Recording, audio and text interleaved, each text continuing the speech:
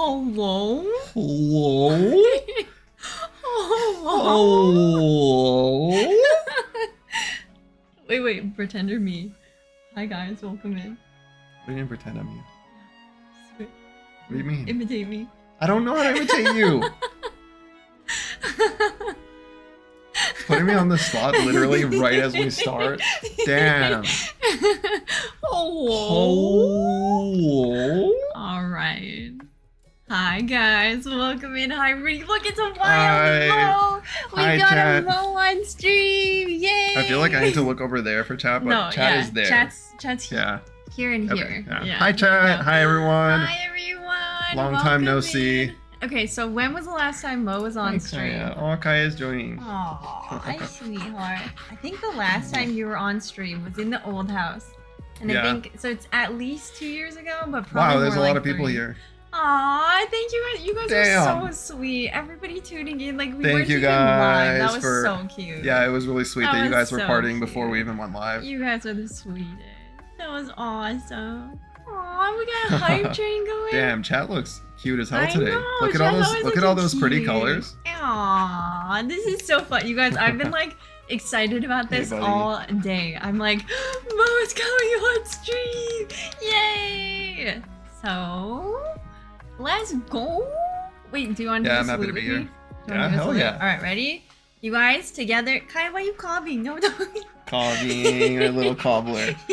Okay, ready, you guys? We're saluting all the subs you guys gifted so far today. Thank you guys so much. And welcome on in, everybody, to the Comfy Cozy Club. We salute! Thank you, guys. Thank you so much. Let me see what we missed, and we'll tell you Hey, guys buddy. what's going on today. The dogs are like, what is going on? I know, yeah. They're like, they're like, what's happening? they're like reverent. They're like, what is That's this? true. That's true. Okay. They also probably are thinking they might get it something from.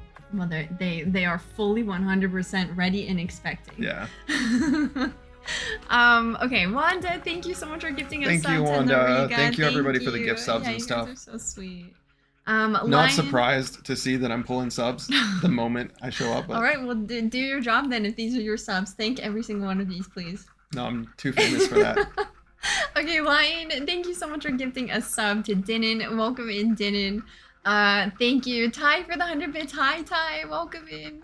3 Winters, thank you for the 5 gifted subs. That's so Thank nice you, of 3 you. Winters. Hi, 3 Winters. Thank you. 3 Winters is a reader. Oh, let's go.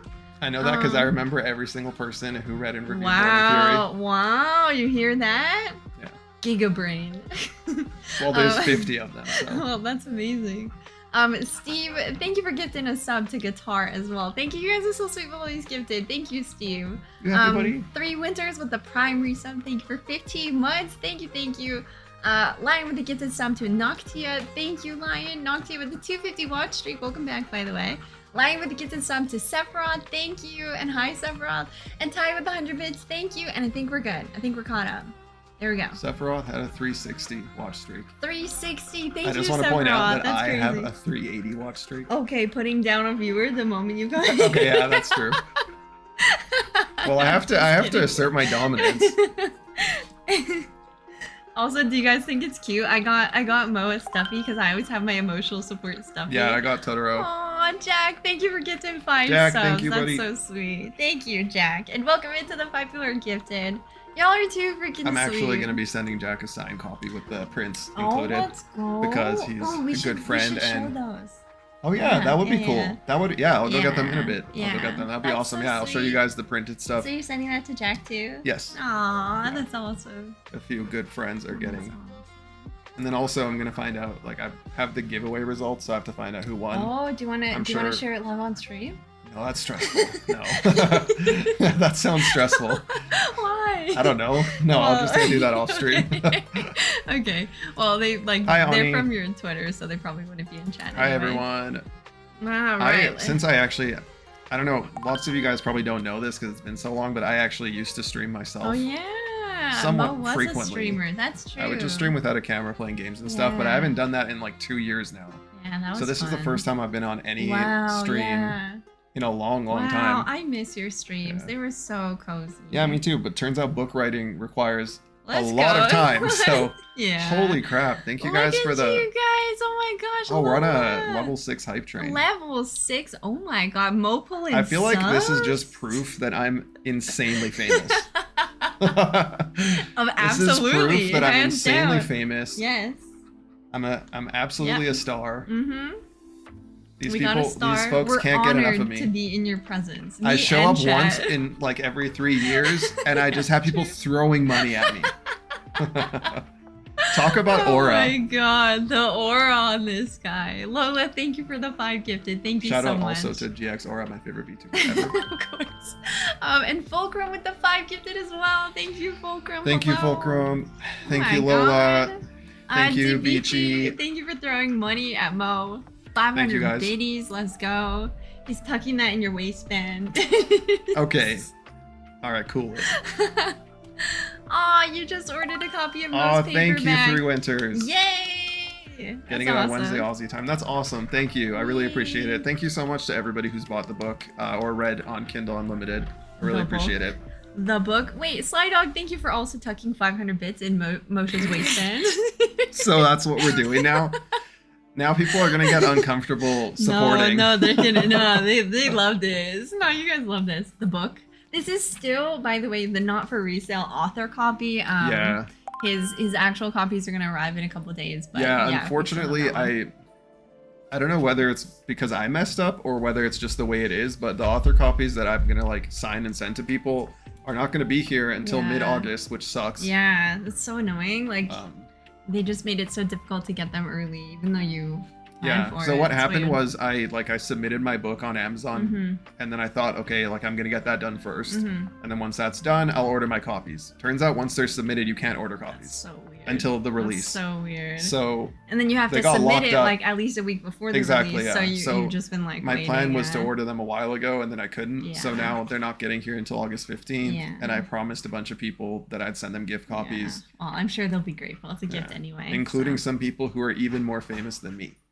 Wow. So now I have Is to that go tell the possible? famous people that I'm That's okay. So, okay, we have so much to go over, but you guys are doing a level 7 hype train. Thank you guys so much. That's Thank crazy. you, chat. That's so sweet of y'all. What the heck? And Chaotic, thank you for the 500 bits. Oh, Chaotic specifically wants me to tuck this one in your waistband as well. That's awesome. Thank Hi, you, Miss Irk. Chaotic. I have it coming on Wednesday to Australia. I needed the hard copy even with the ARC. I'm just over halfway. Oh, thank you for ordering. I really appreciate it. Wait. I hope you're enjoying it. Sorry. You guys stop. Benji, Kaya, Hey, that's enough. hey, that's enough. They don't care at all. Ben, Kaya, stop. Stop. No. Benji sneezes as you say. He doesn't care. All right, come here, guys. Come here. We'll give them their snack. Come here, guys. Thank you, Pooh Bag. Poopy. I really appreciate that. Thank you. Sorry, I just had to emphasize the name. All right, sit. All right, we're gonna give them a treat, and then we're gonna tell them to relax, and then we're gonna yap. So, can you grab that for you? Grab what? Oh. The thing. Stamps. Thank you so much for the 2 Thank you, months. Stamps. Welcome in. Also, for anybody who doesn't know, I think you probably can tell, but this is my husband, Mo. Yeah. This is my husband, Mo. That's he just me. wrote a book. I'm also the stream dad. Yeah, he's stream And I'm also, dad. regretfully, I'm also the tech guy. Although You're lately, phasing out, yeah. because Mhm. I've been so busy with my book, I have to give credit where it's due. Mandy's been taking on the burden know. of tech I don't know. herself and been Mhm. doing a pretty good I'm job. becoming the tech guy myself. Yeah, Mm-hmm. All that's right. crazy. Here, you can give them. You can do the My tech guy honors. days might actually be behind me. Wow, don't get ahead of yourself. We'll need a new PC later this year. Don't get ahead of yourself. I'm not building a Okay. PC. No, slow, slow, slow. No, slow. Good girl. Benji, slow. So good. My He's so baby. He's such a good boy. Alright, you can put that back. There we All go. done. All done, guys. All right, and he's a book dad too. Yeah. Oh, Mama Bear May's here. Oh, she is. Hi, Mama. Hi, Mama Bear May. Aw, Mama Bear so May is my sweet. IRL mom. Yeah, that's You guys actual want to know something mama. funny? The dedication at the beginning of the book is to my mom and dad. And it literally just says, like, to my mother and to my father. And then my mom texts me and she's like, is this about us? And I'm like, No, it's about my other mom. Like, I literally don't have any other mom or father. That's so funny. Wait, is it in this version? Is I don't the know. dedication in this version? I don't know. Yeah, Oh, it yeah, is. you Yeah, can you show it. guys check. Look. Can you read it? It's kind of bright. I have to hide. It's not. Yeah, there you go. Can you guys stop humping?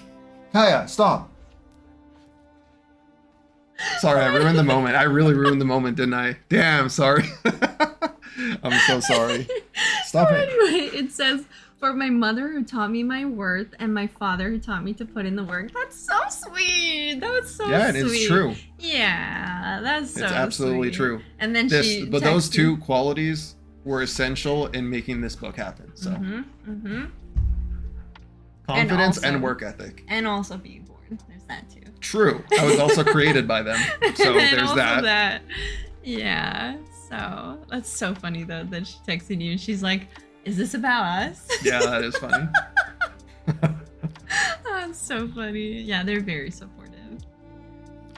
Oh my gosh, you guys with the level 7 hype train, thank you so much. We got 20 seconds left. It's Mandy basically tries to done. hide it every night. Mo's just like, hey, stop. I know. Yeah, I know. Well, the reason they don't listen to her is because she doesn't lay down the law. Because I'm streaming. Yeah, that's true. And I'll People be like, dog, stop. yeah, and then it'll be a scandal. Yeah, because I'm You'll yelling. go viral for being an abusive dog mom. For yelling at my dogs. Yeah, exactly. So abusive. All right, chat. Hype train success. Level 6. Mm-hmm. I feel like for my level of fame, they could have done a little better. I'm just kidding. Thank you guys. Damn, you savage. Thank you guys so much for the hype train. Y'all are wonderful. You have guys your have been so Fractal ads sweet running today. during your the biggest moment your channel's ever had, and you have your ads running. You have to pay for this slot. Do you know how much you have to pay for this segment? I actually do know Yeah, I because know. I'm your manager, I know. and I know how much your worth is. I know, honey. I know. But you get it for free. The husband privilege, Yeah. stream dad privilege. There you go. You should do this more often. It's wholesome. Wow. It takes some convincing. This time it actually didn't take any convincing because Mo's book is out and he's like, you know what? Okay, fine. I'll do it. And but in the past, well, there's a reason he hasn't been on 3 years. I mean, there was a time 3 years ago when I said if we hit 2,000 subs, I'll go on stream and play games with you. Paywalls his visits. And then we never hit 2,000 subs. So chat, he's basically saying it's your fault. His visits are paywalled, pay up, and then No, see, that's a Okay. slippery slope They- because if chat feels Yeah. like they can pay for me to be on stream, that's not gonna then happen. they're tucking Yeah. dollars in your waistband again. Yeah. Aw, you guys, thank you so much for showing up and being so sweet. I can't get over how wholesome it was. That, we weren't, for anybody who wasn't here, we weren't even live yet. We were still more than, what? I think we were 45 minutes before stream started. And a bunch of people were hanging out in chat, excited, Mo's being so book sweet. is up. That's so That's sweet. my mom saying. Sometimes you press the enter button before. Amazing. Oh, that's so cute. Oh, mama, that's so cute. I think Mandy should be paying Mo. He's a famous author now. You're right. Pay for the That's a good interview. point. That is true. That is a very good point. Okay, sounds good. I will do that next time. There you Someone just casually drops 2K subs. go. Well, you guys heard it here. I would not be complaining. If we get to 2,000 subs, I think perhaps we could convince Mo to do another appearance. So just putting it out there, but we are really far away, so that's not happening. Hi, Petri. Not Hi, today. Nixu. Thank you guys for the support. Nixu, thank you for the 15. And Petri, aw, thank you for gifting a sub to Mama. That's really sweet of you. Thank you. Mama, welcome in to the Confused Yeah. Cozies Club. Does chat know that they're in the book? They're in the acknowledgements. I don't I think feel like this so. would be a good moment to show. Yeah. You guys, chat, you're in the book. This is so because- sweet. Because I think another thing legitimately what am I trying to say? Another thing that allowed this book to be possible is the support you guys give us. Mhm. And so, yeah, you can show it. It's so sweet though. Mo is the kind of person, he'll always do things the way he believes is right, even if it's not the way that other people do it, even if it's totally just not the standard at all. If he thinks it's, the right way that he wants to do something, he'll always do it. And I really admire that about him. Check this out. Who dedicates their Twitch community in a novel? Mo. To hide so it focuses. Oh wait, is this gonna be mega spoilers? Yeah. Oh God, is it? No. No, it's not. No, it's like the last line of the book. That would have been so bad. Okay, no, it's That's the afterword. It doesn't matter. Okay. Yeah. No big deal. Good lord. That actually is a huge spoiler too, if I were to show that. So anyway, is it okay to show the afterword a little too? Yeah, it doesn't matter. Okay, so the acknowledgements say, thank you to the Comfy Cozy Club, aka the community, for always having my back. I know it's kind of bright and hard for you guys to see, but you can see it there. Right there. That's your acknowledgement, chat. That's you. Comfy Cozy Club, the community. You are in a book. You're in a book, chat. So you're famous too now, chat. Congrats. There you go. Hey, Ovium, welcome in. Ovium is one of my advanced readers. Let's go. Posted an Arc awesome reader. review. Oh, let's go. That's awesome. I actually may have cried a little bit when I saw that review. I was so happy. That's so sweet. Aww. You hear that? Post a nice review and you might just have him cry. Yeah, well, I mean, when you work on something such an insane amount, like over a year, so many hours, and then people actually like it, it's like, I can't even describe the relief. Yeah, I know. Yeah. I told you they would like it. I told you they would love it. Yeah. I told you. Well, to be fair, you told you, and then you told you not, and then you told you, and then you told you not. Back and forth. I mean, I'm sure it's pretty common From for what I've anybody. heard, from what I've heard from other authors, it's just how it goes. You're like, I'm really proud of this. I think I did a this great is job. amazing. And then the next day you're like, oh my God, this is terrible. What am I doing? Yeah. How many times Mo would come to me, he's like, oh God, I don't know. I'm like, honey, just yesterday you were saying you feel really confident in the book. And he's like, no, oh God, what if people hate it? I don't know. I feel like it's bad. Yeah. Good night, Mama and Papa. Good night, both of you. Sleep well. So sweet of you to It takes so much courage to put your work out there and stand by your convictions. Bravo. Thank you. Yeah, it's honestly genuinely terrifying to write a book and then put it out there, but it's gone well, so I'm happy. Okay, you guys, I have prepared a bunch of questions for Mo, and you guys Is it are interview welcome. time? Well, I'm just gonna brief them on what the plan is for today. Okay. So obviously we're hanging out and just having Mo on stream, which is obviously super fun, but no, Kaya. No. Kaya, stop. Don't worry about it. So anyway. And even lock your spouse out. That's dedication. We'll get to that. Hey, we're celebrating my book today. Can we not go there? That's an important part of the writing of your book. Yeah, that's true. It was a turning point. Yeah. So, okay, so we're going to be interviewing Mo about his book and asking him questions. And for anybody who doesn't know, Mo's book is called The Winds of War. Sorry, that was loud. The Winds of War, as you can see right here. It's out now. You can get it on Amazon. Oh, yeah, it's on the screen. The ebook is available for $2.99, or you can get it with Kindle Unlimited, which makes it basically free to read. But just yesterday, the paperback released on Amazon, and it looks beautiful. And something really cool that you guys might not know about the book, I'm sure Mo will be happy to talk more about it. But he included a whole bunch of custom designs. Some artwork was commissioned and some was made by him. I've showed you guys this one, but there's literally there's art in his novel made by him and other artists. This one's by him. This is just a prologue, so you're allowed to see the spoiler. But yeah, that's included as well. I feel like that I'm really proud of how this just that shot right there of the art and the prologue together. I feel like it looks so sick. It does. I'm really happy with how that turned out. It really sets the tone for the start of the book. Yeah. I love that. Again, see what I mean about Mo doing things differently? Mo. Hi, Debbie. He just people don't. I don't know. I haven't really seen books that have so much art in them, just like a novel, not a picture book. I feel like nowadays it's becoming a little bit more common, especially with indie books, which is surprising. But I think publishers are.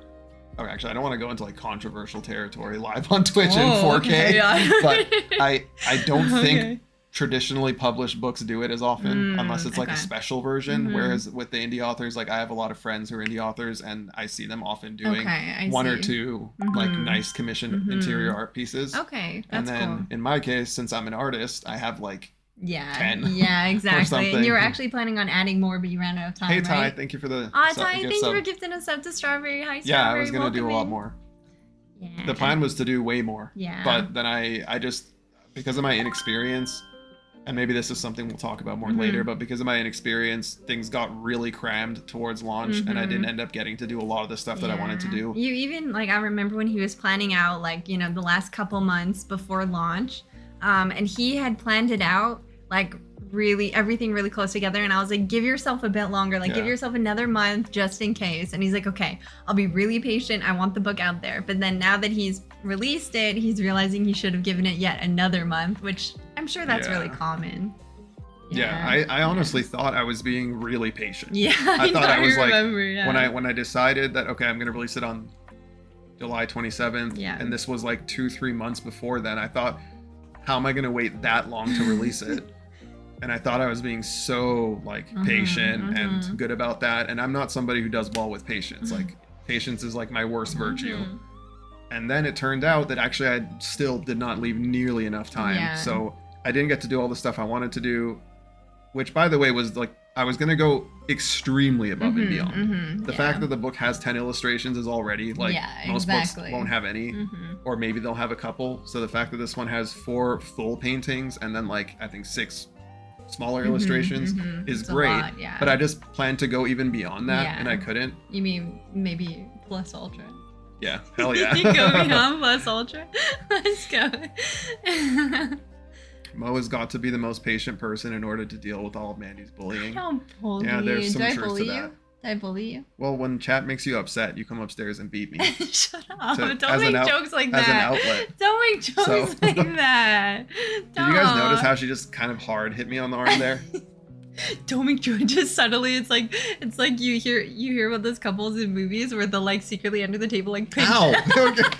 Why'd you demonstrate that hard? Because that's what it's like. That was actually kind of wild that you just did that. I'm sorry. Thank you, Henry. Thank you. Hi, Mattine. Hello. Welcome in. People are asking about the hardcover and stuff. I'll explain the versions whenever. I don't know. Should I do it now? Just wait. Say hi to your bro. Say hi to your bro. Hey, Mattine. How's it going? Here you go. Aww. I've been occupied, but the book is 1 million out of 10. Buy it, you bums. Let's go. Oh, damn. It's like an advertisement and an insult at the same time. How's that an insult? Buy it, you bums. I don't know. Sometimes you have to insult people to motivate them. To get them going. Yeah, exactly. Hi, Myth. Welcome in. Can't wait for the second book. Aww. Oh, thank you, Myth. Thank you for ordering. They grew up so fast. Thank you very much. They grow up so fast. Okay, guys. So, yeah, I think I was saying... I was just briefing you guys on the plan for today. So... Mo's book is out now. You can get it on Amazon. !TWOW. The Winds of War. Yeah, TWOW. !TWOW. If you guys want the direct link to Amazon. Thank you, Solo. You can click that, or you can just search The Winds of War on Amazon. Sorry, no, it's okay. People keep saying they bought the book, so I'm like, I gotta say thank you. But the ebook is available. You can get it on Kindle Unlimited as well, and the paperback is available. But for anybody wanting to know what else there is in store, there's something really, really, really cool that Mo is working on. Now you can talk about that. I think. So the most exciting version of The Winds of War, by far, that is currently in the works is going to be a version on the Broken Binding, which some of you probably know of. It's a really, really awesome bookstore, international bookstore based out of the UK that does some of the best special edition books like ever. Like I've bought before I got to work with them, I bought a bunch of their books because they're like, they'll take books that you know of and then they'll do versions that are hugely improved, like kind of like the most fancy version you can get. And so anyway, The Winds of War is getting a version kind of like that. It's not okay, I don't want to oversell it. It's not going to be on the level of the absolute best special editions. But it is a special edition. But it is a special edition. Exactly. It's going to have sprayed edges. It's going to have a much more spacious interior than what I print with here. It's going to have quality paper, right? Yeah, and like it's all of their standard, printing quality that is going to be vastly better than just Amazon standard. Print on demand is what they call it. Print on demand, when people can just buy it, they print it and they mail it. It's always going to be kind of cost saving as much as possible. Whereas the Broken Binding doesn't do that. Yeah, they make it as good quality as possible. Premium quality. Yeah. And then it's going to be hardcover, of course. It's going to have a dust jacket. When you do hardcovers on Amazon, they don't have dust jackets. It says spray my edges, bind my book. They should really have that as their tagline. Yeah, no kidding. That's funny. So yeah, that version is we're working on it right now, and there should be a pre-order available for it quite soon. I don't want to make promises because I already did that thinking that it was going to be available for launch.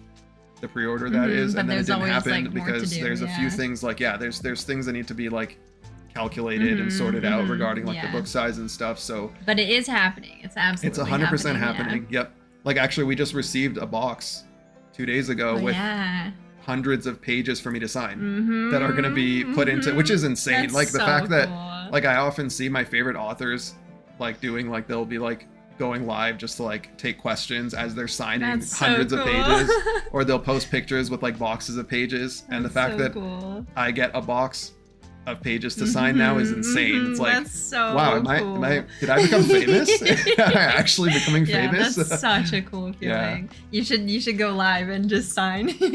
I don't think I could do it because like you have to sign so many times to get so used to it that you can do it like with your brain off. That makes sense. You want to do a good job. I can't multitask. Because somebody's gonna be like, "Oh, nice! I got my edition." Hold on. They're gonna be like, "Oh, nice! I got my edition of the Winds of War," and it's like an accidental like scribble mess. Connor, thank you so much for the gift subs. Thank you for the 10. Hi, thank you for the 10 gifted. That's so nice of you. I said and Benji sat up as I was talking about it. Thank you so much, Connor. You guys are amazing. We really appreciate all the support. Thank you for all the gifted subs and sweetness today. Yeah. So about so I was explaining the broken binding version. The pre-order will be available quite soon. My estimate is that it'll be available within a week or two at most. And then it will probably be shipping about a month or so after that. But all those things are kind of fluid because there's so much that goes into it to like they're aiming for a September latest September out, will be the right? latest is their hope, and I don't intend on taking long on my part of it, and then because I'm also doing the majority of the stuff for it myself, so like the formatting and the dust jacket design for the cover and stuff I'm doing myself. So did you guys know that this cover was drawn by Mo, painted, whatever you call it? Mo made this. You have to cover our faces so it focuses. I got it. Excuse me, mansplain. Let's see if I come here, it doesn't focus on it. Yeah, it does. It doesn't. Yeah. I just. Never mind. You're right. I shouldn't mansplain. You're completely right. I'm gonna take that L. I'm gonna take that L on the chin. I'm absolutely mansplaining in a situation where I have no right. You're the pro streamer here. So anyway, my humblest apologies. So Mo made this. Anyway, back to business. Mo made this cover, and it's absolutely stunning. I honestly, when I was making the cover, I genuinely didn't know if it was good. Like I thought it was okay. When you showed me, I was shocked. I was like, that is insane. But that is amazing. So here's the thing though, like when you show family and friends, they're always react like that. Yeah, but I try to like balance it and be like, oh, that's great. But I've given you good feedback. Like when you show me something that's just okay, I tell you it's just okay. Oh yeah, absolutely. Yeah. But when it gets to the point that it's like it's very good, the difference between very good and absolutely stellar is hard to trust. Yeah. Any individual really for that advice, but especially somebody who is biased. Yeah. And so I genuinely was not sure how good it was. And then when I revealed the cover, everyone went crazy. Everyone, like people I don't even know, were like, "Holy crap, what a cover!" And I was just like, "Damn, I did a good job." The cover is really and then I think people the reason, like, one of the coolest things is that the Broken Binding approached me. I didn't. That was really I probably would have approached them myself later, just to be like, "Hey, is there any chance we could do something together?" Because so many authors get to work with them. But the fact that they approached me, probably because the cover is awesome. Exactly, and they're like, okay, let's do this awesome thing. Yeah, like before purely based on the cover because the book wasn't even out yet. Yeah, exactly. I was like, okay, so clearly I did a really good job on the cover. Yeah, that's so cool. So is there anything else about the Broken Binding version? Pre-orders will be soon. It will be shipped in a month, 2 months at most. And it will be the best version of the book that you can get by far. Yeah. I don't have any idea about pricing, but if you look on their site, you'll see other similar books and you can get an idea of what the pricing would be like. But it's a really reliable site. Like they do. Yeah, they're one of the most popular in the world in terms of like independent book stores, book publishers, whatever. I don't know what to call it. Yeah. They're one of the most popular ones, and specifically for sci-fi and fantasy. Cool, that's what they do. Cool. So that's awesome. And are the signed copies numbered? Yes, signed and numbered. So what does that mean? So numbered, it basically makes it a lot more exclusive because signed, it's like there's going to be a run, amount, right? a limited run, I don't know if I'm supposed to mention exactly how many, so I won't say that, but there's going to be a limited number of them printed, and they're going to have, it's going to say this is copy number 4 of blank of number, however many have been printed, and then it's signed by the author. So it makes it extra exclusive. Ooh, and then people can sell it in the future when you get famous. People can sell it, be like, this is signed and numbered by the Mosho Winter. Like, legitimately though, if like, you know, you buy something like that from an author when they're not successful and then they actually do become successful, the value will become astronomical. Yeah, like, way more. I've seen for some other authors, they'll have like advanced copies that are like not a special edition or anything. In fact, they tend to be a little janky because they're just early copies printed and sent to people for reading for review. Yeah. But because it says special advanced copy, there'll be versions of that being sold for like $2,000. Wow, that's cool. This one doesn't have it. Oh, it doesn't. Because this is like the last proof. Right. The earlier one said special advanced copy. Got it. So things like that will be going for like $2,000-$3,000, and that's not even something that's like signed and numbered and fancy. So if you buy it, you may be making an insane investment. Well, there you go. There you go. I can't make any promises, but I hope it'll go that way. Yeah. That's the dream. That's awesome. All right. Well, thank you guys for all the compliments about. Start the questions segment. You're the interviewer. You ready for that? Okay. So I see a question in chat. We can just start. So I have some questions prepared, and then I'm sure chat has plenty of questions. But yeah, I thought we would just like go through and ask him questions about his book, his writing process. I don't know, any questions you want to ask Mo, I'll vet them. I'll make sure that they're not asking you things that you wouldn't want to answer. Is it okay if I go pee real quick? Yeah, go ahead. Is that allowed? That's allowed, yeah. I feel like if I was on like a talk show, that would be like imagine you go on a talk show and then the person is just like, oh, do you mind if I go to the bathroom real quick? Guess what? We can role play. All right, guys, we're going to take a quick ad break. It's about ads right now anyway. Yeah, let's go. I actually have to pee too, so maybe we actually take a quick ad break. But then I'm going to be left alone. No, you're going. Oh, you're going to go at the same time? Upstairs, yeah. Okay, that's crazy. Going upstairs when it's not necessary is wild. Okay, I don't want to pee when the mic is on. That's your reason? Yeah, I don't want people to hear me pee. No one's gonna hear at all. There's no way anyone's gonna hear that. This mic picks up everything. No, it doesn't. Come on. This my god. Mandy is so like, she's so silly about stuff like this. No, this is normal. All right, so I don't care if Mike picks it up. I'm just gonna go pee. I'll be right back.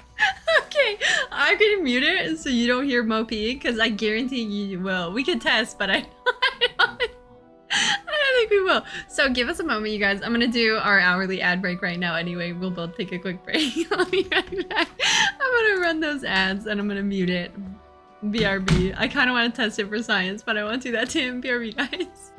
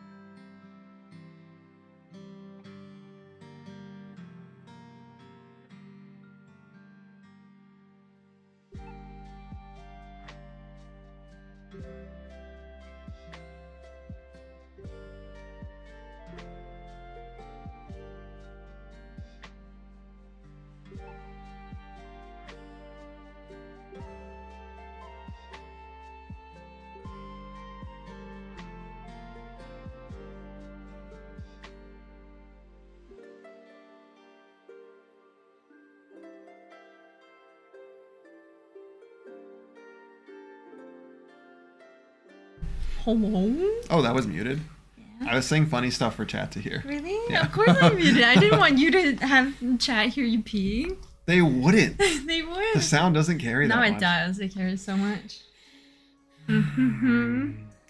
Hi, Nexus. Is that the famous Rob CD? Rob, let's go! Hi, Rob. Oh, it's so sweet Rob of you to CD, stop it. That's the so legend, sweet. the angle of Shibuya. The angle is in the chat. Good to see you, man. I hope you're doing well. That's so sweet. What time is it in the land of the rising sun? Morning? Morning? Yeah, I think it's morning. Ohayo gozaimasu. Ohio. Oh yeah, Rob burnt his throat. Rob, are you okay? What? Rob, did you inhale something really hot? Oh, it's 3 p.m. I was way off. Well, I feel like Rob and eating relating hazards is a combo we see quite often. Whether it's swallowing things whole that should not be swallowed whole. Aw, Dimitri, thank you for getting us up. That's so sweet of you. Rob, welcome into the comfiest, coziest club. Welcome, welcome. Thank you guys for all the gift subs and stuff today. All right, so somebody in chat had a good question before we took a break. I would like to read. The interview is starting now? Why? It's nothing serious, don't worry. It is serious. Okay, You're telling me you're not taking this serious? Okay, so here's what we're gonna do. I have questions prepared. Chat probably has plenty of questions. We'll just bounce around to whatever's fun. Aw, Noob, thank you. Dude. Thank you for getting 5 Good subs. to see you, Noob. Hope you're doing well, sweet. man. Okay, so somebody had a good question before. Wait, what's Benji doing? He always lays there. Does he? Yeah, it's weird. I think My it's 'cause it's baby cool. bag. Come here, buddy. Come here, He lays like sweetheart. way across the room against the sunshine. wall. Aw, you guys are so lovely for being here. This is really fun. Aw, I'm so glad we did this. I'm gonna cry. Why are you? Because it's so Why are sweet. you crying? What are you crying for? It's just so sweet. This is so Okay, come on, sweet. bring it in. We have bring such it a great in. community. You guys are Yeah, so lovely. that is true. I feel Yeah. that too. I'm not gonna cry, but I feel that too. To make fun of me for crying. I'm not making fun of you. I'm just a little surprised. These days, honestly, in this like book release era, it's like the same thing happened with Born in Fury when it launched. All the women were crying. That's true. Our friends yeah. were crying, like Lunity, Mars. Are like, oh yeah, I got the book and I was crying. Yeah. My mom is like 50 times. She texted me like 20 times this week. She's like, I saw this and I cried. Yeah. I saw your post and I cried. We're all And now just you're really proud crying. of you. It's very exciting, and it's you're just doing amazing. And so awesome to see you like coming into your own as an author, and like something that, in my opinion, you guys, he's born to do this. He's so good at writing. Like it comes so naturally to him. He's also put in a ton of work to like improve it, but I'm just really proud of you. Okay. Thank you. Aw, thank I'm you. just really proud of you, honey. Okay. So interview time, yeah? Sound good? Okay, also, Lady, wait, how do I say that? Lady Lion? Lady Lion, thank you for the Prime sub. Thank It's you. Lady Leon. Lady Leon. Oh, cultured. Cultured. Okay, let me find that question because it was nice. I played Claire Obscure once. Oh, yeah. Now you're speaking Now I'm French. super posh and cultured. That's funny. Aw, sweet. This is a sweet comment. Nexus Twilight Apple says, good morning, happy time zone, new month. It's a pleasure to meet you, boss. And thanks for being a wonderful person and wanting to spread your creativity. Oh. Is that to me or you? I think that's to you. Because you got tagged. It could be for you. I'm not sure. That pisses me off a little bit. Just kidding. Okay, I lost the question. Oh, this was a great one. Okay, Love with Dinan. Okay, we have a question from our live audience. Love with Dinan asks, Moshe Winter, what got you into writing books, and how did you and Mandy meet? Here's the mic. Those are like two completely opposite questions. Okay, so we're going to split it into 2 parts. First of all, Moshe Winter, what got you into writing books? Or what made you want to start? That's not what the question was. Why are you changing the question? What kind of interviewer does that? I'm trying to help you. No, you're just changing the question. I was preparing to answer that. I'm trying to help you. I was preparing to answer that and you just changed it up on me. I'm trying to help you. What got me into writing books? Well, I was always told by people that I'm a good writer. Like Mandy always mentions this on stream. It's something I think she like gets a kick out of bringing up because she's proud or something, but she's always really mentioning proud, how when we were in university, my professors because would always... It was uncanny. It was uncanny. Like, we'd just be taking an average university class, and then our professors would, like, pull Mo aside and compliment his work. They would give him, like, A+, and they were like really surprised at how good at writing he was, and I was always like, okay, damn. Yeah, no, they like, would I always... would see how minimal effort Mo would put in, and then his professors are like, Mo, that was a really good essay. You did a great job. And they like pull him aside. I was like, this is oh, okay. Yeah, so from, and I mean, even before that, people would like, when I'd like write something up, it would often not have anything to do with fiction and just be like, I don't know. You'd have like a blog or actually I had a blog and stuff like that. I'd write about like, you know, our travels and stuff like that. He was Tumblr famous at one point. Yeah, I was actually a little bit Tumblr famous. That's some interesting Mo lore. Yeah, he was. You can actually go see the blog if you want. Yeah. I think it's Mo Wanders. Mo Wanders. If you want to see some Mo lore, my old blog is still up, and there's like travel photos from when Mandy and I went to Europe, like 10 plus years ago. In Medias Res. That's not it. It's Mo Wanders. Oh, sorry, I doxed you. But in Medias Res means in the midst of things. No, that is it. That's the tagline. Yeah, but that's not the name of the blog. Whoa. Okay, there you go. Anyway, so that's some interesting Mo lore. If you guys want to go see my old blog, it's still there. Very Lots cool. of interesting stuff on there. Cool. But whether it was in blog posts or in university, my professors, people would always be like, wow, you're a good writer. Wow, you're a good writer. And then I also really like reading fantasy. And so I was like, okay, I'll try at some point. And you got into reading books like again a couple years ago, was it? Like you were reading the Dead House Gates series. What's that series called? Malazan. You were reading that on and off for like 5 years, right? Longer than that. Yeah. But you like paused and then you'd come back to it. I was always pretty on. Like a lot of authors will be like, the proper answer in this situation is that I've been a voracious reader since I was 2. I've just been devouring books since I was born, since I was an infant. And I'm like, okay, I'm not gonna lie. Wait, I'm gonna be honest. Didn't you like? I was never a voracious. English at like 2 years old or something. Well. What was it? Your grandmother said like you were talking proper sentences. Okay, at, like, this is 2? completely unrelated, but my grandma would always say that I was speaking pretty fluently at 6 months. And but that has nothing to do with anything. 6 months is crazy. Like, okay, yes, I'm a child prodigy, but that has nothing to do with anything. We're here talking about writing. And so 6 months. Do you think she was stretching the I'm truth sure there bit? was some embellishment. I'm sure there was some. You can barely hold your head up and you're like, hello, my grandmother. It's lovely to see you. Yeah, my grandma, God rest her soul, was my #1 fan. Yeah. And probably embellished still a little is. bit. Yeah, still, for sure. Yeah. She is. She's eternally. What was I even talking about? So anyway, you were talking about the answer was I was a voracious reader since 2. That's what we're talking about. That's the proper thing that authors are supposed to say. The truth is I wasn't. Yeah. I liked fantasy and I read it on and off. But I enjoyed it enough, and I had this urge to write my own book because I felt like it just sounded really fun to do that. And so I'm like, okay, I'll do it at some point. And then a few years ago, I think maybe like 3 years ago, I can't remember what inspired it, but I was like, it sounded fun to write a horror short story. I remember that.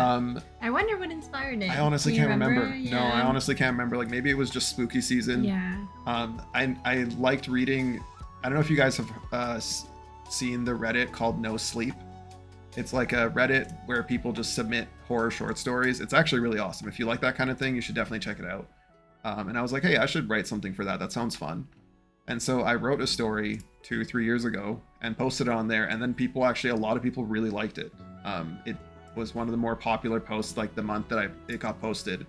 And this is a huge Reddit. Like this is like bad stories won't happen. So it was like, more indication that, I'm naturally pretty good at writing. And this was before I made any effort to actually get good at writing. It's just my, baseline. Just whatever was there, And then I think the real pivotal moment was when this was a year and a half ago. Yeah. So I think 4 months or so before it was more than that. No, it was more. Yeah, way more. Sorry, this is 2.5 years ago. You started writing before we moved to this house. You started on Born and Fury, right? I can't remember that, but what I do know is that what I was going to mention is even before that. So like two and a half years ago, Yeah. I wrote a fantasy short story. Oh yeah. What was it called? Oh yeah, it was called Withering in the West. Oh, cool name. And it was very bad, but I don't think so. I think most people say that, but like you compare it to what I'm writing now, it was so bad. I had no idea what I was doing. But it doesn't make it bad, it just doesn't make it as phenomenal.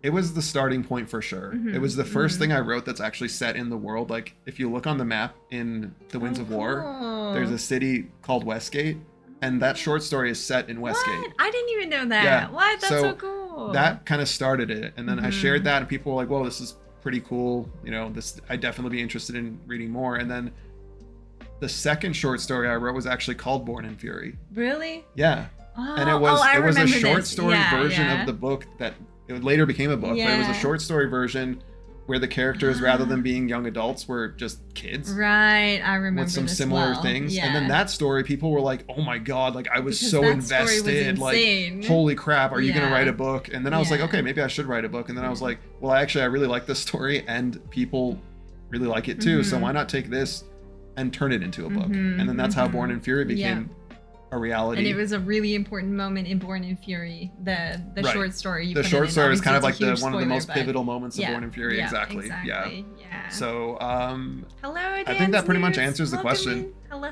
Hey, Dan's News, welcome in. Good to see you, man. Thanks for stopping by. So sorry, you were in the middle of saying something. I think I pretty much answered the question of like, how did you get into writing? That was pretty much the how it went. Yeah, I think it started with short stories. This is Born in Fury, by the way. If you guys haven't heard, this is his. It's kind of like a prequel, would you say? It is a prequel. So, question about this: a lot of people ask, should we read Born in Fury first before reading The Winds of War? Because this is the book he released last year at this time. So, should people read Born in Fury or The Winds of War first? The Winds of War is my recommendation, but you can honestly do what you want. And why do you? It works either way. I recommend The Winds of War first because it's way better. It's just so much better. Like when I wrote Born in Fury, and I don't want to like get into this whole tangent because we'll probably talk about it later, but when I wrote Born in Fury, it was experimental. I was just trying to like show myself, can I write a book? And so I intentionally held back a lot in terms of like making it as good as it could be, in terms of making it as big as it could be, just because I didn't want to get ahead of myself. I wanted to first release something and just be like, can I do this? And it went really well, thankfully. Thank you guys for that, because a lot of you guys are what gave me the confidence to be like, hey, this worked out. And then with The Winds of War, I didn't hold back. With The Winds of War, I gave it everything I had. I went crazy and made it as big and awesome as I could possibly make it. And so I think the result is that while it's a little crazier than Born in Fury, it's way better. It's way more entertaining. So basically what you would say is, Mo says you're allowed to start with Born in Fury as long as you promise to also read The Winds of War because it's better. And then here's another thing. Here's another thing that's worth considering. I honestly think, because Born in Fury, just in terms of like sheer entertainment, is not as entertaining as The Winds of War. I honestly think if you read The Winds of War and then you know the characters that are, because The Winds of War, there's 3 viewpoint characters in Born in Fury. All 3 will be in The Winds of War. I guess that's a bit of a spoiler, but whatever. You will enjoy Born in Fury more, in my opinion, if you've read The Winds of War. You're like, I'm curious, where did these characters come from? Because in The Winds of War, there's mentions about things that happened in the past with those characters, and I've actually seen some readers like express a bit of frustration because they don't know that there's a prequel, that like these things are mentioned, but I don't really get what happened with these characters in the past. And I'm like, oh yeah, because there's a whole book for that you can go and read. Yeah, exactly. So I think, while I can't say for sure, my expectation is that readers will enjoy it more if they read The Winds of War and then read Born in Fury after. Okay, well there you have it. There you have it. Oh, you're finishing Born in Fury and then getting to Winds of War, Dan. That's awesome. That's awesome. Thank you, Dan. I really appreciate it. And again, like, people can read it whatever order they want. Some people really prefer to like go in the order that chronologically things are, and so then definitely read Born in Fury first. Born in Fury takes place 12 years prior to The Winds of War. So. Crazy. That's such a long time. Yeah. All right, let's see what else we got in chat. What will come next? What will come next? Is fun. I know, yeah. Fun talking about the book stuff. It's because awesome. I've spent like 2 years racking my brain over all this stuff. thinking so long and so hard about like how to make these good. Oh my god, I was thinking it. I can't even be mad because I was thinking it. I lost my train of thought because I was thinking that's what she said. I know. I'm like, why did I have to describe it that way? So long and so hard. Like, you're on Twitch and Yeah, people exactly. are gonna think that. Yeah. It's better to just say it exactly and get it out of the way. Exactly. Yeah. But yeah, after working so hard on something and just thinking so much about it, the fact that now I get to like yap about it is actually fun. I know, yeah. I had a feeling, so I pushed for this. All right, let's see. Yeah, it is Memories of Ice. Yeah, it is. Dead House Gates is a close second. But shamefully, I haven't. Oh, actually, I should. Wait, what was this? What was yeah, the I haven't even question? explained the question. I'm a bad streamer. That's okay. Somebody said, "What's your favorite Malazan Book of the Fallen book?" Oh. And it's a 10-book series. So, Damn. Yeah.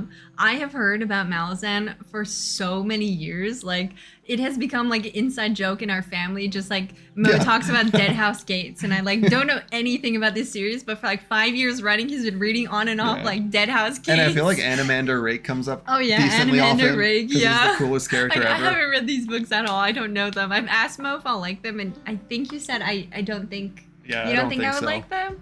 It's worth trying, but I don't think so. Trying, they're like the.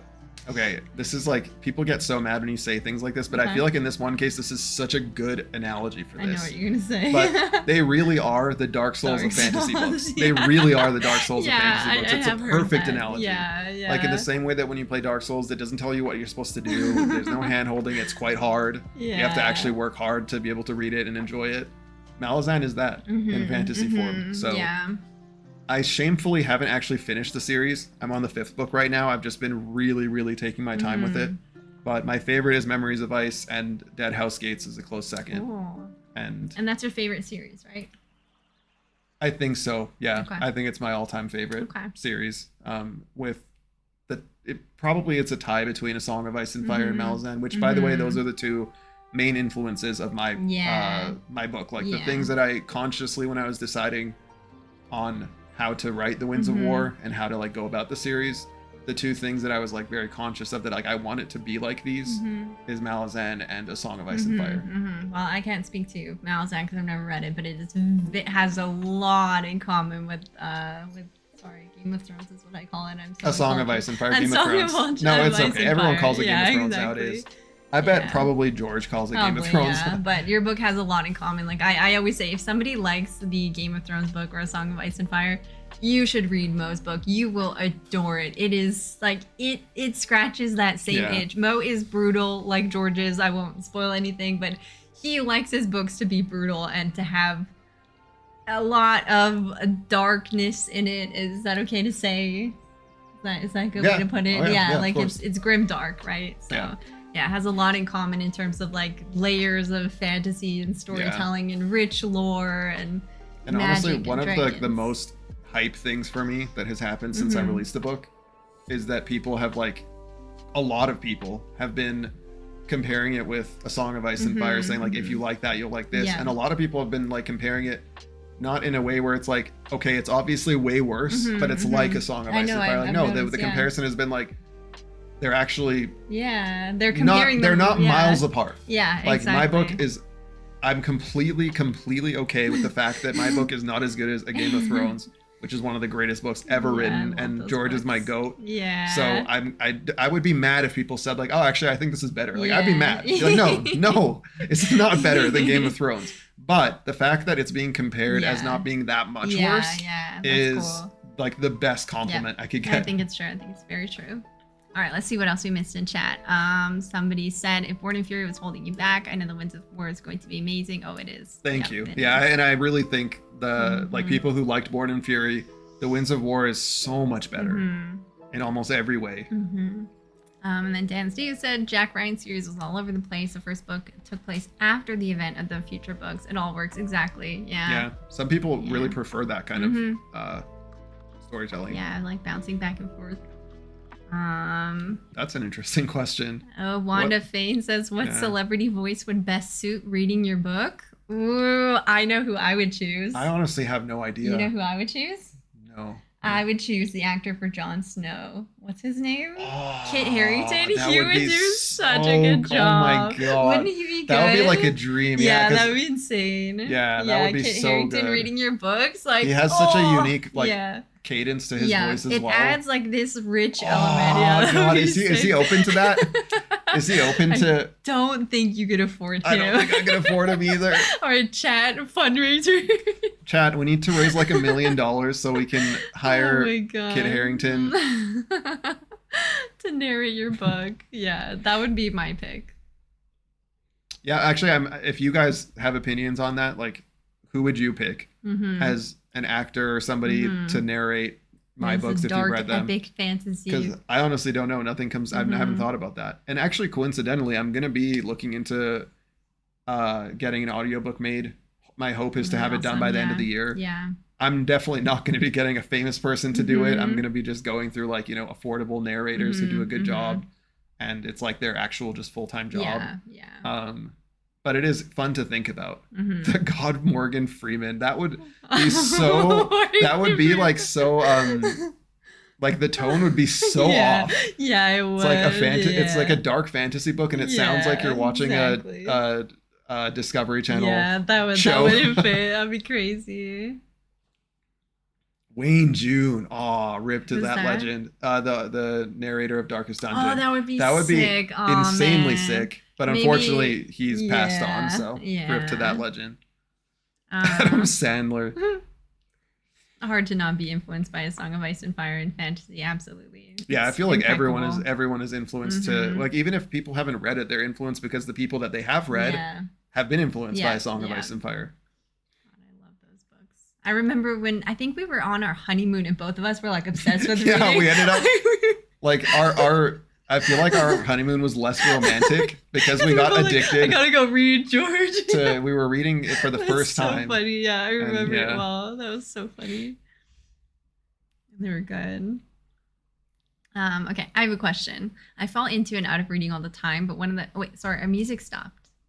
Sorry, hold on. The vibes are wrong. This is the worst interview ever. I know. I'm professional. The production quality is so low. I'm professional. There we go. Okay, so viewer Solo Jorge. Solo Jorge.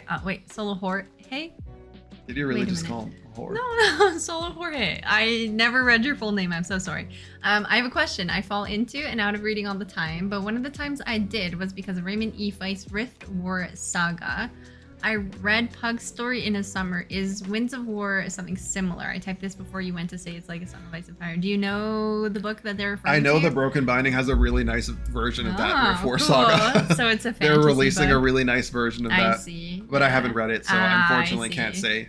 Like as I was saying before, like the appropriate answers in these situations is to like be like, I've read all of these because I was a voracious reader from the age of 1. I can't say that. I have not. I'm not like a super well-read fantasy guy, so I can't say. But I can say that it's definitely very similar to A Song of Ice and Fire in terms of its tone and a lot of the.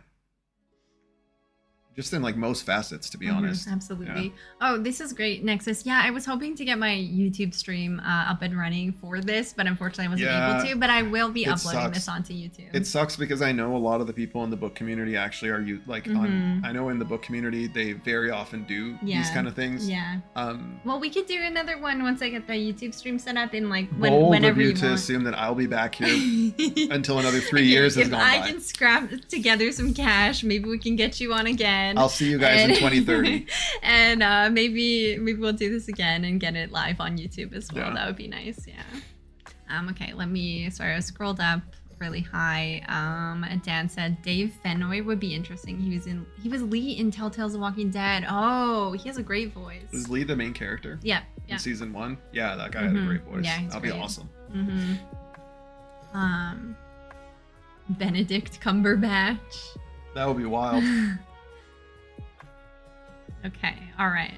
Do you do boxing? Very important question. No. No? Easy no. I've never boxed.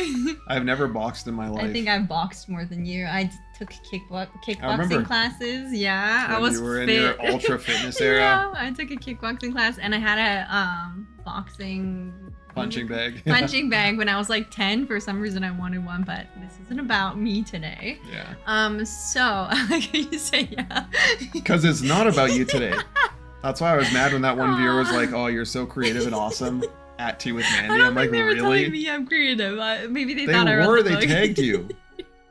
Okay. Actually, I guess, yeah, because like it's not like I'm in chat right now, so maybe exactly. If that person wants to speak up and make a case, then please feel free, because as of right now, we're uncertain. Aw, Ty, thank you for the 100 bits. He says, so proud of you, Mo. I see a bright and very successful future for you. Congrats on your release of Winds of War. Great to see you on stream once again. Off to bed. All right, good night, Ty. Thank you, Ty. I really sweet appreciate that. Thanks, man. Okay. Have a nice sleep. Sweet dreams. So, you guys, I have some questions for Mo about his book. So, we talked about why you decided to start writing novels. Also, I wanted to mention something when you were saying that, but then you talked a lot and I forgot. Oh, I'm sorry. I'm so sorry for yapping too much. You're very welcome to. But I remember when Mo, for many years, Mo told me he always dreamed of writing a book. He's like, yeah, one day I'll write a book when I'm much older, maybe when I'm retired. Like, I'm really looking forward to writing a book. And then slowly that rhetoric started to happen more often, where you'd be like, oh man, yeah, I really want to write a book in the future. Yeah. And then it'd like come up a lot more often. And then all of a sudden you're like, you know what? Why don't I just do it now? Yeah. And I thought that was really cool. Like, a lot of people like to just set things for the future and then perhaps never even get around to them. You're not like that. Like, if you want to do something, you will make time for it no matter how difficult it is or how impractical it might be. I mean, I have to practice what I preach. I'm always telling people that, like, in life, it's important to always try new things. And if there's something that sounds enticing to you or interesting, that you should go for it. Yeah, like, life is too short to not go for it. Like, okay, maybe I'll do it one day. Yeah. Like, in my case, the idea of doing it one day wasn't a matter of putting it off. It was a matter of planning. I was like, I know I want to do this, but I think it would be better to do it later in life. And specifically, actually, a couple years ago, around the time when I decided to start doing the book thing for real, up until that point, what I had decided was like, okay, I was really into art at that time, which, as you guys know, like, art was my main thing. I was doing a lot of paintings back then, and I had my print store going and stuff. I was planning on going to conventions,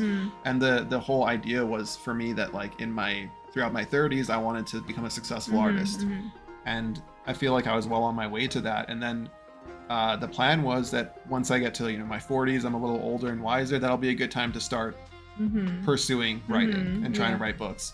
But then, like I said earlier, I wrote a couple short stories and things just sort of, I don't know, unfolded. I guess I think it became clear that this is like an even greater talent and passion for me. It became pretty obvious. And so in that situation, of course, I wasn't going to be like, but I should just, put it off. I should just stick to the plan. And I remember you telling me, actually, because you were splitting your time between art and writing at one point with Born in Fury. And then you told me, like, why is it that there's so many days where I'm not in the mood for art, but there's never a day that I'm not in the mood for writing. I remember when you said that, that's when you really started thinking about going all in with Born in Fury.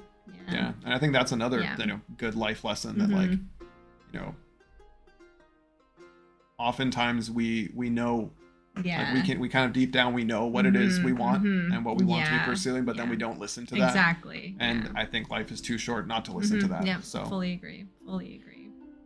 Oh, yeah, thanks for asking for a link to the book. Yeah, there you go. It's in chat. Rahul Kohli would be a good voice actor for his books. Yeah, he would do a great job. Man, he was so awesome in the in Midnight Mass and Haunting of Bly Manor. Oh yeah, he was. God, great. I love those shows. Yeah, those are so good. This Halloween, this spooky season, we should rewatch those for real this time. Yes, we will. If you guys if you guys like spooky stuff and you haven't watched Mike Flanagan's shows, you are missing out. Those shows are like some of my favorite shows. They're so good. Aw, Dan says Mo is very inspirational to me. I've been following Mo since 2020 with his virtual photography and art, and here we are. Awesome to see the journey. What a sweet message. Thank you so much. And by the way, you guys can see the check mark, but Dan is a content creator as well. Cool. So you guys should drop him a follow. Yeah, go give him a follow, you guys. Super sweet, super friendly guy. Okay, so other questions I have. Oh man, I have so many good ones. Let me. Okay, this is a good question. It's a lot of dead air. Wow, so sorry. Oh, okay. Another question. Imagine if you're watching like Jimmy Kimmel and he's like, all right, let me just Sorry, we like to take things naturally. This is a live stream. I'm not sure if you've been on one before. How do you think Jimmy Kimmel does it? This is a live stream. It's very different than a show. Oh my god, the way you said that, you said it like Trump, and I want to die. That. I was trying to God. I know. But hey, don't get politics in here. Come on. Yeah. You're the one who's imitating Trump for no reason. Okay. So anyway, I've got another question. Have you ever felt afraid or insecure to share your work? Obviously, the answer is yes, but I think chat would love to hear about how you overcame that and times you felt that way. Yeah, well, literally every single time, I think. I think probably the majority of people, when you, not to be like, I don't know, like overly sentimental, but when you like, you know, pour yourself into your work, whether it's art, because like if it's actual, you know, art, whether it's drawing or writing, it's going to be soulful. It's going to be like, you know, something that you put a part of yourself into it. Yeah, of course. And so when you've done that, sharing it becomes scary because it's you feel vulnerable. Exactly. Absolutely. And I feel like there are some people who are like, they just don't feel that because they're so confident, or they're, I don't know. I wonder if they're like that. But the vast majority, I know, because I'm friends with so many awesome writers and artists, that I know the vast majority don't feel that way. Yeah. And so every single time, whether it's with art or writing, way more so with writing, because I feel like writing is just a lot more personal for me. At least it has been. Like my art tends to be aesthetic focused. Like a lot of artists are much more like, you know, they're telling a story with their art. With me, it's less so. Like I'm with my art, it's mostly just a matter of making it pretty and look cool. Yeah. But with writing, no. I mean, with writing, it's very personal. Like, you know, I'm putting so much of my own personality and my experiences and everything into my work, and so sharing that is very intimidating. Yeah. Because you're being very vulnerable when you do that, and then also because the internet tends to be can be very harsh. And you never know if like something, like when I shared my first horror short story, I didn't know that thousands of people were going to read it, and then they did. And thankfully they liked it, but there's also going to be times when people don't like it. Exactly. Of course. Yeah. And so how did you overcome that? I honestly don't even know. Like, you don't know? Okay, so I don't think it's a matter of like... How did you like not let that hold you back then? Because a lot of people would just like, okay, for example, I write poetry. I never share it. I'm terrified to share it. I share the odd one like every, I don't know, like twice a year, because it's so scary. How do you overcome that and actually like put it out into the world despite that insecurity and fear of what people think? Leo Dog, thank you so much for purchasing. I really appreciate it. Thank you. Let's go. That's awesome. I think I'm somebody who, like, I value sharing stuff. It is a huge part of the fun to me. I see. And the reward, like for me, some people, they make stuff and it's a lot just for themselves. Like they want to write a story because they have so much fun with it. They like being immersed in their own story. Yeah. For me, that's half of it. And the other half has always been that I really, really want to share things.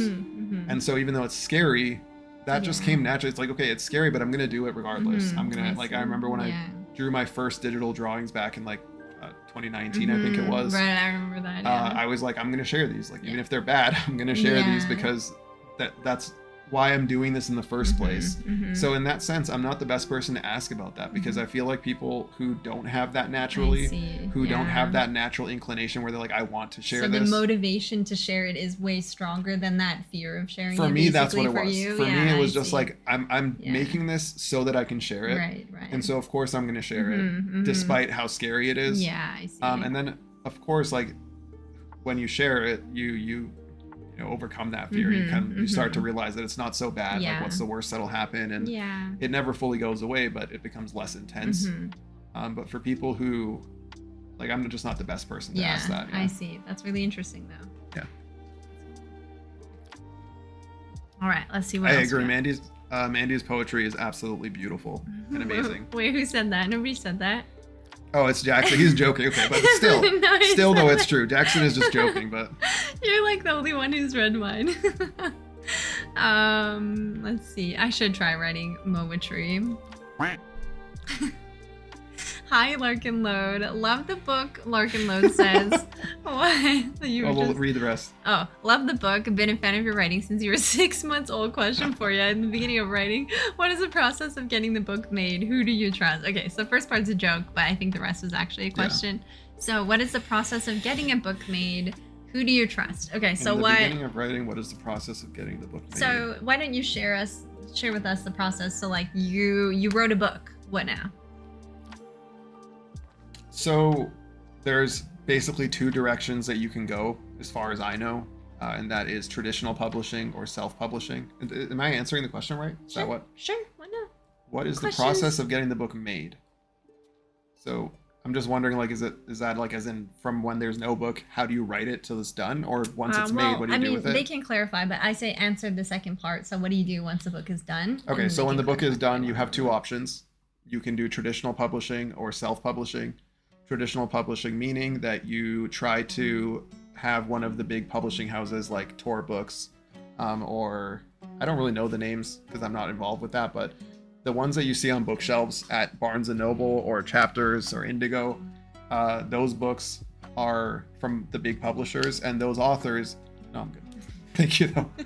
Those authors went to those big publishers, usually through an agent first, and because the book was good enough, those big publishing houses bought the book from the author and then published it. And that is very difficult to, well, I mean, it's difficult no matter what, but the rate of people who actually manage to do that is insanely low, because so few books actually get taken up by those publishers, but it is an option. And the nice thing about doing it that way is that you don't have to do anything yourself other than just write the book. Right. Yeah. The publisher will, get editors for you, proofreaders, they'll do the cover for you, they'll do the marketing for you, they'll put it on bookshelves for you in stores. But you also don't have any control over the You have to let go a lot. Yeah. You have to let go a lot, and they will be like telling you a lot, like you need to take this out of the book, you need to add this, you need to do this differently. They become the boss basically. Yeah, and, exactly. But there's a huge amount of benefit to doing it that way too. The other option, which is what I ended up doing, is self-publishing, which you have no support from anyone basically. You're just your own advocate. You're running your own business. You have to figure out how to get a cover done. You have to figure out where to sell your book. You have to market your book yourself and all that. And yeah, those are your two options. And as for who to trust, I mean, I guess it depends on like which direction you're going. If you're doing traditional publishing, then you want to try to find an agent who will connect you with a publishing house, and so you want to make sure that you're going to agents who seem reputable. You don't, because there are actually, while I only dabbled very briefly in traditional publishing, but my understanding pretty quickly from looking into it was that there are actually a lot of shady agents who that sucks. Take advantage of people. Exactly. Like if it seems like it's too easy to get an agent, that's a bad sign. It should seem very hard and like very unlikely that you're going to get one. And so you want to make sure it's a reputable agent. And then in self-publishing, it's that same thing, but with everyone, since you're probably going to be working with an artist for the cover. You're probably going to hire a formatter for the interior, editor to polish up the book, things like that. Make sure that if you're going on Fiverr or whatever, or Googling people, that they have some reviews and that they seem reliable, because you don't want to, like, you're investing into a book potentially considerable money. You just, in the same way that, you would hire any freelancer for anything, you just want to be cautious and make sure you're hiring somebody reputable. So then the other option is self-publishing. So a lot of people don't know a ton about the book world. So what is self-publishing, and what do you do? So you went through Amazon. So if you just like briefly, you don't have to dive into like the details of it, because I'm sure a lot of people don't even know, but just the basics so chat knows, like, what does that mean? So self-publishing means you don't, as I said, you don't go to one of the traditional publishers. You're not looking for an agent. You're not looking for a boss, basically. You're going to be your own boss, and you're going to be the one who decides entirely what kind of book it'll be, how long it'll be, where it'll be sold, what kind of cover it'll have, and all that stuff. So it's kind of like being employed at a company versus running your own company. It's a similar situation. If you work for somebody, then you get a lot of benefits from that. You have a lot less responsibility. You just kind of do what you're told, and they take care of a lot of the other stuff. Whereas if you run your own company, you need to run a lot of the stuff. Every aspect of that company is your responsibility. Whether it's finances or, staffing, scheduling, it all becomes your responsibility. And that's what self-publishing is. And it's definitely not for everyone. In fact, a lot of writers rightfully have no interest in it because they don't want to run a business. They don't want to have to do a cover and stuff like that. But in my case, I'm already an artist, and I already have, like with Born in Fury, I edited it fully myself, which is strongly discouraged. And yet I don't think I've had a single review, or maybe there was one review that mentioned that they thought it could use more editing. But out of the 50 or so reviews that Born in Fury has, almost none of them says this book felt like it needed to be edited. Yeah, because I'm pretty good at editing. Yeah. And so for me, it made a lot of sense to do self-publishing because I could do so much of that stuff but not already. For everyone, But it's definitely not for everyone. Yeah. It's harder if you're going to be, hiring people for each separate task. And then to go back to what you were asking, the way that I think most people nowadays do it is they just go through Amazon, because Amazon makes it really easy, relatively speaking. Like, it's still difficult, but they have like a whole system there, right? It's called KDP. Okay, yeah. And that's Kindle Direct Publishing, I think is what it stands for. Okay.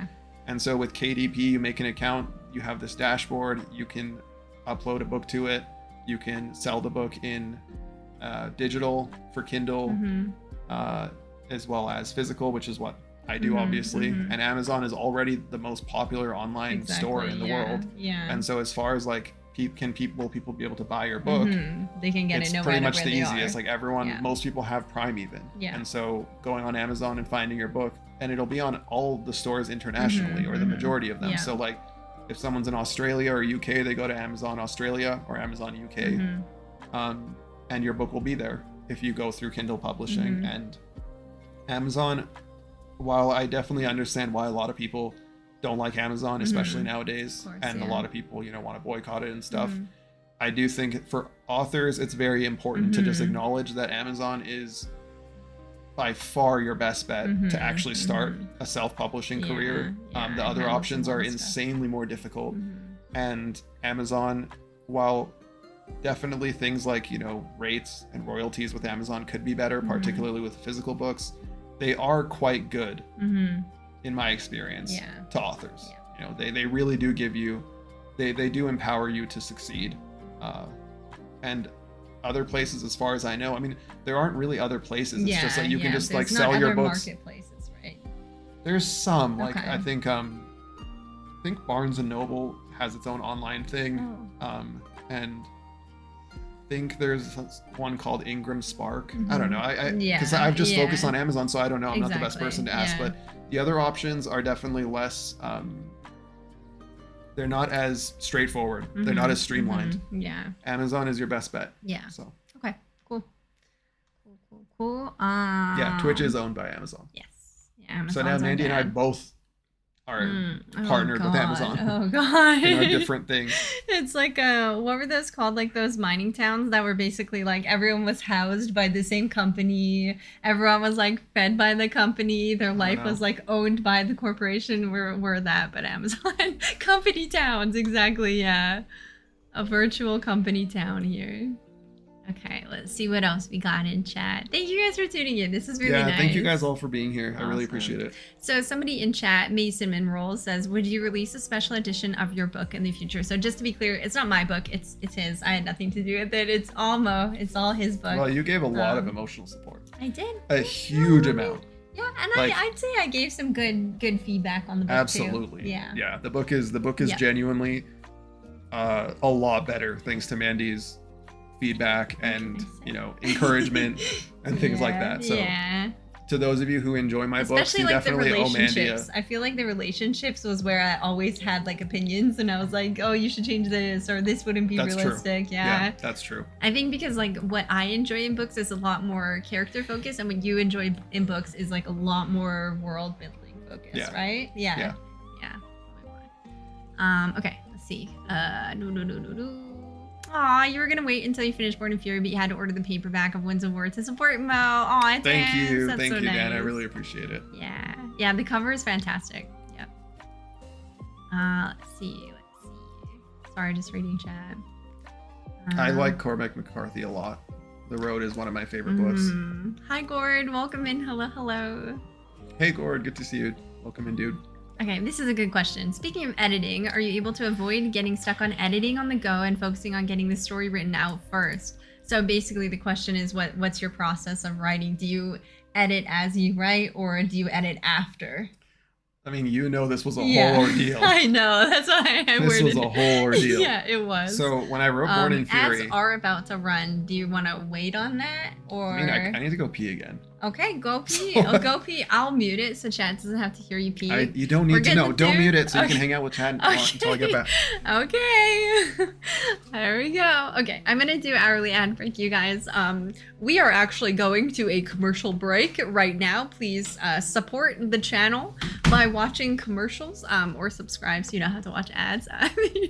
Enjoy your break, you guys. For anybody who doesn't know, I try to do hourly ad breaks on the channel, so it's ad breaks that have been longer but way less often, so go enjoy your break.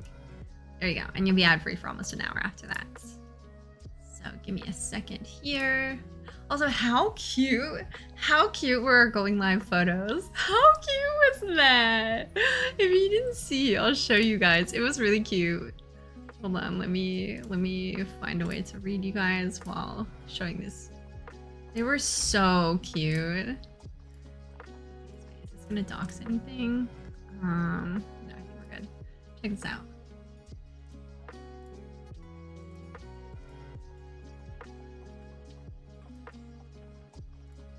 Check this out. How freaking cute. Look at that smile. He's so cute. What the heck?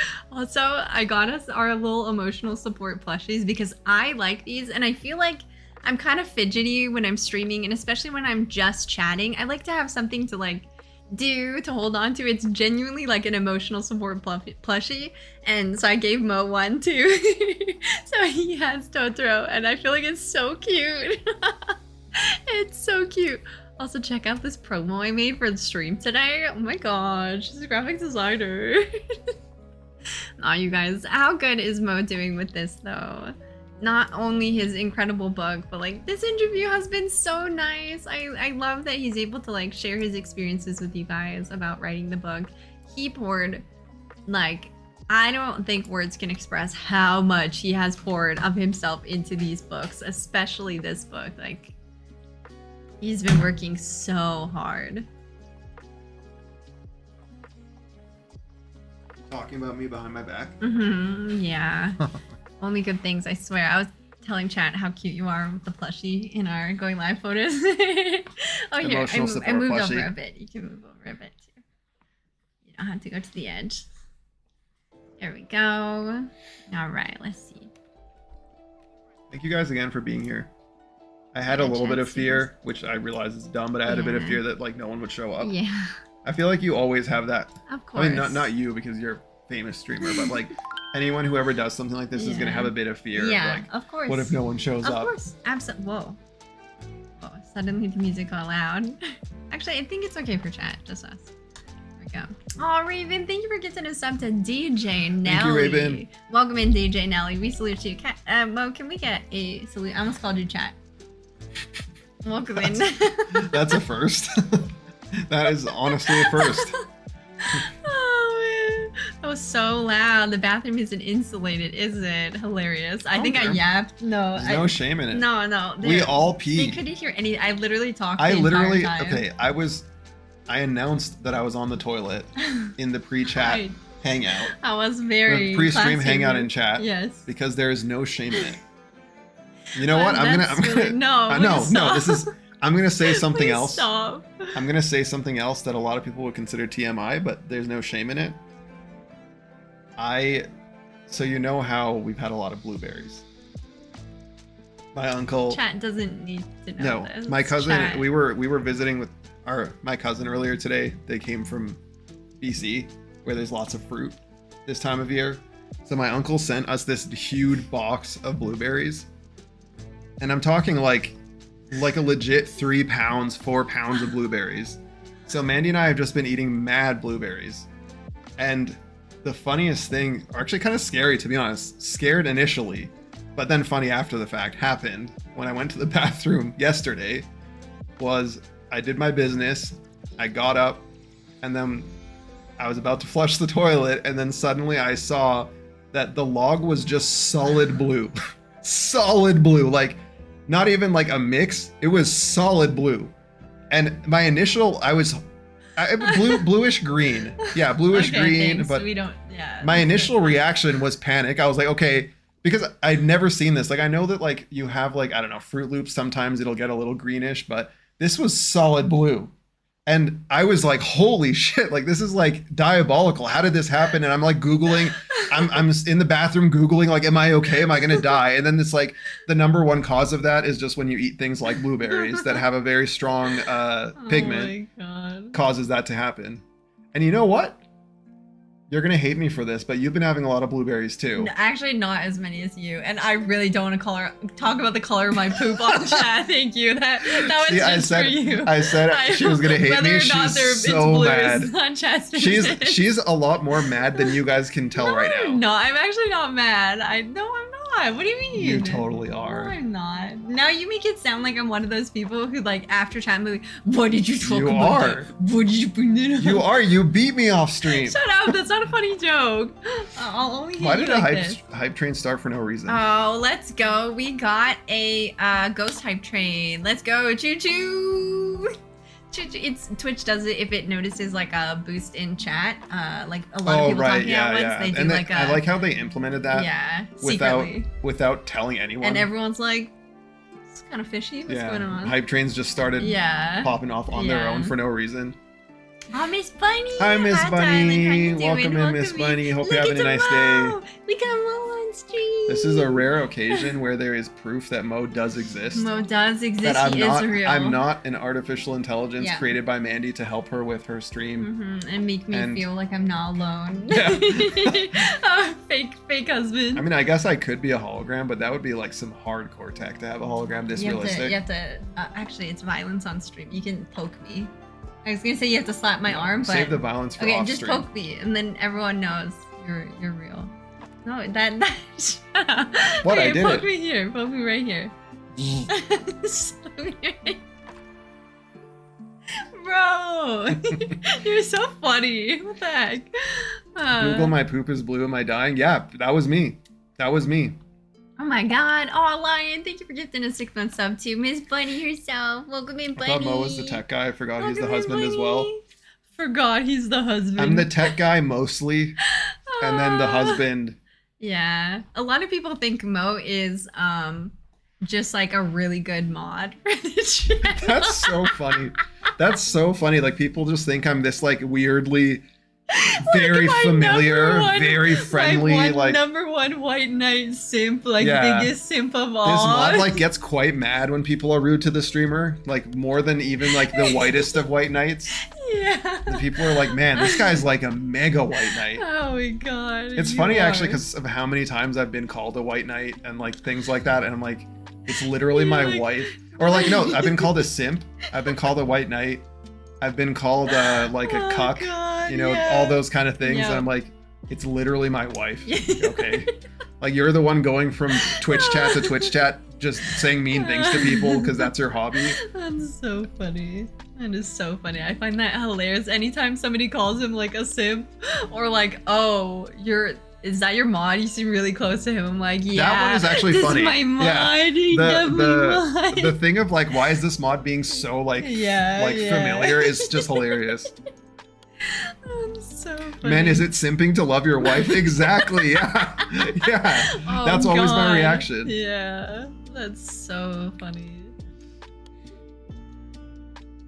Yeah, I should be her biggest simp. Exactly. I agree. My interview has gone so far off the rails. Well, people are also here for the Mo Mandy content, so it's nice to like keep them entertained as well with that part of it. I feel like other authors would be like deep into the literature analysis at this point. On Twitch live stream, darling.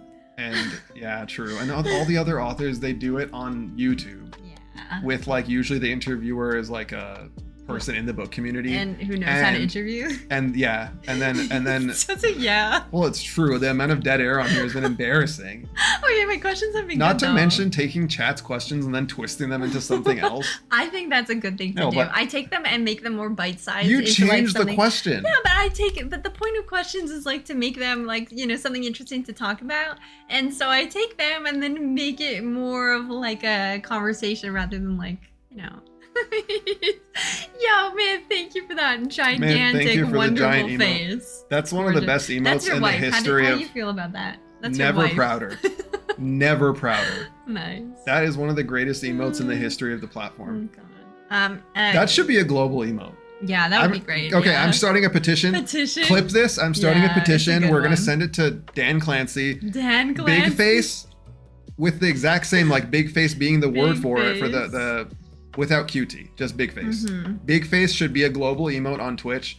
It will single-handedly raise the value of the platform by like 1 billion over 2 years. Wow. Easily. All right. Like Big face will be the new Kappa. All right, big face. Clip that, and everyone start like we'll set up a petition thing. All right, okay, sounds good. Do it. I am playing. I'm serious about this. I want big face to be a global emote. Okay, we'll make it. One thing that sucks though is that like usually the benefit of having a global emote like Dan's game is that it's like an ad for you. Because then people are like, oh, I recognize that guy, but no one's gonna be like, I know who that is. Look at that pretty girl. Like, man, that doesn't look like you at all. It looks more like a blobfish than like you. Yeah, I know. So true. Buying stock in Twitch before you make this proposal, smart man. Smart man. All right. Let's see. Bo, who's your favorite male streamer? Well, that's a specific question. Who asked that? It's a tie between... Who asked that? Where is it? I don't know. I saw it. It was up somewhere. Who's your favorite male streamer by Kill a Hippo? Yeah, I can't tell if this is supposed to be like a... I don't know, like a trolling question or something, but the answer is that it's a tie between... Maybe he's trying to be cautious. He's like, I don't want to ask about women, make it sensitive. But my favorite male streamer is the tie between Carnage, Burke Black, and Dan's game. Aww, I love those guys. I've loved those were like the first ones that when I didn't even have a Twitch account, I found. Like I remember in 2015, I wanted to see The Witcher 3, so I went on Twitch and then I saw Dan's Gaming and Carnage playing it, and they were both like in particular was like not a huge he was very successful, but he was nowhere near where he's at now at the time, and. Yeah, so I started watching those. Oh, and around that time, I found Burke streaming Skyrim, and he had I think 500 viewers. He had your viewership back then. Yeah. That's awesome. Yeah, because of Mo, I know those streamers, and I admire and look up to all of them so much. Love those guys. Yeah, love those guys. Well, of course, I love Grims too, but it's kind of more like as a friend. I like Miss Bunny and Grims are like our friends. But, Well, also, you didn't start watching his streams until way later. Those were But I just have this different feeling towards our friends. For example, Dizzy is our friend. It doesn't feel like I'm watching just purely for my. I don't know how to explain it. No, I feel like I'm purely a fan of Ko and Dan and Burke. Whereas I don't feel like I'm just a fan. Yeah, there's a different dynamic. Yeah, I agree. Yeah. All right. So I have some questions for you that I would like to ask, but I'm gonna save this question about world building from Lark and Load. But I love world building. Do you want to answer it now? No, then? It's okay. No, here, let me see. Well, the only thing is what if that person won't be here? All right, go ahead and answer later? it. So Lark and Load says, I got another question. When it comes to world building, did you reference any other material or did you build it entirely from scratch? What elements did you know it needed to have to make it work? So with regards to reference, whether in art or writing, the reality is that we all reference everything we've ever consumed. Of course, even if we think we're creating something from scratch, what we're really creating is from in our unconscious mind and our long-term memory, the movies and books and games and everything that we've consumed throughout our lives are in there, and it's from that we now create something new intuitively. Granted, it can be conscious where you're I'm consciously taking this idea from Lord of the Rings and I want that in my thing, but intuitively you're taking from all of those things. So I always like to say that I reference, I proudly reference a lot of stuff, whether it's for art or otherwise. I'm not just creating things from scratch in that sense. But as for am I directly taking things and being I want to make sure I take this thing and kind of imitate it in my work? I do a little bit of that. Yeah. But mostly no. Mostly it's just the stuff that, I've consumed throughout my life is, within me. And then I sit down, I'm what kind of story do I want to write? And then things just bubble up. Actually, and it's not like a thing where it's I sit down, okay, now I'm going to start coming up with stuff. It's more I think about it. obsessively over the course of months and years. And so like the ideas in the Winds of War have been brewing since before I wrote Born in Fury. And when you get into, you know, writing the books and you know that you want to be doing this, you think about it more. And so those ideas have, over a long period of time, they just bubble up. And yeah, they come from all the things that I enjoy. But apart from like some very specific like plot, I don't know what you would call them, like plot points, story beats. There are some specific things that I take like strong inspiration, or like in a way I tried to imitate George R. R. Martin, or in a way I tried to imitate Steven Erikson, the author of Malazan. Like for example, the magic system in my book has some very clear inspiration from the magic system in Malazan. It's also clearly very different. But that's one of the things that I really love the way the magic works in Malazan. I find it so cool, and I want to have that in my thing. So. Exactly. Yeah, it's perfectly. Did that answer the question? I think so. Yeah. That made me think of a question. So, what was the hardest part of the writing process for you in terms of like world building, character development, any other like part of specifically like the content of the book?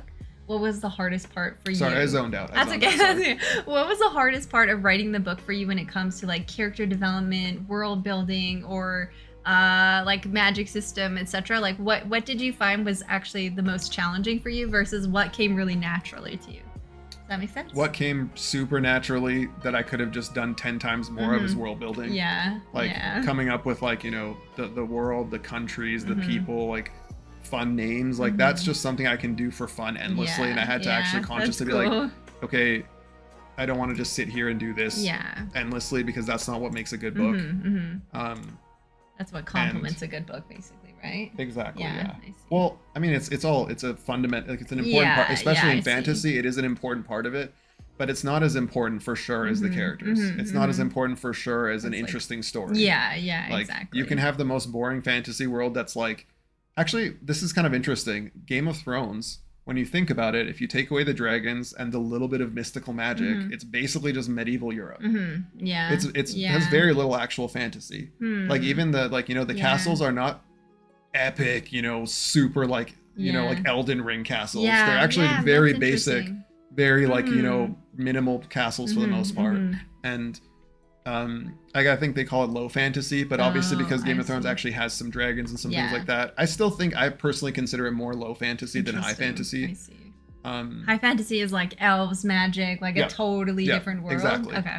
And I feel like I call mine mid fantasy because mine doesn't have elves and stuff, but it has way more creatures than Game of Thrones. This is so cool. You have true. Dinosaurs. You have dinosaurs. I don't want to. Maybe it'd be better if I. It's not a spoiler. It's fine. You can find the picture. Where it is? Well, just make sure you don't show the page across from it to spoil. It doesn't matter that much here. So you can do your thing. That's wild. You're going to drop your phone and break it. No, we're good. All right, let's take a look at the Stricosis. Is that how you say it? Yep. There you go. Stricosis. That's so cool. It's basically a T-Rex, right? That was your inspiration for this? Yep. Yeah, absolutely. That's so sick. And there's a lot of stuff like that in my book. I love which is what makes it mid-fantasy. That's so cool. It's so creative.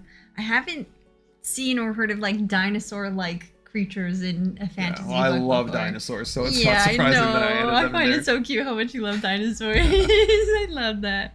That is so cute. What was the question I was answering?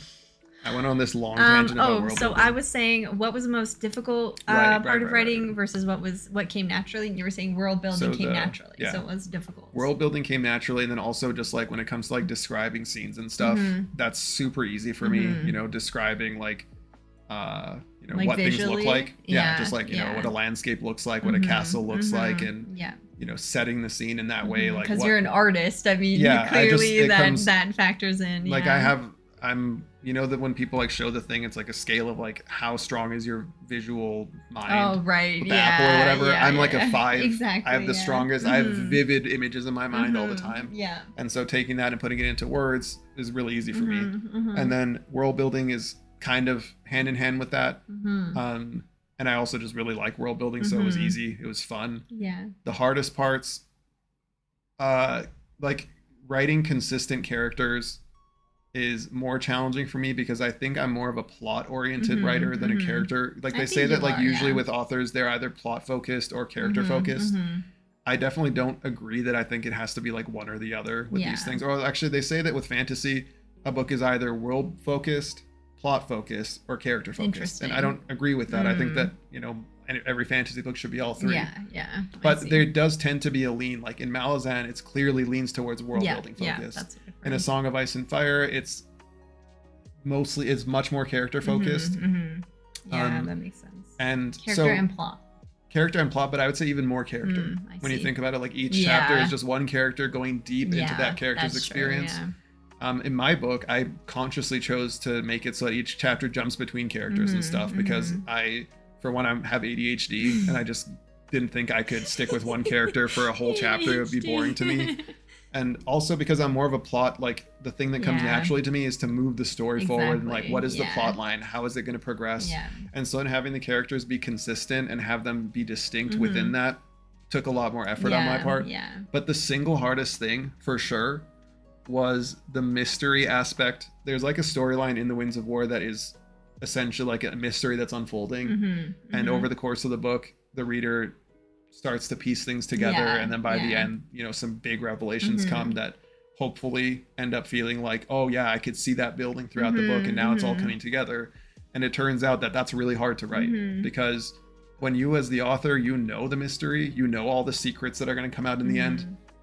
And you're writing it, you don't know what the reader does or doesn't know. That makes sense. So it becomes actually very difficult to track that. And that was really challenging. That's the thing I had to spend the most time on to like try to get that right. And thankfully, I seem to have gotten it right because people really like that aspect.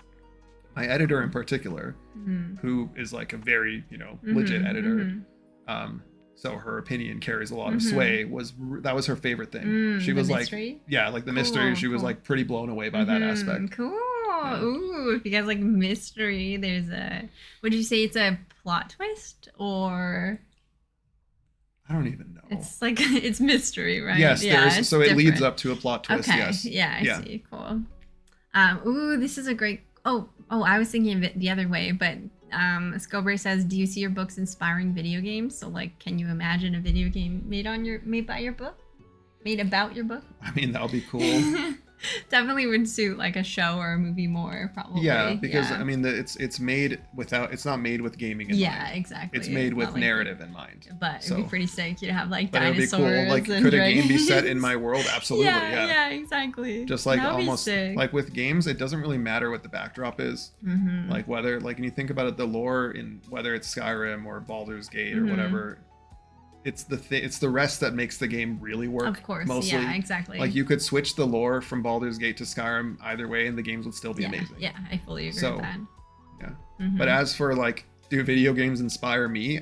You guys, I mean, I don't even need to. Exactly. I feel like I shouldn't even answer that because obviously you guys know that video games hugely influence me and my book. So there's a lot of stuff in my book that you can tell a gamer wrote this, which I think is awesome. Like what? Let's hear it. Let's hear a little. Well, just the fact, like, something I really like is like having like kind of like a sense of like there being power rankings throughout the world. That is cool. A sense of like, you know, there's like, you know, a certain like mages in my book are called weavers, and the idea that like a high weaver is somebody who is like clearly above the rest, basically somebody who's leveled up way beyond the rest. There's a lot of things like that, a lot of like progression really like that, stuff like that. So there's even like, I guess I don't want to spoil, but yeah, that's really cool. I'm not gonna spoil anything. I feel like that's the hardest part for me talking about your book is I don't know like what consists of a spoiler, and so I just rather not say anything just in case people take it as a spoiler. Hi Arrow, thank you. And hi Joker. Hi Joker.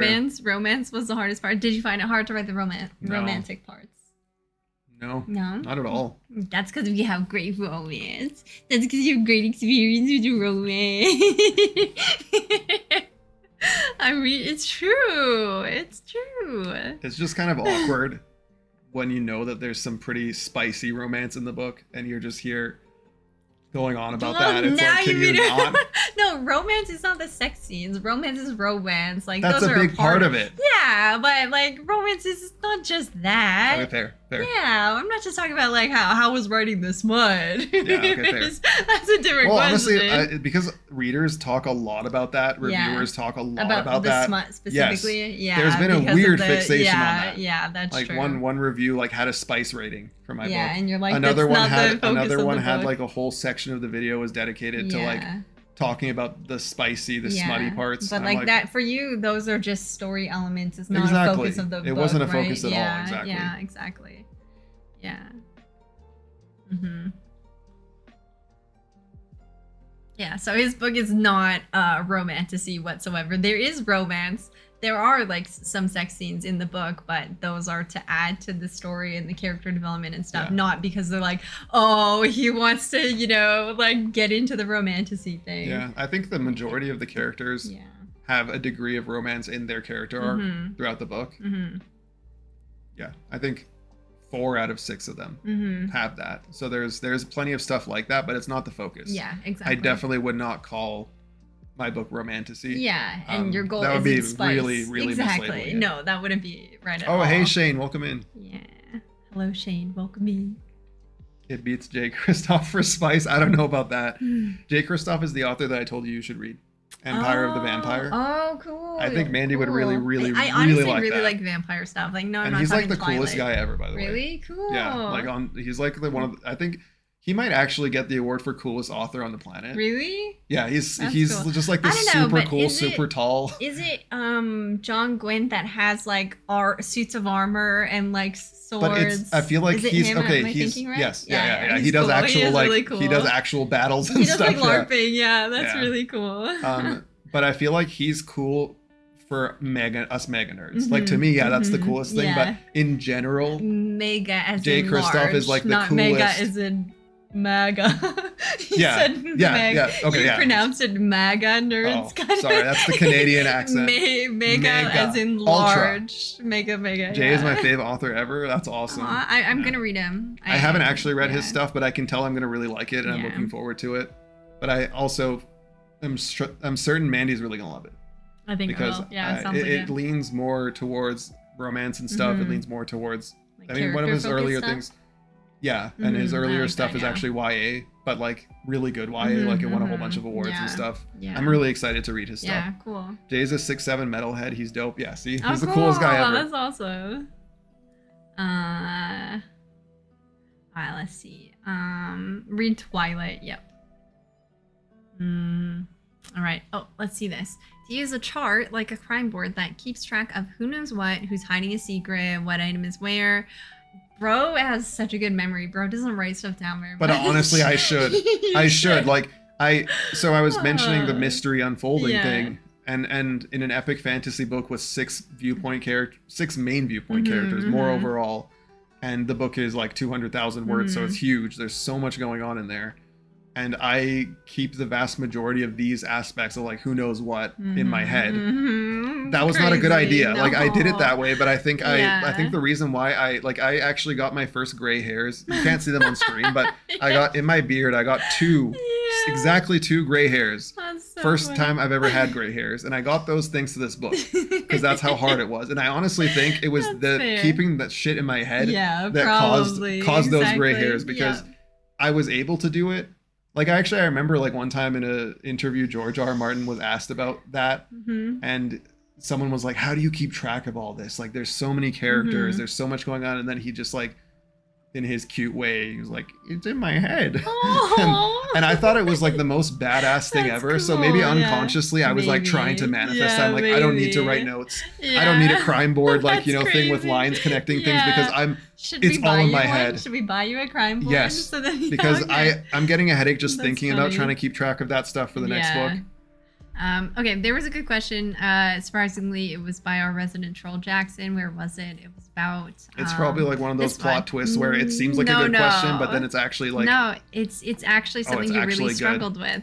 So Jackson says, where do you fit on the architect versus gardener writing style. I'm actually very passionate about this topic. Yeah, at this so point, very briefly, because I've been through so much. Yeah, very briefly, what is architect and what is gardening for people who don't know? Just briefly explain those and then explain. So architect versus gardener is like two types of writer.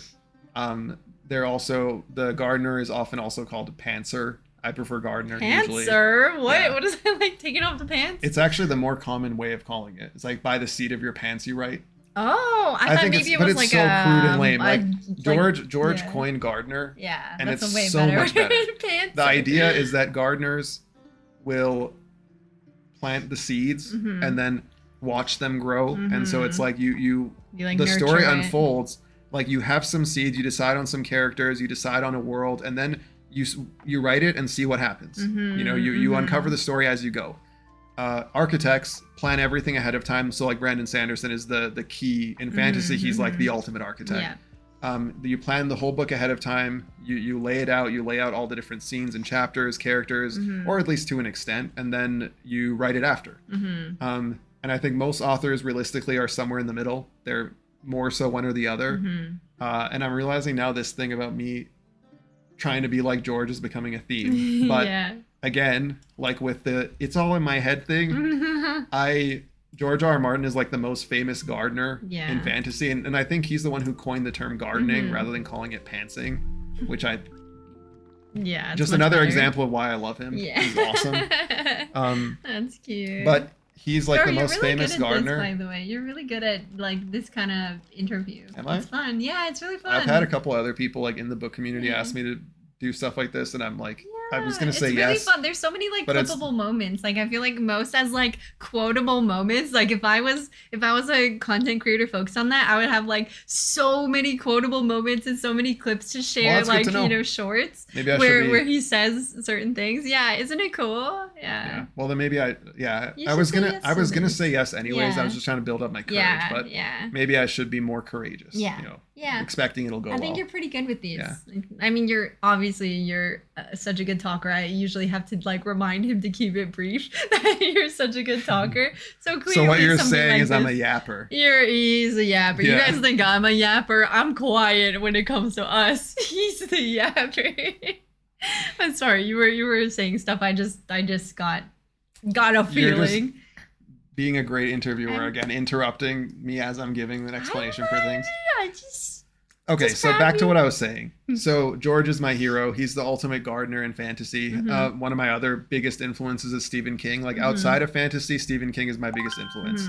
And one sec. Otto, hi. Otto, hey dude. How's it going, man? That's so nice of you to raid. Thank you, Otto. We actually met Otto in person, you guys. Yeah. Otto is awesome. He's a fellow Canadian. Yeah. Fellow Albertan. How was your stream, Otto? I hope you had a great stream, Otto. Good to see you, man. Broken. I'm currently, hi everybody, welcome in. By the way, you see a new face here in stream, not in chat for once. This is my husband Mo. This is my husband Mo, and I'm interviewing him about his brand new novel. It's a dark epic fantasy book called The Winds of War. I guess you can see it right down here too, but this is the book, and we're yapping about his book and his experience as an author and how it's been to write a book, and it's honestly been so fun, and I think chat is having a good time. I'm having such a good time. I'm having a good time. Yeah, and we were just saying how good Mo is at like this kind of interview. He has so many like quotable moments. He's good at this. So welcome. Hi everybody. Oh, thank you, Otto. That's so sweet of you. Aww, thank you. I really appreciate that. Awesome. I've been telling everyone about your book. That's so sweet. Thank you, man. I really appreciate that. Chat, go give Otto a follow if you haven't. He's awesome. Otto is awesome. His channel's awesome. Yeah. Content is awesome. There's usually something hilarious going on over there, often involving his physical being altered. I've definitely seen at least one occasion of a maid outfit, I think. And oftentimes hair colors changing or being trimmed in. Yeah, lots of fun stuff going on over there. So I just linked in chat if any of you guys are curious about Mo's book. The paperback of the book just released on Amazon yesterday. You can get it there, but you can also get the ebook for $2.99, and you can also get it on Kindle Unlimited for free. So go check it out if you want to support Mo. Go check out a really good book. He's done an incredible job. But no, unfortunately, it's not translated to any other languages yet. Because he's self-published, he kind of has to go through all this himself. Well, right? It's because like I just can't afford it. Yeah, it's very expensive to have a whole book translated, and so the hope is that if my book succeeds and does well, I will be able to afford to have it translated. Yeah, and I guess this is a good time. Sorry, the way they usually do it is you sign a deal with a translator, and then that's how you go about it. I see. Yeah. I guess this would be a good time to mention the whole AI thing, because a lot of people would probably say, why not just get AI to do it? So might be a good time to mention your stance on like AI when it comes to writing books. So I mean, if you get AI to do it, you're undermining all the translators. Yeah.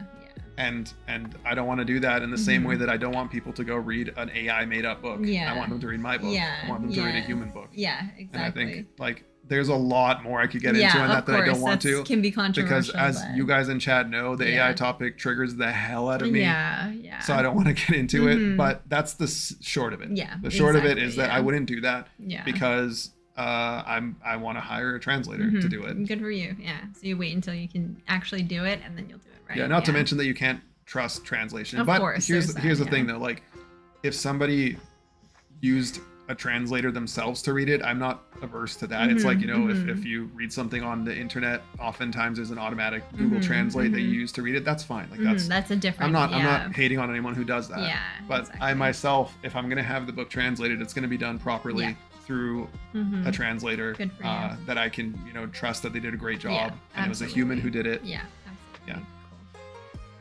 All right. I hadn't finished the question though. Right. So just to we finish, were talking about the question gardening was versus architect. Yeah. So the question was about was it are you more? Yeah, yes. I think it was are you more of a gardener or an architect? And basically, chat for those of you guys just joining. Basically, gardening is like you plant a seed and then let it just do a brief. The writer. Summary Okay, so brief summary. Gardeners are the ones who will let the story unfold as they write it. They don't know where it's going to go. Right. Architects are the ones who plan everything beforehand. Before they start actually writing, they've already decided what the story is going to be. And so someone asked, which one am I? And since George R. R. Martin is my favorite, and he's like the quintessential gardener for fantasy, and Stephen King is also one of my favorites, who's the quintessential gardener outside of fantasy, I was like, surely I'm a gardener. And because you're very intuitive about a lot of things. Yeah. And the truth is, like, I think I did it, like, Born in Fury was fully gardened. Yeah. And The Winds of War was 60% gardened. So it's not that I can't do it, but it's just that, like, I did that.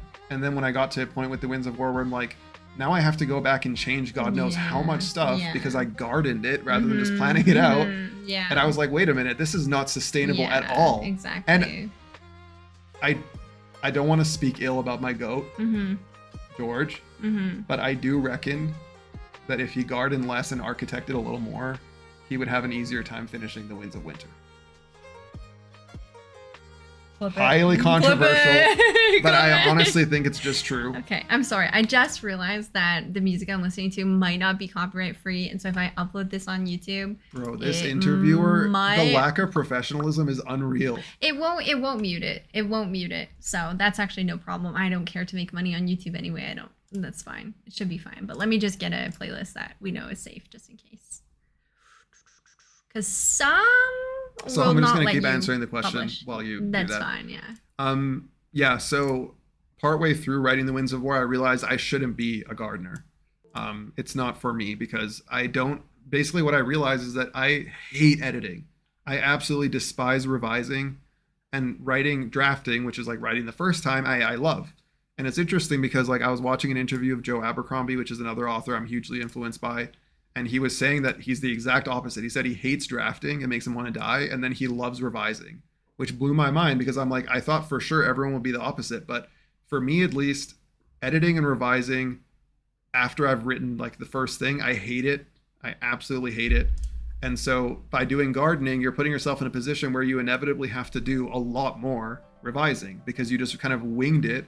And there's going to be so much more that needs to be fixed. Whereas if you plan ahead of time, what you then write is much more likely to be solid, at least in terms of major structural aspects. Yeah. Because the thing I think people probably don't understand is like if you want to change a complex, like George's books are 300,000 to 400,000 words long, 4 times the length of almost any other book easily.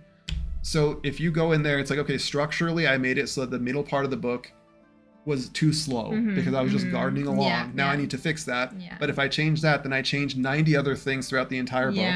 And now I have to fix all those things, but fixing those things causes 90 other things to get changed. I wonder if, do you think it's the case that like gardening used to be more viable, but with people's attention spans these days, maybe it's like you have to be a lot more calculated about the pacing of books these days? Could it be? Probably that's a thing. No, actually, you know what? No, you're dead on. Yeah. That's actually a very astute. That's a very astute observation. What can I say? Because I'm realizing now you're completely dead on because like I'm reading Dune right now.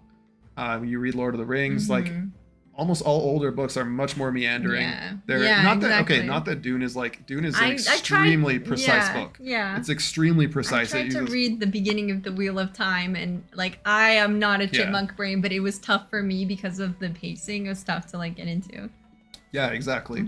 Older books for sure meandered more. There was a lot less of a rush, and nowadays realistically that's not tolerated. Readers readers, and especially if you want to get into traditional publishing and you want to find an agent, it will not be tolerated at all. Probably like for when you're trying to make it, you have to be a lot more careful about that, but probably like later on once you're more established, you can guard it more, maybe? Could it be? Regardless, because I realized while writing this book that I hate revising, I also realized that if I just plan things ahead of time more, I'm going to need to revise less. Yeah, exactly. And so I went from thinking I'm a gardener because my goat is a gardener to realizing I really don't want to be a gardener anymore. And I'm actually really excited for the next book because I'm like, man, it's going to be so nice and easy to write it and have it that when I finish that first draft, it's mostly done. That's really cool, with this book, I got to the end of the first draft. Like the initial question was like about like editing as you go. Actually, wait, that was another question, but it ties in. The idea was like, I'm just going to garden my way, not edit as I go, and then I'll just save all the editing for later. And then I found out I hate editing. And so the worst thing about this book for me... You hate revising, you just want to write a book. Exactly. And I had put myself in a position where when I finished the first draft, I had so much left to do, but it wasn't drafting. It was all editing. And I hated every moment of it. So it was basically 6 months of torture. And the next book, I'm not going to do that. I'm going to make it so that as much as I can help it, that first draft will be solid. And the changes that'll need to happen will be a lot more minimal. I mean, again, this is the process of just learning to become a writer, right? Like you're going to experience things that challenge you and you realize you did it wrong and you're going to do it differently the next book. And because one of the inherently challenging things about writing books, like I also do art. And with art, it's like, okay, if I used a bad process as I did a painting that took longer than it needed to and was tedious, the painting still took 10 hours. Whereas with the book, it takes a year.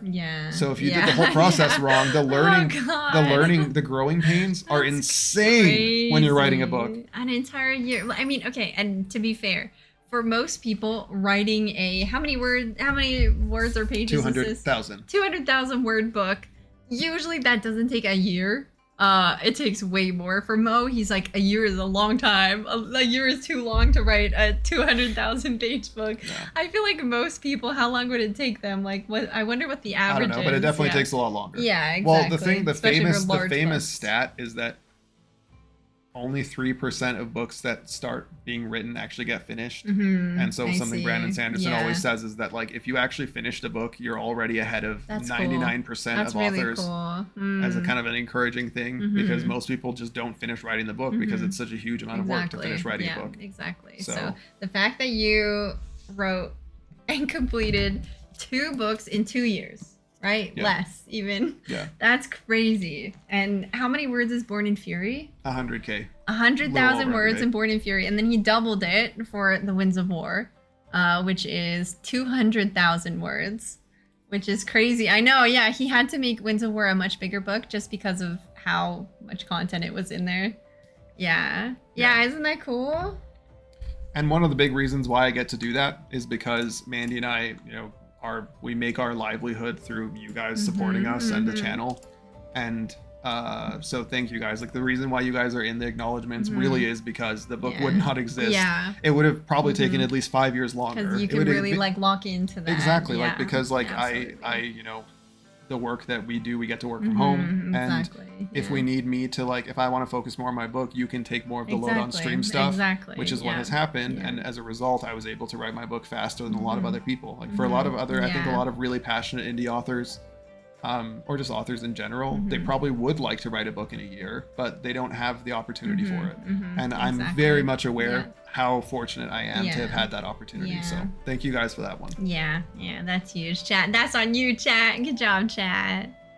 Yeah, now read the book and be like, I helped make this. Yep, you guys did help make it. Yeah, that's so cool. And because like you guys have seen me like groaning and whining and complaining in chat that it's so hard, that I'm tired of editing, that I'm tired of this. Yeah. I've been writing so much. I've been working so much. They're giving you emotional You guys have support, given me emotional support for literally like the whole past year as I've been working on this thing. That's very true. Yeah, our community has been really supportive. You guys are amazing. All right, let's read some chat messages we haven't read chat in a little while. Do you guys have anything you want to say? I'm like, So I also have social anxiety. I have a lot of mental illness, sadly. Poor thing. And hi, Pepe. Hey, baby girl. Kai is here. Aww. Yeah, I have social anxiety, so I'm like squishing the hell out of this thing. That's part of why I got the plushies, because I noticed it honestly helps. Yeah, for me, like when I'm feeling a bit more anxious or whatever, I find it really comforting. And so I was like, okay, he has social anxiety. I'm sure that would be like a nice thing. But it's funny how Myth is like, his eyes are popping out because I'm squeezing him so much. It's also cute because like you're like a big, strong, muscular guy, and then you're just like hugging your. Yeah. It's so cute. Yeah, Totoro's emotional. Oh, hi. Yeah. Hi, it's Candy Rocks. Hi, Candy. Welcome in. Welcome in. Good to see you. Thank you for stopping by. You guys are all so sweet. All right, let me see what else we missed. Let's see. We got... Okay, what's going on, Crazy? Oh. What's going on here? The books are gorgeous. Agreed. Thank you. Yeah, very inspiring. Yeah, I made both of the covers myself. Yeah. Are you inspired by anime and yes, manga? Absolutely. Okay, we've got an ad here going in just a second. So maybe wait on that question because that was asked by somebody who's not subbed, so I don't want them to miss it. Yeah, we can wait. So we'll wait on that, and we'll just yap for a bit. But yeah, heads up, you guys, we do hourly ad breaks on the channel. It's a good time to stretch your legs or go grab a snack. And when you're back, you're ad free for quite a while. So we'll pause on the questions. Oh, sorry. Go for it. I just woke up, so I'm tired, but this is cute. Well, thank you for stopping by, and good morning. Who said that? Oh, Candy. Or should I say, Guten Morgen? Ooh, cool. She's South African, but she lives in Germany, I'm pretty sure. You live in Germany, awesome. Right? Or did I just like completely embarrass myself? No, you have a good memory. You're probably right. Yeah, this is fun. Thank you, guys? Commissar. Thank you. Much appreciated. Oh man, that would be a good question. Ooh, question about mental health while writing. No, you got it. Okay, I got it right. I'm gonna ask you a question about mental health oh, while God, writing. That's gonna get ugly. Oh man. That is gonna get. That's gonna get ugly. Yeah, but I think what is it? The good, the bad, the ugly. I don't know. Anyway, what? I don't know. Isn't that a? Are you referencing a movie? That's a classic. We're actually gonna watch it soon. Yeah, sure, yes. We watched actually. We were gonna watch that or A Fistful of Dollars, and we watched A Fistful of Dollars. And instead. I fell asleep. Fistful of Dollars. Did you? I fell asleep. Yeah. I didn't know that. I did. You did? So I fell asleep in the middle. Remember, we stopped watching in the middle, and then we continued to the next day. Oh right. I felt like one of those movies that just like it's the perfect fall asleep to movie, like so slow moving and like those. It's kind of like with the books we were talking about, how things were just slower back then. Exactly. And these days, everyone's a chipmunk. It was like what, a 2.5 hour movie, and it could have been a 1 hour movie with the content. Yeah. All right, let's read chat while we got ad breaks. Let's see it. Aw, Fulcrum, I'm glad you're enjoying it. It is fun chatting like this. I'm glad you guys are having fun. You guys, I was so excited to have Mo on stream because I love Mo so much. And I know so many of you guys love Mo so much. And he's so fun to be around. And it's so fun to like chat with him. And I'm like crazy famous at this point. And he's crazy famous at this point. So we only have time for him. It's basically like a celebrity appearance at this point. It is. I mean, it always is because chat loves you so much. But now, like, it's fully yeah, I'm a famous author now. Let's go. Okay, let's see what else we got. Mo always inspires me, says J Chosen. As a creative myself, it's so awesome to see other people going after their dreams. Aww. I love that. Something I often say is that like one of the things that makes me the happiest is inspiring other people because it's just super fulfilling. Like something that really like I think something I like even more than when people say I like your book is that your book inspired me to write my book. Yeah. Which I've heard a lot. I know. Yeah, I've seen it. It's just like that's like the most, the nicest thing. Yeah. I don't know why. It just makes me really, really happy to hear that. Thank you, Owl. I appreciate you. What was it for? Away Gaming said. Super proud of you. Hi Away. You bought the paperback. Thank you, McShafty. Thank you. Thank you so much to everybody who bought the book today. Yeah. I really appreciate it. And I hope you guys enjoy it. Oh, they will. And I hope you don't think I'm weird after reading the prologue. The prologue is quite dark, but it's also very entertaining. What is it called? Like gripping? Compelling. Like compelling. Yeah, it's very compelling. Like you're gonna want to read more after reading that prologue. It's really good. Yeah, I'm not surprised, Commissar. I'm not surprised that Dune was rejected 23 times before being accepted. Wow. The Name of the Wind is one of the most popular fantasy books. We won't talk about what's happened with the series since, but it's one of the most successful fantasy books in the world right now, and I believe it was rejected like 200 times or something. Wow, so, that's crazy. Yeah, basically, like, if you are interested in traditional publishing and you're submitting your book, I guess they call it querying. You're querying to get your book taken up by an agent. Do not let rejections disappoint you, because basically every book that has done it amazingly well has been rejected a ton of times.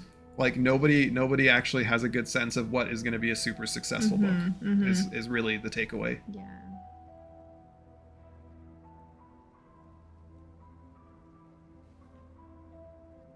Tunable. What if you thought you were weird before reading the prologue? How dare you? Then I'm safe. Then it can't get any worse. It's the people who think I'm just like this like very decent guy, and then they read like, what sick mind could have written this? And it's funny because George is my inspiration. People think that. They're like, this is the most twisted, weird. Oh, I just spat all over your monitor. I'm so sorry. That twisted had some oomph to it. God damn. But yeah, in the same way that people think George is a weirdo because he has like, incestuous twins and stuff like that. My book has some stuff like that. No, and not they say quite that far. Okay, not that far, but like they say, okay, but like, come on, it has like mass genital mutilation. Yeah. That's not a spoiler, it's in the prologue. Yeah. That's pretty bad. It's brutal. It's very brutal, but like specifically mass genital mutilation. But that's like that's something that exists and is something that there's a lot of discourse on. It's actually I'm sure incest twins exist in the world too. Okay, but it's actually quite actually probably not, and thank God for that. It's an issue that happens, and it's there's a lot of conversation about it, and it's quite common. And so it's not like something that like George added incestual twins, which is just wrong and bad in a different way, not like anyway. Like the thing is with writing, like you want to write the juiciest, wrongest, baddest stuff and not hold back. I mean, George. The problem is that then you do that, and then you release the book, and then you're like, wow, the whole world is gonna judge me and think I'm a you're freak. Brave. You're very brave. I think a lot of people would feel that way. Like writing a lot of the things that you wrote, like you wrote a dark novel. Hey Gribbs, welcome in Gribbs. Gribbs is here. Thank Hi, you. Gribbs. Yeah, we Good got to see you, dude. on stream. Hi, Gribbs. Thank you for stopping by. Hope you're having a nice day. What else? What else? George is just too base sometimes. Yeah, he really is. But yeah, you're brave for writing those things. Like I would be afraid that. Well, I mean. You are afraid, but like you write some pretty brutal things because you want it to be dark. I've always been a bit on the edgy side. Yeah. That's one of the reasons you liked me. Yeah, it's true. Because I've always been more on the edgy side. I liked you back when you were emo, so yeah. And so I think there's like a part of me that's satisfied. It's like I think about people reading and be like, damn, this is some freaky shit. And I'm like, hell yeah. I want people to read and have that opinion. Well, there you go. There you go. Yeah. But I argue that he's very tasteful about it. I think the prologue. I think the prologue is the only part that is like really, really. No, there's way worse parts, but I still think they're tasteful. But I think he does it in a tasteful way, and not in a way that feels gratuitous. Like, wow, what an author! So good with words. I'm always struggling to find the words, and you always have them. Thank you. Yeah, Mo looks super huggable. Not gonna lie, he is. He absolutely. I have actually been told by many people that I'm an amazing hugger. I have no idea why. I literally met Mandy's older sister, for the first time. Said hi, gave her a hug, and then she's like, "Wow, you're a really good hugger." Yeah, he gives really like uncanny. And like we hadn't even broken the ice yet, so it's like, damn, this hug must have been something else. And she's just like, oh my God. We weren't even a couple, and I remember I loved your hugs. Like, he gives the best hugs. How you doing, baby? You guys will meet him in person, and you can maybe request. One day. You can request a hug, and if he's feeling it, maybe you'll experience. One day at like TwitchCon or something like that. That's PAX. So cute. We'll have a meet and greet, and then I'll be giving out free hugs. You can wear a shirt. You can wear a shirt. Yeah, it says free hugs. Yeah. I feel like that's something Rob would do. That's such a Rob thing to do. Yeah, Rob, if you're still here, you should wear a shirt that says free hugs in Shibuya. That's funny. Oh, man. Damn, there's so many awesome people cute. That was Grims who said that. That's so cute. And thank you for the congrats, Grims. I really appreciate it. Thank you, dude. Sweet. I feel so honored that so many awesome people are here. Yeah. And I was worried no one's going to show up. Yeah, I told you that was silly. At TwitchCon, 1,000 people waiting for a Mo hug. That says a lot about you, that you give good hugs. I think it reflects. I think it reflects a lot about him. Yeah. I to this day, I don't know what it is that makes my hugs good. Because I just hug. I'm literally just giving a hug. Like, and then people are like astounded by my hugs. Like, I'm like, what did I do? Like you just feel this like warm, safe embrace. Like Mo is just like, you just feel safe. Which is why I decided I'm happy to bring always comfort. Stay safe. I'm happy to bring that comfort to people. Yeah. You're a real and caring person, full embrace, no half hug. That's true. Yeah. That is very true. I don't think I've ever given a half hug in my life. True. Maybe you're a warm person. Yeah, like literally warm, so people are like comforted by the heat. Maybe. No, that's Mandy.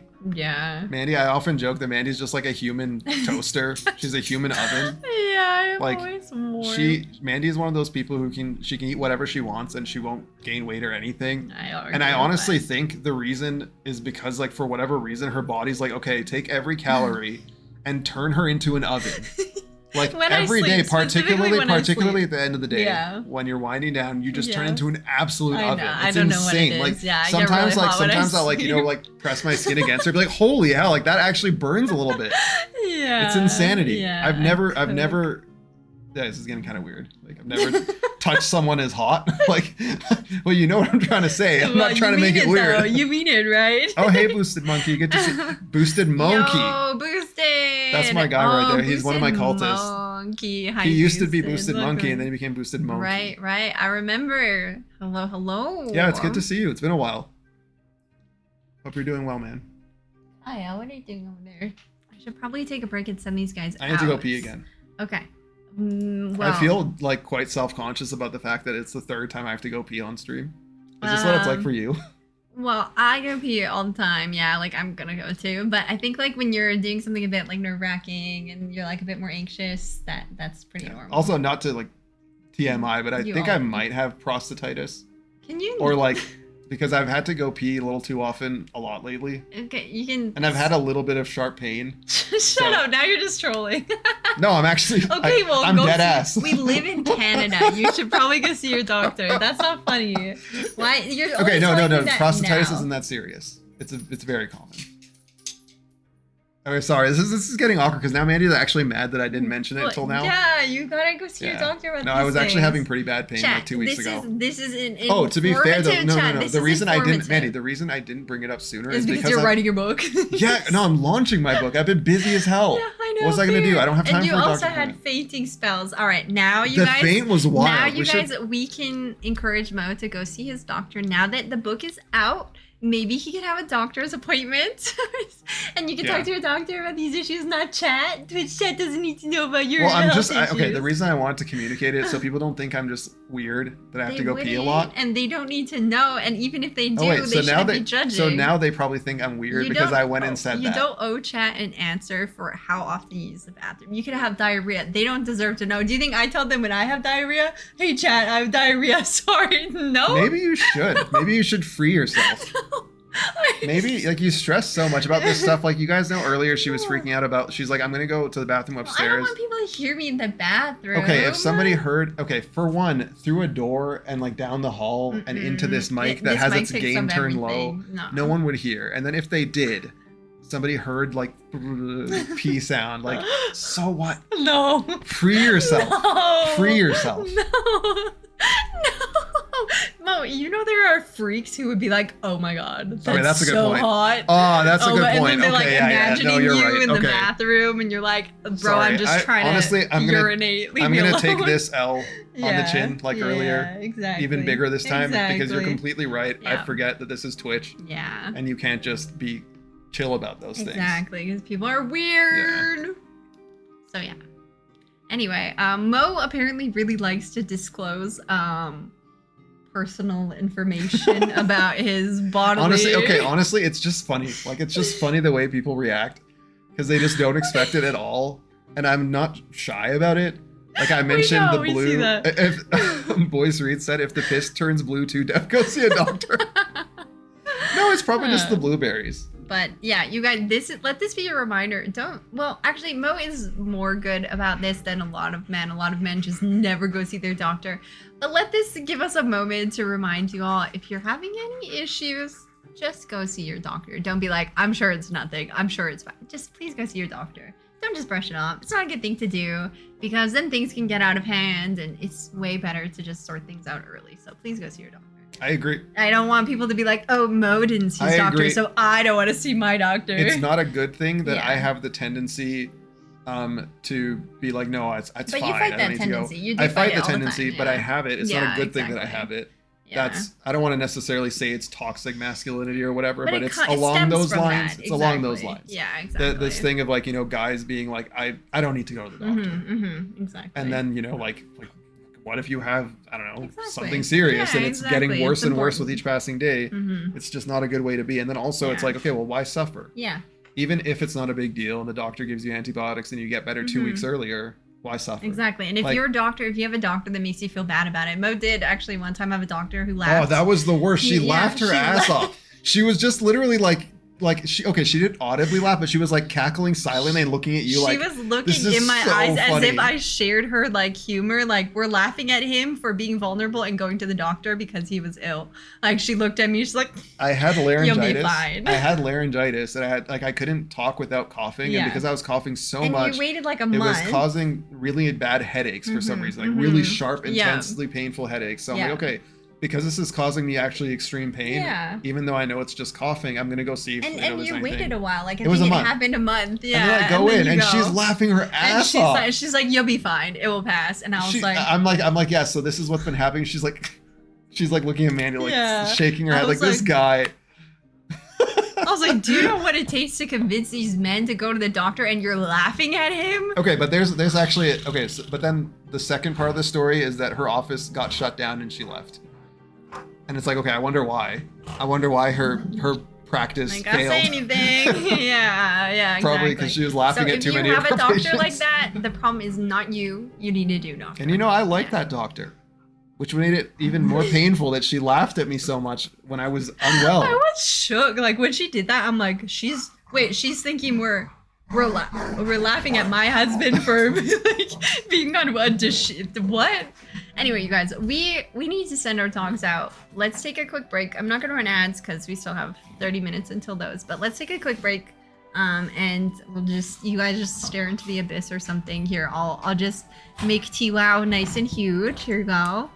TWOW on the screen. There you go. Commercial break. That's your commercial break. There you go. Go buy the book. And yeah, we're gonna go send the dogs out, take a quick break, be back in a minute, and then we have more questions. If you guys want me to go so you can like play your game or something, then Chad, do we want Mo to leave so we can play Grounded too? Just saying. I'm just saying. You guys want me to get out of here? Chad, do we want Mo to leave so we can play Grounded 2? We can play Grounded 2 tomorrow or Monday. These dogs are really annoying me. Yeah. No. Okay, we'll be back in a minute. Thank you, Boosted Monkey. Thank you. Have a good one, man. Really good questions. And if you guys have any questions, write them in chat. These dogs are going feral. Give us a minute, okay? Yeah, we'll be back in a few. BRB, guys.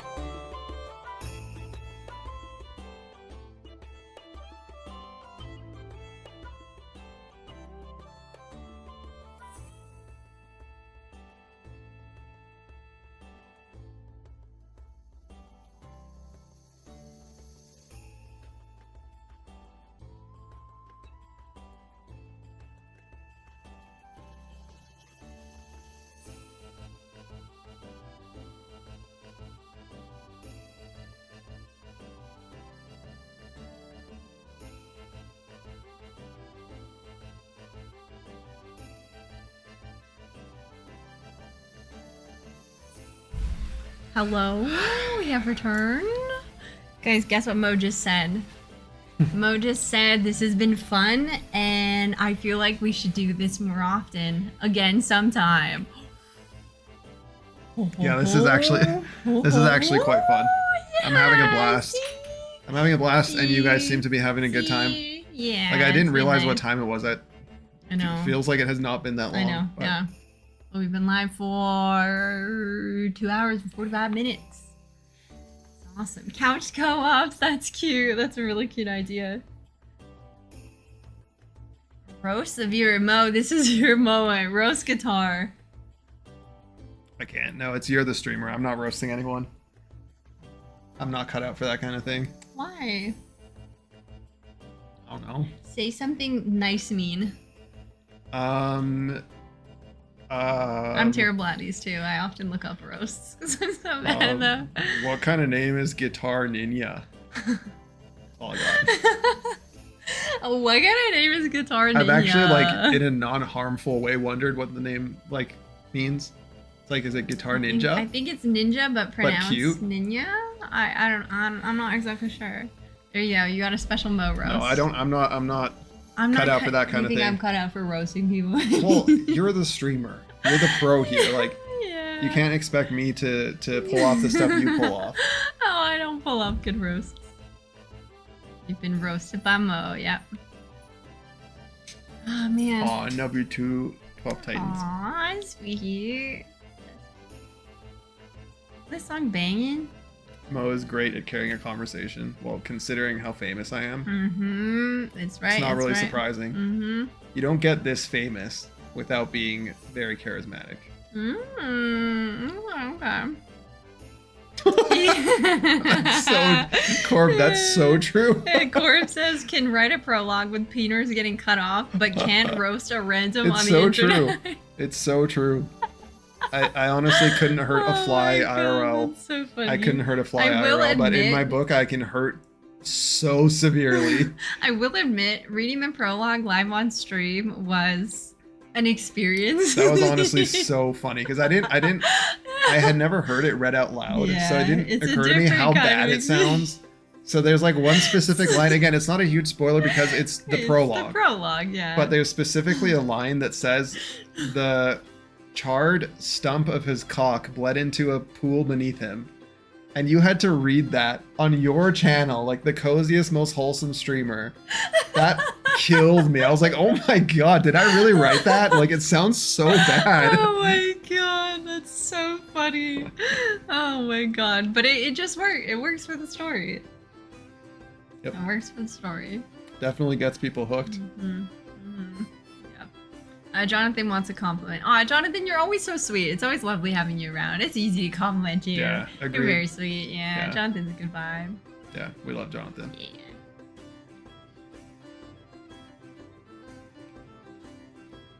Damn, his music's awesome. I told you. Can we turn it up a little bit? Here. Here, I'll start it over. It sounds good. Do you want it up for chat or us?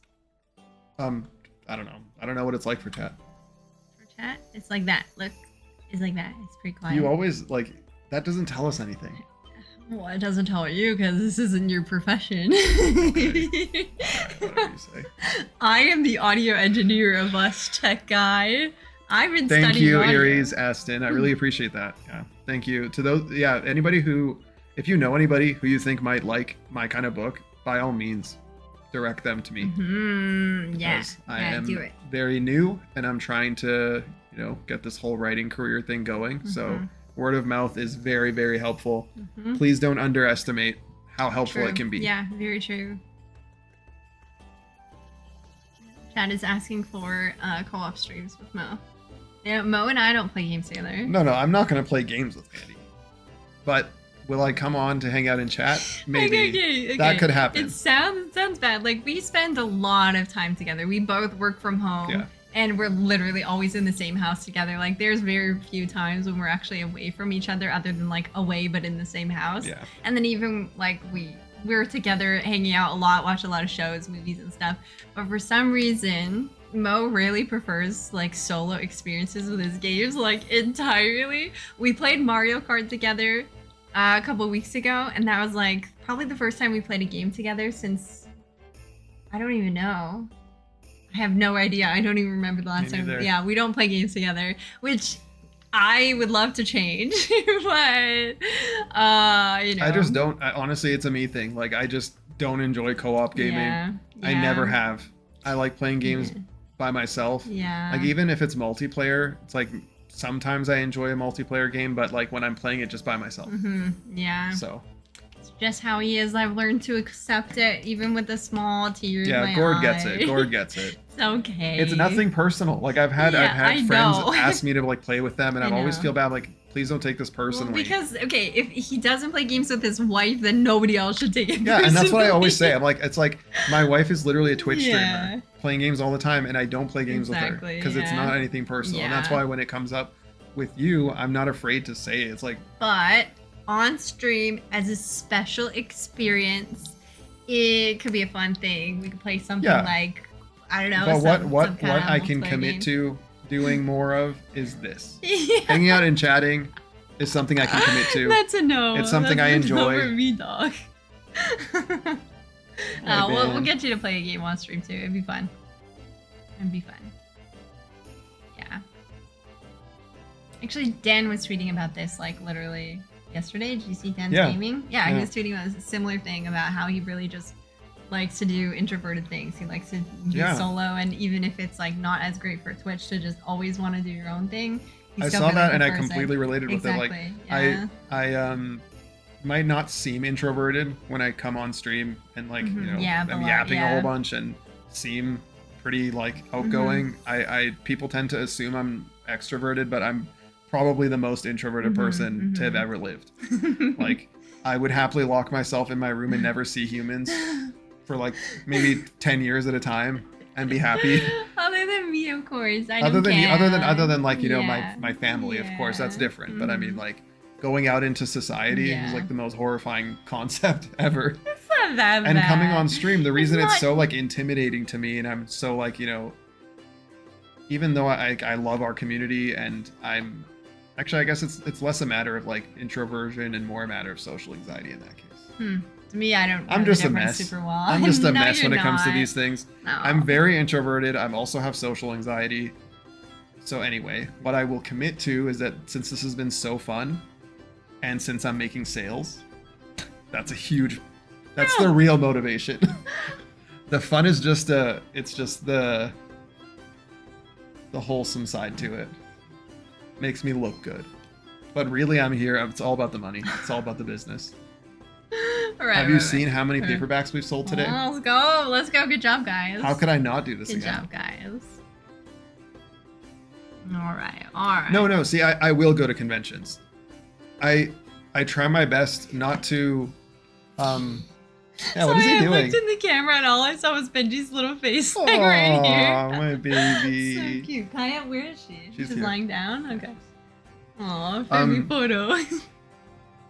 What was I saying? Oh yeah, despite having social anxiety and being very introverted, I won't like not go to conventions and stuff because of that. You try to I have to push myself, and I'll basically be super anxious and not feeling like myself for 2 weeks leading up to the event. But there's also part of me that's wise enough to know that it's going to go great. It's going to be awesome. Like with this stream today, I knew it was going to be great. I knew it was going to go just fine. It was going to be rewarding and everything. And I still was pretty anxious about it for the past like week. Yeah. But something about like I have a question actually. Hey, Stealth Boss, thank you for the Prime sub. Welcome in. Hello. Hi, Stealth Boss. Thank you for the support. So I have a question about mental health stuff, but this ties in a bit. So is it finally time for the interview? Wait, hold on.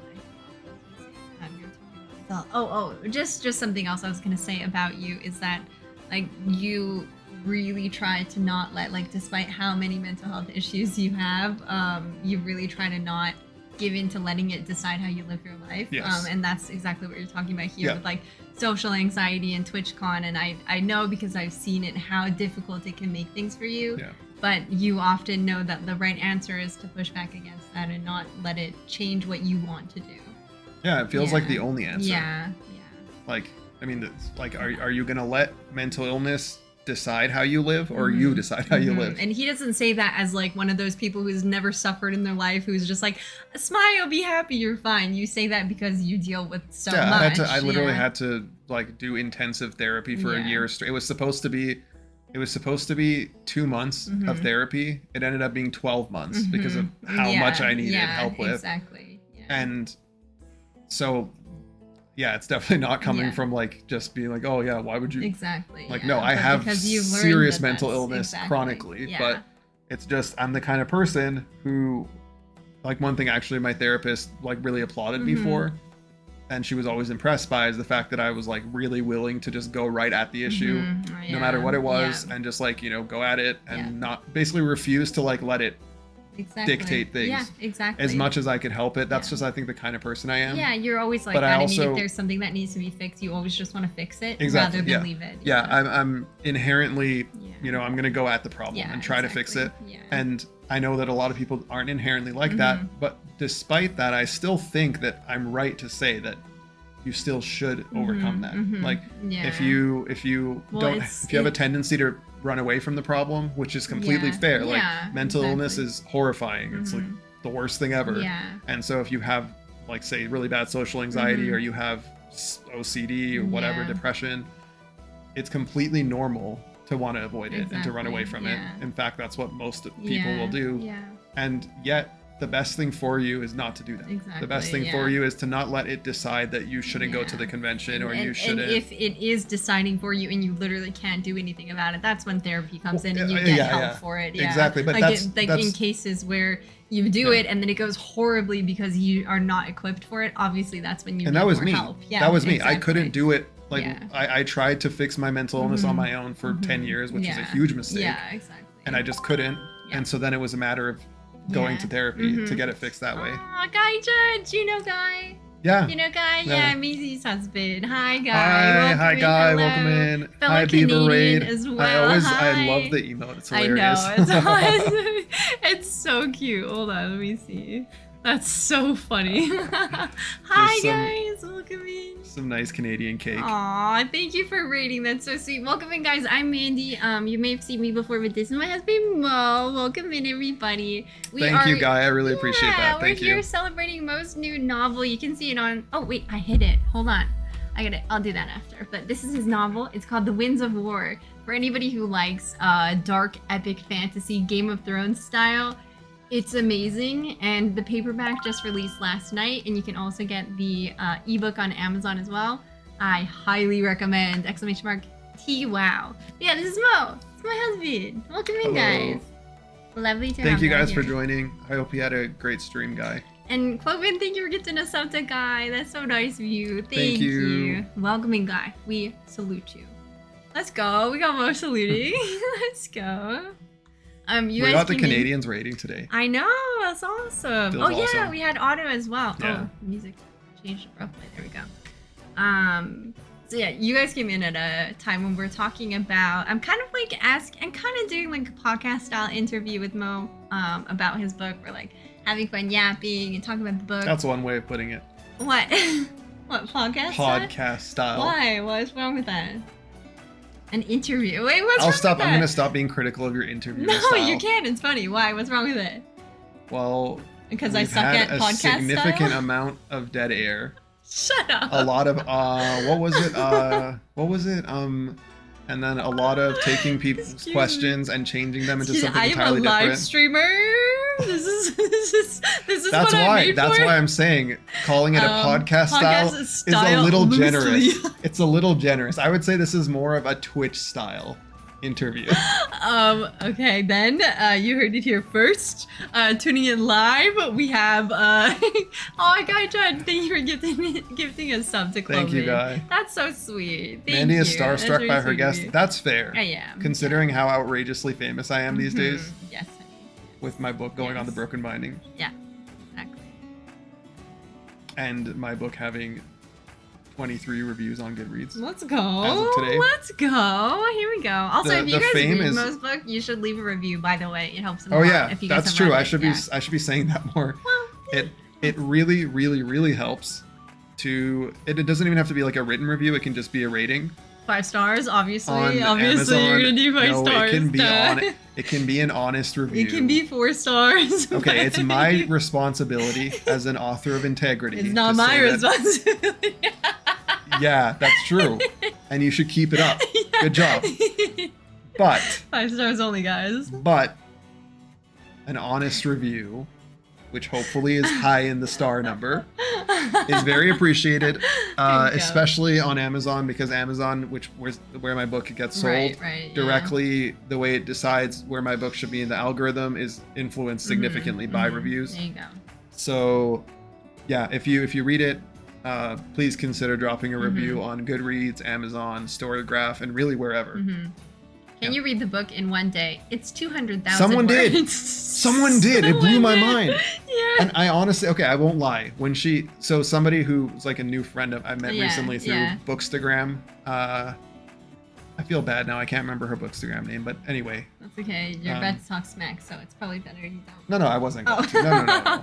It she was one of the people who was nice enough to say she wanted to be an early reader. No, it's not talking smack at all. But then a little while later, she started reading my book, and then the next day she posted a review, and she's like, "This book was so good, I read it in one day." And I honestly, initially, I was like, "Is she just lying? Like, is she just lying because she didn't want to read it?" But then she's her like, review was like but really then the detailed. review, She clearly read the whole review is thing, like she could not have not read it, because the review is like actually completely gets the book. That's so and it's funny. not like it couldn't have been like a, like, I don't know, AI summarized version, because she really understood the book. Yeah, exactly. So I was like, holy crap, she read the whole thing in a day. Yeah, that's amazing. So I'm like, she must have woken up, started reading, and then just like by the time it's like 2 a.m. at the end of the day, her eyes are like popping out of her skull. It's like those montages in a movie, like you're sitting on the toilet, you're reading, you're eating breakfast, you're reading. Yeah. So you're in the shower, you're reading. She actually read it in a day, but I don't think that's advisable. I mean, it's 200,000 words. It's huge. I don't know if you could. It's not okay. I just want to clarify though that it's not outrageously huge. No. To give some perspective, A Game of Thrones, the first book of George R. R. Martin's series, is 300,000 words. Wow. And I believe the first book of The Lord of the Rings, The Fellowship of the Ring, I believe is 150,000 or 130,000. So mine is kind of in the middle. It's not a small book by any means. It's absolutely epic fantasy. It's got a lot. It's going to take a little while to read, but it's also not outrageously giant like a lot of fantasy books. So. Also, Gustavo, thank you for the 13 months. Thank you so much for subbing. And thank you for the congrats. I really appreciate it. Also, chat, we didn't get a proper shout out, but for Guy Judge, if you guys really give him a follow, he's awesome. He's a fellow Canadian. He's great. He's a great entertainer. He gave me plenty of advice on sourdough, which I still have yet to make, but I'm going to make sometime. But thank you again for the raid, and go follow him, okay, guys? Aww.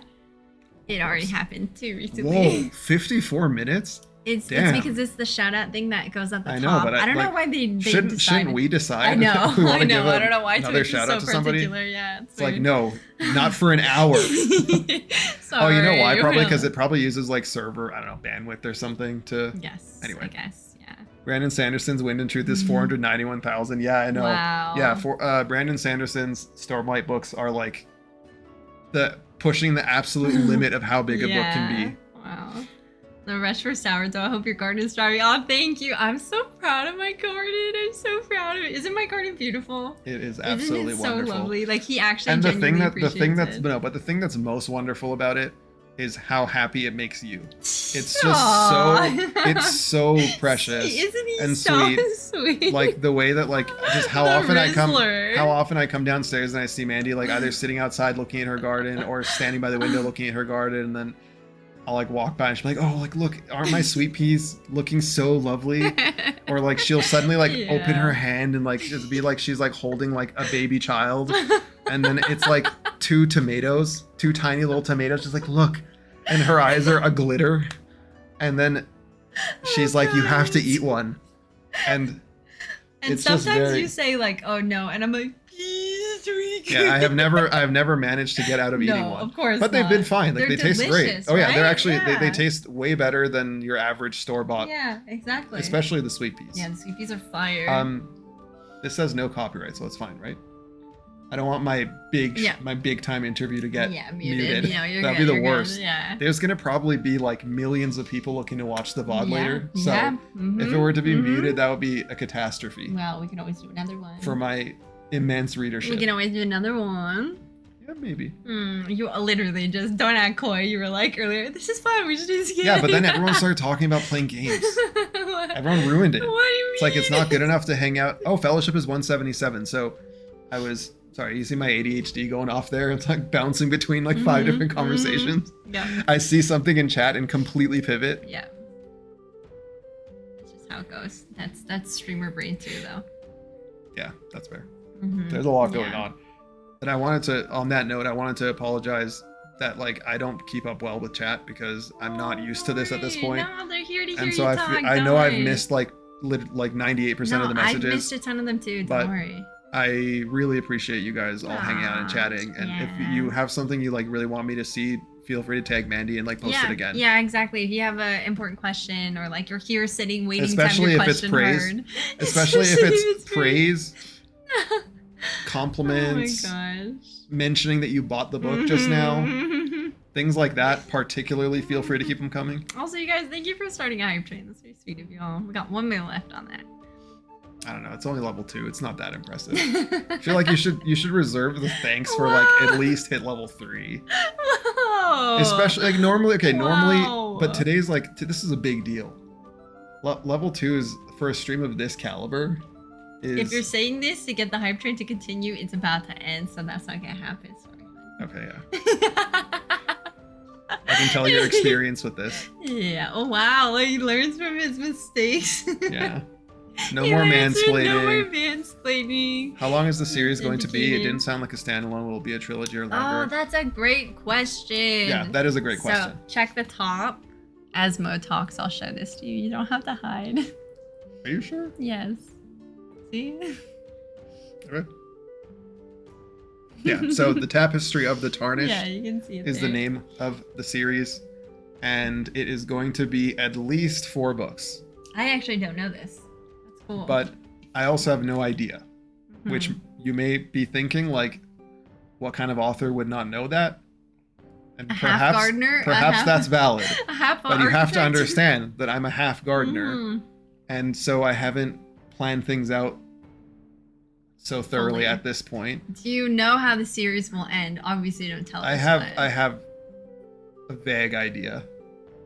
And yes. Have you planned out the second book in the series? I have enormous idea. Like my mind is bursting right now with ideas about the second book, and I'm like itching to start on it, but I also need to not because I'm burnt out and I'll die. And I also need to like do marketing for this book since it just came out. But I have so many ideas. I have some things are kind of locked in. I'm like, oh, I'm definitely going to do that. That sounds awesome. And then other things are, I'm toying with them. But what I know is that it's going to be bigger and better than the first one. Cool. For sure. At least 4 books. Yeah. It's going to be at least 4, but I also don't think it'll be more than 6. Do you think you'll be sick of it by the time you get to the end? Yes, because again, it's an ADHD thing. That's one fear I have is like, have I made a huge mistake? Thank you, Susina. Thank you so much for the 5 months. Thank you.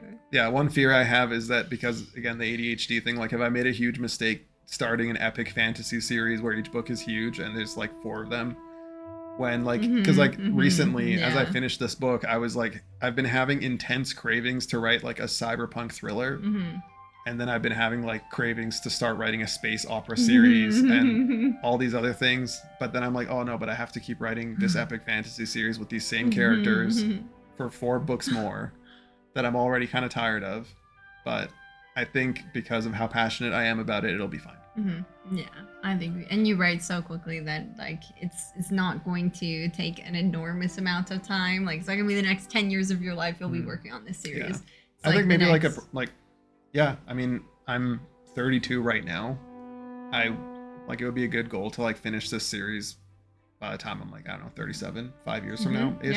Yeah, that's great. Right, that's like really about cool. a book a year kind of thing. That seems pretty good. Yeah. And then the series will be done. And I will still have plenty of writing years ahead of me. Exactly, yeah. I'm the kind of person who tends to plan ahead a lot, which is ironic because I wrote my book thinking I'm going to be a gardener. It just shows how stupid it was to think that. Yeah.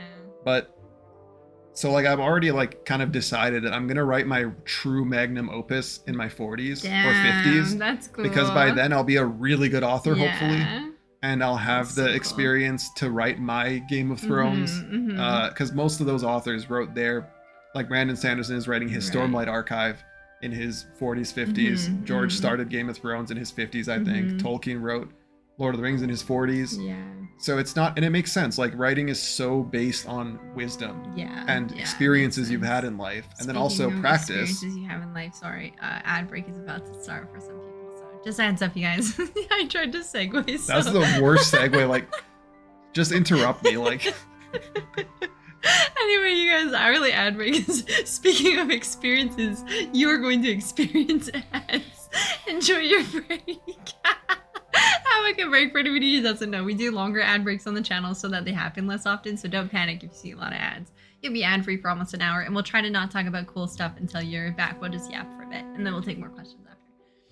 But I feel like I can just continue what I was saying. I don't think it matters so much. I know, don't worry. So because I'm the type of person who actually plans a lot, and because it's just practical, like people write their the best things are almost always written when somebody's in their 40s or 50s, which makes sense. Yeah. And so while I do think this series is already really awesome, and I think you'll really like it, I also think that I'm planning on writing, my magnum opus, my greatest thing, I don't know, 10 years from now or 20 years from now even. And then in the meanwhile, just hopefully getting a lot better, especially because like I know now this is what I want to do. Like this is what I was born to do. It's obvious to me. And I actually feel fortunate because like a lot of people, when it comes to pursuing things like this, again, it's that thing where it's like I was a voracious reader since I was 2 and I wanted to write. I was writing stories as a baby, and I can't say that, but I think the fact that I discovered this and I realized how much I want this, and then I'm going to go all in on this at around 30-ish is pretty good. Like for a lot of people, they don't realize until later, and that's okay too. Exactly. I just wanted to say that if you're older, Tolkien didn't start Lord of the Rings until he was 45. Wow. And I'm pretty sure Game of Thrones was published when George was like 45 as well. Like, even if you're 60, it doesn't matter. Exactly. Like, there's no use spending even a second. And I mean, of course, you can't help it. We all can't help it. We all think about, how much time we have. Is it too late for things? But there's no use in it. Like, if you want to do something, do it. Yeah. It's never too late. Don't overthink whether it's the right time or not. Yeah. Yeah. But because I'm human, and even though I give that advice, I suffer from, worrying about that. I do actually feel quite fortunate that I figured this out and I'm all in on this. And I'm still quite young. Like, I know there's probably some 16-year-old Gen Z in chat who's like, this dinosaur is calling himself young. But I know that also there's probably people who are like in their 40s in chat who are like, yeah, you are young. And so I get to plan ahead in this way. And like, I think this series is going to end up being really awesome even now. But I think how much better I'm going to get and how much more I'm going to know what I want to write and everything in 15 years, it's pretty much inevitable that whatever I write then is going to be godly in comparison. Yeah, of course.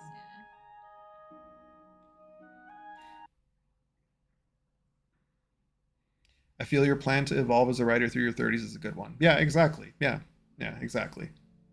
I think it's just practical. It's something that both writing requires both life experience and wisdom in order to make your writing good. And I don't have that much of it because I'm 30 or 32, whatever. I don't even know how old I'm. Maybe 33, something like that. Once you get past 30, you don't really know exactly what it is. It doesn't matter. Chat's calling you young. Yeah, I know. I agree. I think I'm young. Yeah. I joke that because on Twitch so many people are like so young, so many viewers are so young, even streamers, like a lot of our friends are fellow stream, well, your fellow stream, you know what I mean? I don't stream, but I know, they're 25.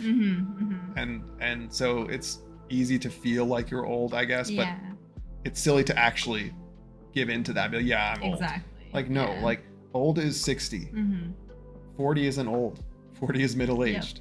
50, you're starting to get old. 60, okay, yeah, it's okay, you're old, and that's okay. Yeah, but exactly. 30 is not old. 20s are not old at all. It's ridiculous to think that. And I think the younger generations, maybe it's probably always like this. Always. Yeah, but there's definitely a lot of like a sense of like, you know, once you're in your 20s or 30s, at least in our generation, that like you've gotten so old and it's just nonsense. It's like, yeah, no, you like haven't. You can't do anything new. You can't, you know, start a new career. It's just so ridiculous. You do not need to have your life sorted out by the time you're That's the biggest age. one. That's the biggest one. Is like you need to always keep working towards sorting your life out how you want it to be. And if you're doing that, then you're doing the right thing, even if you never get there. Right? Well said. Well said. Thanks, Phil. Nice. Okay, Circle would really like to know 2 questions for Mo. One, is Born in Fury a prequel to this new book? So you can answer that. Yep, it is. Yep, it's a prequel. I do recommend reading The Winds of War first. I think that you'll have the best experience reading that first, and then if you enjoy it and you want to read more, then you can go back and read Born in Fury with an interesting perspective, having seen the character's future. Now you can go see where they came from. Oh my god, Ben. That was nasty. That was nasty. That was like, it sounded like a rattlesnake or something. That's nasty. Oh my god, Ben. Ben, I'm too famous. I'm too famous for this. Sorry, you guys are probably gonna hear it. Benji just let like this wet, long fart out. It was long. Yeah, I would say it was gross. 6 to 7 seconds long. Sounded a bit like a bug. Yeah. Or maybe a snake. Looks embarrassed and ashamed. You wanna come here, buddy? My baby, Ben. No, you're a good boy. You're such a good boy, Ben. I honestly thought you were gonna like jokingly blame that on me, and I was like, oh, that would have been gold. That would have been gold. I would have been embarrassed, and then people would have thought it was me. Remember that one time when you ripped ass on stream and blamed it on the spoon? The ice cream spoon? That was so god. That was one of the funniest things I've seen in my life. Okay, I actually think I may have like gotten tears in my abdomen from laughing at that because it was so funny. I didn't. Like, if I did, there it is. Okay, it. sure. Weird going spoon. And the fact that she got mad instantly, she's like, okay, weird spoon. Because I knew that people were gonna joke about it, and the spoon made it sound like I farted like this nasty, like Mandy. Like I think the grossest farts are. It's okay. We all fart. Bro, if I farted, I would own it. But the grossest farts are when somebody like accidentally farts. Yeah, and that's all Benji does. You just sprayed me. Sorry, but that's all Benji does is accidental. Yeah, accidental like farts. Up the stairs. Okay, my baby boy, my young king is getting a little older. Oh my god. He's a senior now. But he's a young king still. And so since he's a senior, he's gonna have a little bit more involuntary farting. Yeah, that's true. I love him for it. Okay, he's this perfect. is a really sweet message. Serafina says, this Yap stream is so refreshing. And somebody said, finally someone said it. Aw, you guys, that's so sweet. I'm glad you enjoy it. So like they're saying that your normal content is stale and boring. And you need me here to freshen things up. I think they're saying in I know, I'm kidding. I'm completely joking. Yeah. In the climate of Twitch, a Yap stream that's not like. Oh, actually, I didn't realize that's. Or maybe it's nice not watching games. I don't know. I mean, if that's what it meant, then that's freaking awesome. But the way I take it is, it's refreshing to watch just wholesome yapping rather than like I don't know, drama, controversy. That's true. Whatever. Yeah. That's why I take it. Yeah, this is like the one podcast. This is like that hang out at mom and dad's house. the only podcast with little to no toxicity. But there's some toxicity. The only toxicity is like very minor marital spats between us. Yeah, exactly. Involving TMI, mostly involving TMI issues. From you, your digestion. No, well, it's me being overly revealing and you being too reserved. Apparently. Yeah. Apparently. Did I answer? I feel like there was a second question I didn't answer. There was a second question you didn't answer. That's right. Okay, question 2. Do you worry about undercharging for the book on Kindle and having it on Kindle Unlimited? That's a good question. Yeah, I agonized over the pricing for my book this time because I am hugely in the camp of wanting to make my book accessible and worrying about money later. Partly because I'm in a position where I can do that because financially I'm okay. I know that a lot of authors aren't, so I'm not trying to be on some kind of moral high ground. That's not what it's about. But I'm in a position where I have money set aside. I'm doing fine enough that I cannot worry about money right now with the writing stuff. And so even though I have to invest into the book a little bit and stuff like hiring an editor, I don't need to be like, I have to make this money back right now. And so I'm hugely of the stance that I want people to be able to read the book and get it easily and not have, Check the view. What? The asshole So what? It's just literally like there's just an okay, yeah. asshole. Like, probably no one would have noticed or thought anything hilarious. of it if you didn't. Because I looked at it, I just started laughing. You are the worst interviewer in the history. Like you interrupted me during like a pretty intense monologue. So because a couple times just to giggle about a butthole of a plushie. Where like I'll read a message and it makes me laugh, or like that will happen, and I'm like I can't, like they're gonna see me just laughing at it, like while you're talking about something serious. Then I seem like psychotic, so might as well interrupt you. So well, I mean, you're known for that. That's fair. Like in Final Fantasy VII during the Marlene scene. Marlene. Okay, like it's gotten to a point where like if something really emotional and intense happens in a game, it's like everyone's like kind of scared. Like is Mandy about to burst out laughing? Okay, but the thing is, I actually do have that thing where like if something traumatic happens, I start to like smile a bit, and it's like really freaky because I'm not happy, but it's like an anxious thing. Like I get so like emotionally overstimulated that like my face starts smiling, and I'm like, what the? What is this? I do actually have a bit of that. Can I answer my question? Please go back to answering your question. Okay. Okay, go for it. Yeah, so I agonized a lot over the pricing because I want my book to be accessible. Can you stop? What? I'm just laughing and distracting me. It's like, what is it now? What is she going to interrupt me with now? Like, oh, Benji's licking his butt back there or something. Haha. Please go on. Please go on. So yeah, I wanted the book to be accessible and get more people to read it, and the hope is that like, yeah, I know if people read it and like, hey, this is awesome, they'll read future books. Can you stop? What is your deal? You're ruining my interview. What is wrong with her? What? You're gonna like spit water all over the place. I was laughing too hard. I was waiting to swallow. I didn't want to choke on it.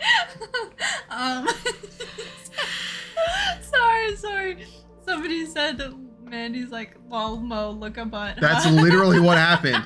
Nobody was thinking anything. So dumb. And she literally stopped my monologue. And now it's turned into this whole clown show. Oh my god. I can't even finish answering the question. Oh, sorry guys. Sorry. Yeah, I was going. Years. Sorry guys. It's okay, that's why I have a limiter. But nice. Can I continue? I'm just gonna go. Oh, you can't leave. Then it'll feel awkward. You can answer your question. I just need a tissue. You can answer your question. This is stressful. So anyway, where was I? Mommy left you at the checkout for 1 second. That's what it feels okay, like. what a weird thing to say. Why do you gotta make it weird? Doesn't that feel like... Why would you do an analogy where you're mommy? Why would you do it live in 8K? Why would you do that live in 8K? Like, why make me laugh so hard? Here, new interviewer. Jump up. No. Oh yeah, kind of big. You want to jump up, Curly? New interviewer. She's really slow about it right now. Hi, Kaibe. Hi, sweetie. Who's my pretty girl? Oh my gosh, you're so pretty. Wow, you're so pretty. What a beautiful smile. I would like to know if she's in the book. Kaya is not in the book because the book is dark and bad and horrible things happen in it, and I would never want my beautiful baby girl. Are you sure that... Sorry, Jack can't hear me. Are you sure that Wick Wolves weren't slightly inspired? Oh, they were. Absolutely. The Wick Wolves, that people really love those, by the way. People have been like really like the Wick Wolf is their favorite creature in the book. Yeah. Some people even said it's their new favorite fantasy creature like ever, which is awesome. But really they were hugely, of course, influenced by my dogs because like actually this is a funny story. I'm glad you asked.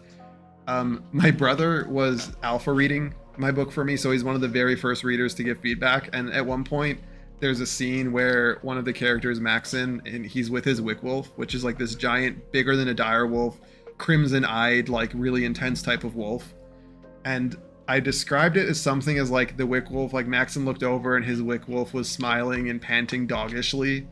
And then my brother's feedback was like, okay, like this isn't Benji.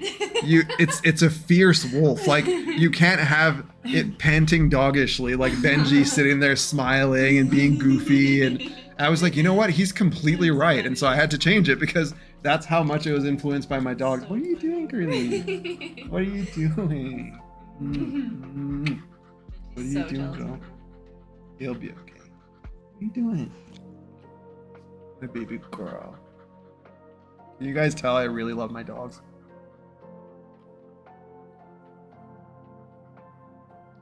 Okay, Kaya, we got interviews to do. You gotta go back. Okay. You gotta go down. Kaya says this is her stream now. Yeah. She's actually really modest about it. Like when she jumps up, she's like really timid. Like, is this okay? Yeah. Am I allowed to do this? Yeah. Okay. Can I finally answer the question? Yeah. Back Kaya. What was the question? About Kindle. Oh yeah. And So. pricing. So what I was trying to say is that I wanted to price it low, but then you run the risk of undervaluing your book and then people being like, if a book is priced so low, then surely it must not be a good book because otherwise it would be priced more reasonably. And I was like thinking like, oh, I'll price The Winds of War at like 99 cents just to make it so everyone can buy it, no problem. And then I was also hoping that like if I do that, maybe I'll hit bestseller because more people will buy it. And as I was debating that, the decision actually ended up kind of getting made for me because first I found out I can't do 99 cents because the book is too big. And I guess there's like a delivery cost for a digital book, which I think is kind of dumb. It's like, okay, Amazon, I think you can afford this. But anyway, there's a delivery cost for the digital book if it's big enough. Mm-hmm. So, Benji, no. So the lowest I could price it was $1.99. And then if you price it at $2.99, or then I found out to do like certain like promotions that I don't know how to explain this because it's like jargon for like if you do publishing through Amazon. Basically like if there's things you can't do if you. Right. So there's certain types of promotions that are really good to do on Amazon. And you can't do them if your book isn't priced at a certain amount. Mm-hmm. And so I ended up finding out that, okay, I basically have to price my book. Guys, hey, no, Kaya, no. Kaya, no. Sorry about that. I found out I needed to price it at $2.99, and a lot of people might still think $2.99 is low. Mm-hmm. For I believe when it comes to books, especially indie books, I think $2.99 is kind of like the standard sweet spot for like it's very affordable, but it's not so cheap as to like be like weird. Like, why is it so cheap? Mm-hmm. A lot of authors will price it higher, but again, I was very committed to trying to make it as accessible as possible, and I was initially even looking to do less. And so when I set it at $2.99, which is what it is now, I was like, okay, I definitely don't feel like I'm selling myself short. A lot of books are priced at $2.99, and I also am obviously, making it as cheap as I can so that people can get it. And so that's how I ended up making the decision. And as for Kindle Unlimited, that part was not difficult because Kindle Unlimited to me is just awesome. To give an idea of why I think it's awesome, like if somebody reads my full book through Kindle Unlimited, which by the way, if you don't know what that is, it's a subscription service. It's kind of like Xbox Game Pass, but for Kindle books. Yeah. If you get the subscription, you pay monthly. And now you can read as many books that are available in Kindle Unlimited as possible. And a huge amount of books are. I think probably the majority are, at least especially with like, actually, I don't know. I'm realizing now. All I know is that almost all of my author buddies are have their book available on and are often posting about how like, they make most of their money through that. And so what I was saying was that my book, if you read the whole thing through Kindle Unlimited, I will actually make more than if you just buy the ebook at $2.99. Cool. I think I make a good bit more, like $1 or $2 more, or something like that. Yeah, that is really cool. Especially because it's a longer book. Yeah. So they still get paid for it. Absolutely. Yeah. Yeah. So really Kindle Unlimited, I think, is really awesome. I think it's something that if you're an indie author, a new author, you absolutely should. It should be a no-brainer. In the same way that I earlier said that I think if you're going to be a self-published indie author, you should really go through Amazon. This is another thing that like part of why going through Amazon is so good is because of Kindle Unlimited being an option that you have, and it makes it so you don't even need to make sales to make money and to get readers, because people are very willing to just, when it doesn't cost them anything additional, it's like, I already have Kindle Unlimited, why not check out this book? So cool.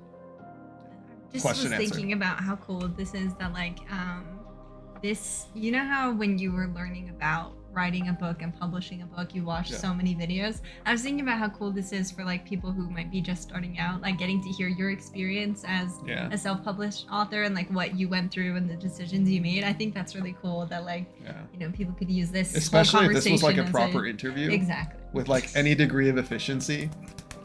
Like if I some of the people who asked if they people were asking if they can do an interview with me of this sort. That'll be like an actual interview where this kind of insight might actually be very helpful for people. Yeah. All right. But I suppose over the course of this chaotic 4 or 5 hours of streaming, some info can be gleaned amidst all the other stuff. Guy says this is super fucking cool. Thanks for doing it. I agree. Yeah, I'm really That's happy. really Thank you awesome. guys for being here for this. Thank you guys. I'm really glad you're enjoying it. Yeah. What other interview would we hear about blue poop? Oh, he'll probably weave it in. For some reason, he likes talking about that. No. You literally told our family before we laughed about your blue poop, family. and then you came here and told Chad. Yeah, about they're the family though, and Chad is family too. Chad is family. True. I'm not gonna go to like a legit interview and talk about stuff like that.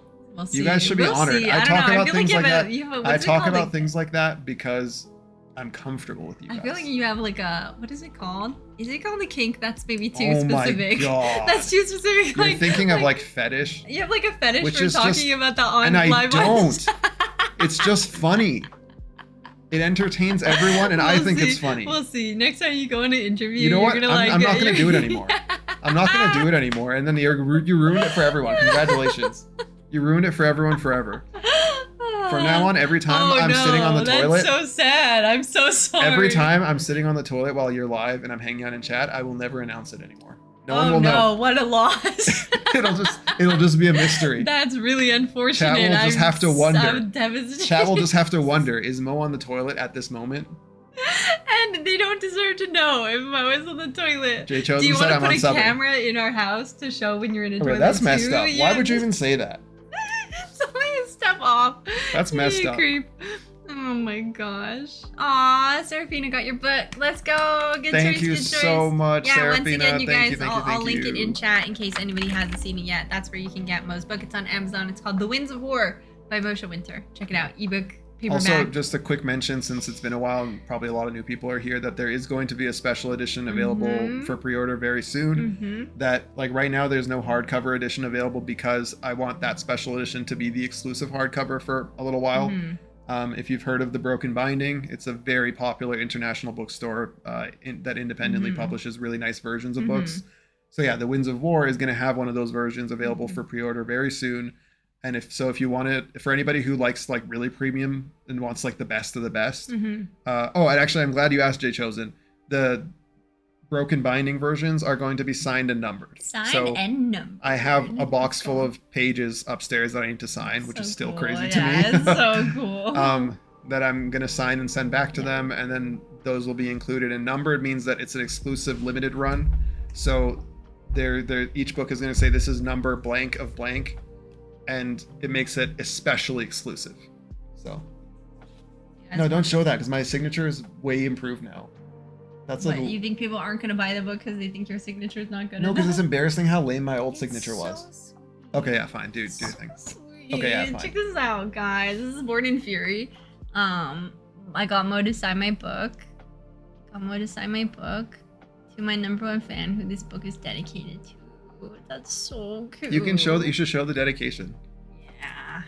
I didn't want to make it about me, so I would, but this is Born in Fury's first book. Check out who it's dedicated to. That's me, for Mandy, who is the light of my life. I cried so much when I read this. And without who, this book would not exist. I cried so much. But that's not... Apparently all our friends cried too. Yeah, they did. Who sent the book to.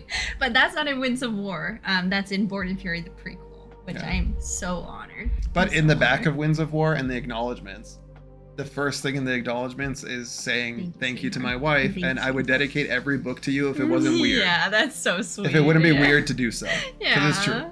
Oh, so sweet. So instead I dedicated the Winds of War to my mom and dad, and then my mom texted me and she's like, is this us? Are you referring to us? I'm like, who else is my mother and father? My mother and father. Yeah, like, no, my other mother that I don't have. It's so funny. Yes, you did. It is fun though. It's fun to do that and then not tell people, and then they open up the book and they're shocked when they see the book is dedicated to them. Thanks, Ben. I'm good. Thanks, Ben. I don't need foot licks. Thank you, though. Oh, my good boy, Benzie. My good boy. It's hanging out down If it looks like I'm jorking, it's because Bendy's here and I'm petting him. Just want to be clear. Not jorking. All right, there was another question up here. Yeah. How did you go about finding an editor? What's a good range to pay for an editor as a new author? If you feel like answering, you don't have to. I think I kind of want to skip that question. Okay, go ahead. Yeah, for your own reasons. It's a completely valid question. Yeah, it's totally but fair. I'm very inexperienced with that. Yeah. And for reasons that I really just would rather not get into. Totally fair. Yeah, totally fair. All right. It is a very good question, though. What I will say is that I highly recommend going to YouTube, or even just like if you Google for like there's a subreddit that's, I think it's called self-publish or self-publishing. It has tons of threads of authors talking about that kind of stuff. And there's also lots of YouTube videos about it. Almost everything I know that I needed to learn for my own publishing journey was learned through the internet. Yeah. Like these days, it's so easy to find so much amazingly helpful information. So, all right. So I have a few questions. Did you want to quit at any point when you're writing this or Born in Fury? Did you think about quitting? Did you weigh that option at all? And I don't. With the Winds of War, I can pretty confidently say the answer is no. Yeah. Because I had released Born in Fury, and so I was like, Born in Fury went as well as it did, despite me holding back so much. Yeah. So I was, of course, when I was writing the Winds of War, it was really easy to be like, no, I should keep going, even when it got really difficult and really, felt really negative at times. It was less a matter of like, should I quit, and more a matter of like, this is going to be pointless. I'm still going to do it, but what if it ends up being pointless? What if no one likes it or whatever? With Born in Fury, there was definitely times where I'm like, is this like, should I even bother? Like, I'm pretty sure I finished half the book before I was even sure I was going to bother finishing it. Like, I remember, I think what happened was I wrote the first quarter or the first half of Born in Fury and was completely uncertain if I was even going to do anything with it. And I think what I did was I got a handful of people to read the first act of the book or the first half of the book or something. And then because the reception was really positive, that made me feel like, okay, yeah, I should get this done. It's worth it. But up to that point, yeah, absolutely. It was like, maybe I should just quit. This is hard. I have no idea if this is any good. Who's even going to read this? But you just continued on just because you wanted to finish it? Yeah, because I mean, at the end of the day, a huge part of why I'm doing this is because it's fun and I like it. I think that's essential for anybody who wants to be a writer. Like if you don't enjoy writing, you're not happy to do it just because you like it, then you probably shouldn't try to be a writer. You should not go into it because you want to just specifically be a successful writer. Yeah, I feel like there are other jobs you can do that will get you more success with more ease than like writing entire books just for like that. Yeah, like you have to. It's similar to what we say about streaming. Like if you want to be a streamer but you don't actually like streaming, which is why we always say like people will be like, what advice do you have for me if I want to consider trying streaming? And the answer is like, just try it. Because so many people will try streaming and be like, wow, I hate this. Yeah, exactly. Like I don't want to talk all the time. There's your answer. Yeah, exactly. Like people will go live and like that's a big one. It's like, I don't want to talk while I play my game. I just want to play my game. Or I don't want people to impose. Exactly. It's like, this is really not for you. Sacred experience. Yeah, exactly. Yeah. Okay. Yeah, Guy said the same thing. It's very similar to streaming in that sense. Exactly. Yeah. Don't know if you've answered this already, but what are your writing tools of choice? I'm actually specifically, Gord first asked yesterday, how do you placate the demons of writer's block? Do you do a live sacrifice, or have you worked another technique? Remember when Gord said that yesterday? You again just like changed someone's question. And answer both. I'm remembering Gord's question I'll from answer that one too because it was really funny. Well, I mean that one's easy. Yeah. We have cows in our area. Oftentimes I'm in my office because we live in a pretty rural area. And so outside my window during the summer in particular, they're really loud and they're actually annoying. So I'm kind of happy to do it. So when writer's block starts to set in, I just head out, wrangle one of them, make the blood sacrifice, store a massive amount of food, and then I get back to writing. But it's a stolen Easy cow. peasy. You murdered someone's cow. I have a deal with one of the local farms. I have a deal with one of the local farmers. Okay. I told him that if my books take off and I do really well, I'll give him a cut. And he agreed, surprisingly. Wow, there you go. This is all true, by the way. So now the other question. Yeah, so his actual writing question. Tools of choice. I actually, believe it or not, am very simplistic when it comes to that. I write my books on Google Docs, and what other tools like? You use like editing. Formatting software. Right. Yeah. But so you can't I recommend that. Yeah, I don't recommend it at all. I use yeah. this formatting software called Atticus because I really didn't want to learn how to use InDesign. Adobe InDesign is the go-to industry standard formatting software to like make the interior of a book, but it's like with most Adobe programs like Photoshop, it's not easy. You have to learn how to use it, and I really didn't want to do that because I've already learned like 3 of those things from Adobe. So I just bought this software called Atticus, which when I was doing Born in Fury did a decent job. It allowed me to format a book and make it look professional and good without needing to know how to use actual professional program. And then with this book, it was just a nightmare. It was a laggy mess. I don't recommend it whatsoever. I don't know what happened, but but as for writing, people are often surprised that I literally write my whole book in Google Docs. Yeah. And I honestly, the fact that Google Docs saves for you automatically as you're working on it, the fact that I can open it anywhere and, you know, take a look at my book on my phone, like what I'll often do is because I tend to be obsessive. I mean, I literally have OCD, so it's kind of inevitable. But when I'm working on a book, I will be thinking about it all the time because I can't help it. And so being able to like say I'm waiting for, I don't know, a doctor's appointment, I literally wrote part of Born in Fury. I remember waiting for a doctor's appointment because I had an idea and I was like, oh, this is how I should write this scene. So I just opened up my phone, went to the Google Doc, and then wrote a bit of Born in Fury. And so it saves for you when you want to share it with people so that like beta or alpha readers can check it out. It's really easy because it's already on Google Docs. You just give them a link. And the only downside is that it depends on your computer's like processing power to dictate whether it will be super laggy or not, because my PC is like a gaming PC. It's awesome. Even when I was writing, even when my book was 200k words, it wasn't lagging. It was pretty much fine. But I think that's not even much of a hurdle because if somebody wanted to use Google Docs, I would say just like separate the book into a few docs so it doesn't start lagging. And then switching between them is really not that much of a hassle. And then actually, even when it comes to my notes, this one is probably inefficient and bad, but I have like for this book, I had a document called Book 1, again, a Google Doc that had all of like my planning and layout for this book. And then I have another document called The Tapestry, which is a giant, like it's literally a novella length document of like 20,000 words. So cool. That is just all of my world building notes and everything. And I'll have those 2 open while I have my writing document open. And then when I'm like, oh, I need to check something from like my world building, I just quickly switch over to that one and scroll down, and it works well enough. Like I managed to write the whole book and I don't think it was super inefficient or anything, but I know that I think so. Yeah, because I mean, I tried Scrivener, which is it's a dedicated writing software that a lot of people swear by. And again, my problem wasn't that it was bad. In fact, it seemed like it was better overall than something like limited like Google Docs, but you have to learn it. Oh yeah, Gord uses Scrivener. Yeah. But if it's better, you should take the time to learn it. So there was 2 things. There was 2 things. One is that I had to learn it, and I've learned so many of these programs that I'm just sick of it. Like I've learned and mastered Adobe Lightroom and Photoshop alone is enough for one lifetime of learning programs. So I just feel so like unmotivated to do that when I just want to write the book.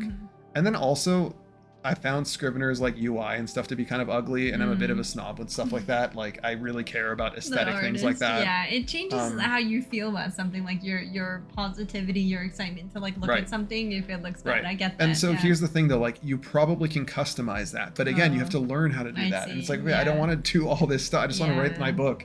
In the time that I'm learning all this, I could have written a quarter of my book, it feels like. And so I end up turning away from it. And maybe I'm just being, you know, like maybe it's not as bad as I think it is, but Google Docs works.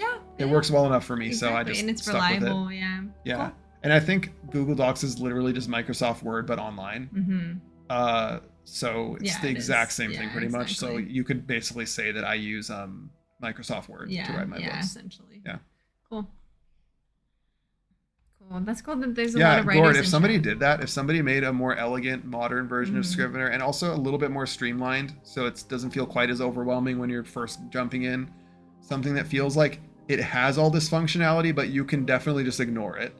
Because when I went in, I felt like I couldn't ignore it. It felt like there was so much going on, and I'm like, I just want to write my book. I don't know. Anyway. No, you can yap about that. People are here to. I just don't know anything about it. So just because I'm not chiming in doesn't mean you should stop. So, you shouldn't be chiming in because you're the interviewer. Yeah. I'm just kidding. I was just kidding. Wow. Okay. We were in the middle of discussing mental health when we got a raid and then we got distracted. This is gonna get ugly. I feel like you are pretty comfortable talking about it. Yeah, I don't mind. Yeah. Okay. In fact, I'm happy to. I think that's it does good for other people. Yeah, and it's also quite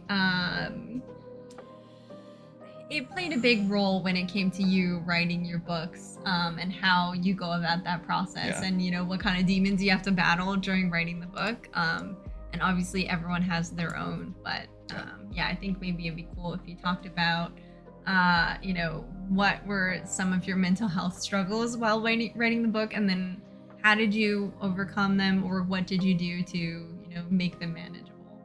If you feel like answering that. The problem is it's such a huge question. Like could you be a little bit more specific? Because it's just specific? Okay. Like that I could give a whole speech on that. Okay. To answer that. What mental health issues have you found get in the way of writing for you? Definitely for me, the biggest one is not necessarily a mental illness in itself. Like I have OCD, I have anxiety, and, ADHD, stuff like that. And I don't actually think those specifically, for me at least, not in like their conventional sense, do those affect my writing process. I guess anxiety is the one that maybe does, but for me, it's like more so just insecurity. Like, or I say insecurity, but low self-esteem is my problem. I have very low self-esteem. And so then when you're trying to write a book, the amount of wasting time and energy on what if it's terrible, or surely it's terrible, or who's gonna like this, or no one's gonna like this. Is it often like connected with OCD about that kind of thinking? For me, yes. And then probably because of OCD, that becomes more obsessive and repetitive and persistent than it should be. Even when I've kind of told this negative thought to go away, it sticks around. And because I guess like it's also coming from a place of anxiety in the first place, because you're overthinking things and you're assuming and worrying about what people might think. And so the biggest detriment for me when I was writing the book is definitely just constant like a negative voice in my head telling me it's gonna suck, telling me that I see. and in the end I'm pretty confident that I've made a really awesome book. But throughout there were legitimately many times where I genuinely thought it was trash, and I was like, wow, I completely failed. Like this is just a complete failure. And I basically needed you to pick me up. Yeah, I know. Which is why I would dedicate every book to you if I could, because they wouldn't exist if I didn't have you helping me out. Because you would have got through. I'm too much of a mess. No, you would have got through it, honey. Okay, cool. Let's see. Any other questions? I just want to read what Chad has to say. Yeah, please. AI in Microsoft Word kind of scares me. What if it steals people's documents? Yeah, I mean, that's probably a concern with Google as well. I'm pretty sure when I'm on Google Docs, there's like a thing. It's like, oh, let AI help, let Gemini or something help you. I just ignore it and hope it's not stealing my book. But like, I think even on Amazon, I'm pretty sure they were just like giving people's books into AI stuff to allow AI to then generate books based on other people's stuff. It's just unavoidable, basically. I would love to know from both of you who's your favorite perspective character and minor character. Ooh, that's a nice question. I wanted to get some book specific questions. That's a good one. So wait, where is that one? This second from the bottom. So Cynical says. Just before that, since this comment is related to what we're talking about, I feel that way about finding a healthy relationship in general, whether that's platonic or not. Really awesome to see someone with similar or further struggles succeed in such a huge way. Yeah, like that. It that can apply to doubt. Yeah, I think it can apply to like people who have that issue, so low self-esteem, anxiety, whatever may be driving it. It's going to apply to everything, and it does for me. But it applied kind of like on overdrive with writing the book for whatever reason. Okay, just to wrap up the mental health part, do you think you would have been able to write these books and switch to being a writer if you had not gone to therapy?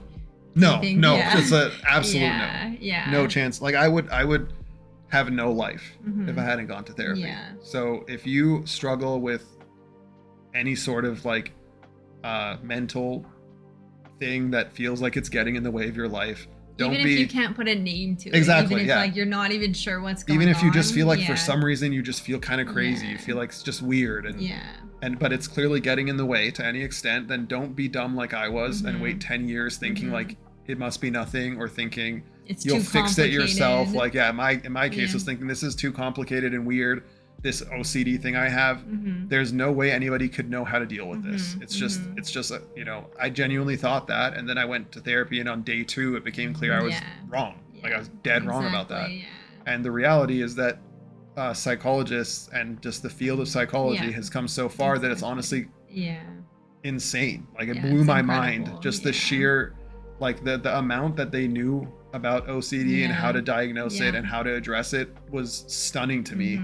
And the same can be applied for literally every single possible mental illness or mental issue. Like it doesn't have to be illness. Like, so illnesses are the diagnosed, it fits into the DSM-5 or whatever. It can even just be something like, low self-esteem. It doesn't have to be a disorder. It can be that like,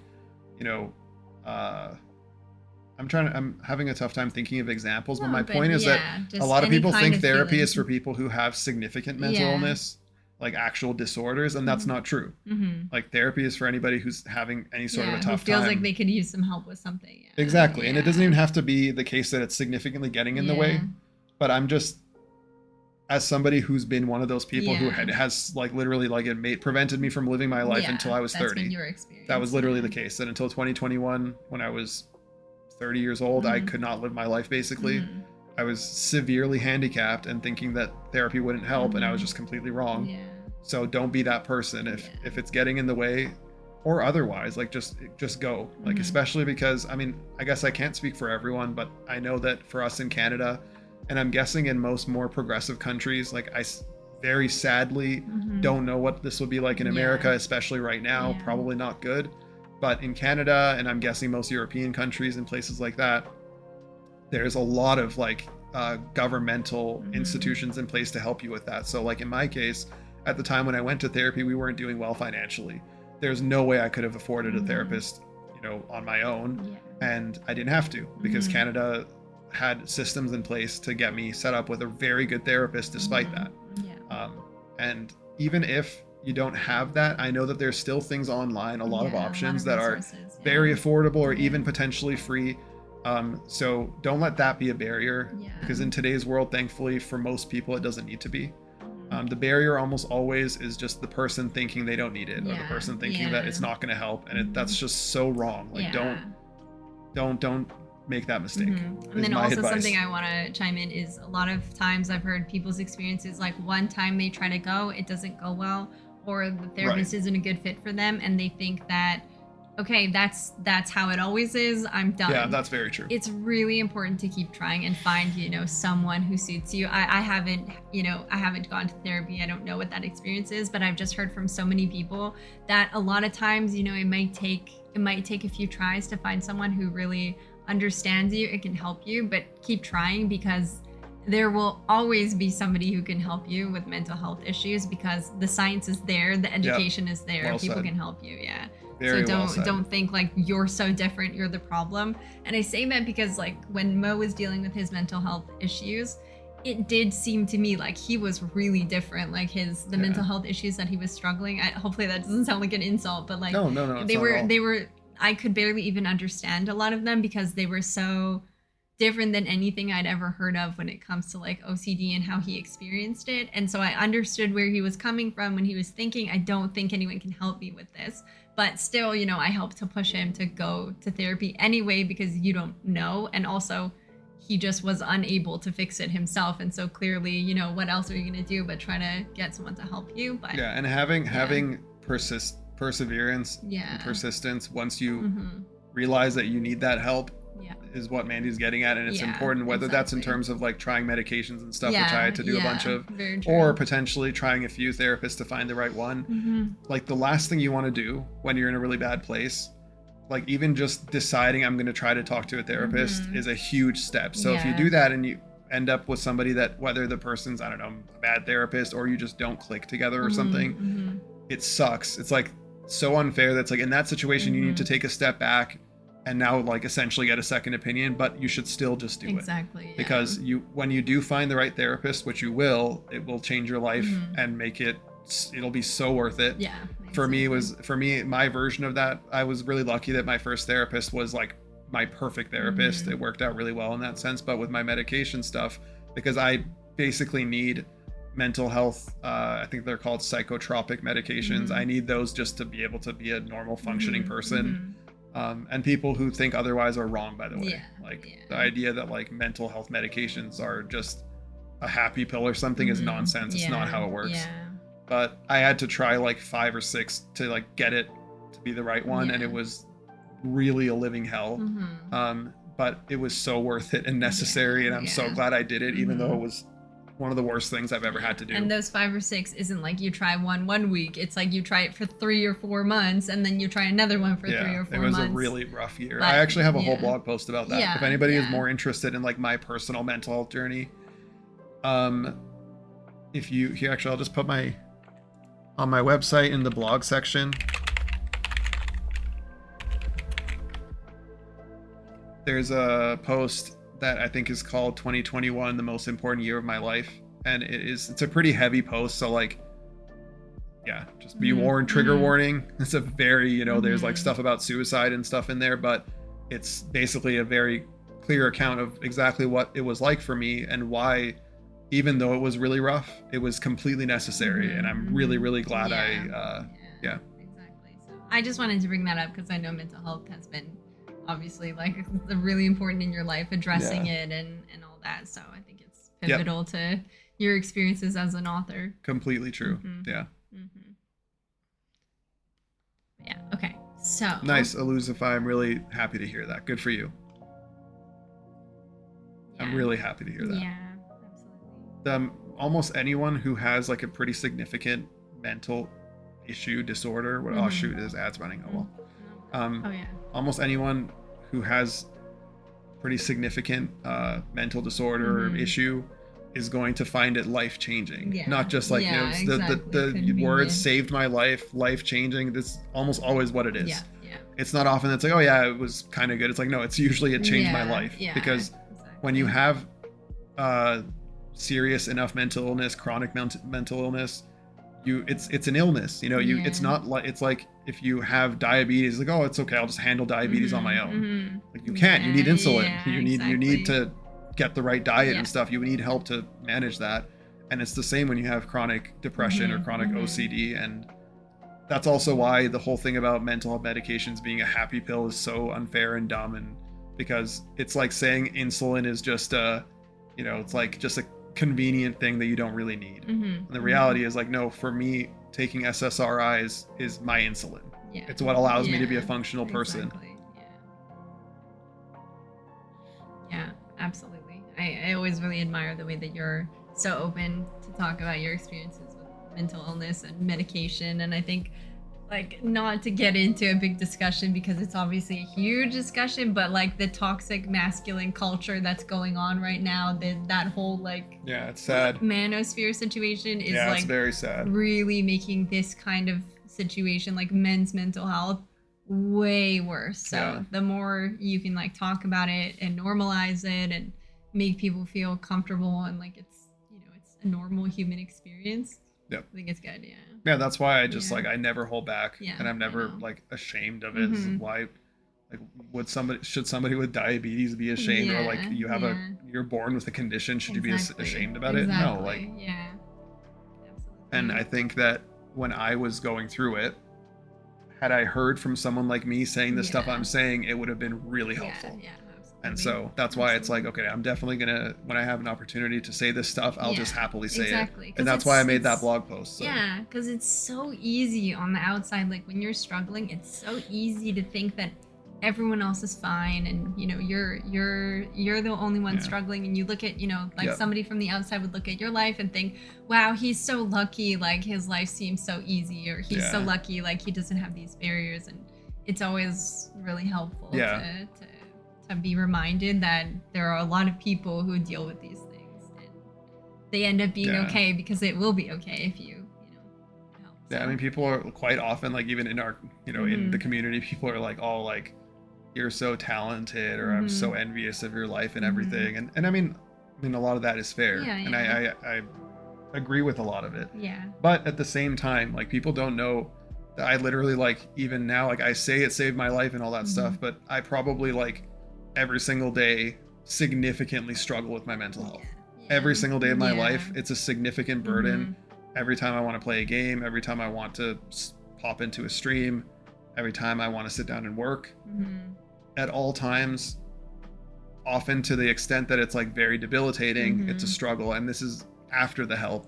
And that's just my reality. You know, I accept it, you know, but at the same time, that's the stuff that people don't see. And I think that probably most people who have mental illness can relate. I guess it's just what you would call an invisible disability.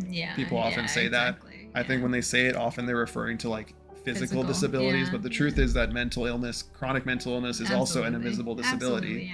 Like, in my case, I have no doubt that it's a disability, because I literally am hindered by it in all aspects of my life all the time. So I know. Chat has been blessed. Noob, I agree. I'm so glad that Mo came on stream today. I'm so glad. And he's had a good time. Yeah, I'm having a great time. Yeah. I'm getting tired. You must be getting tired.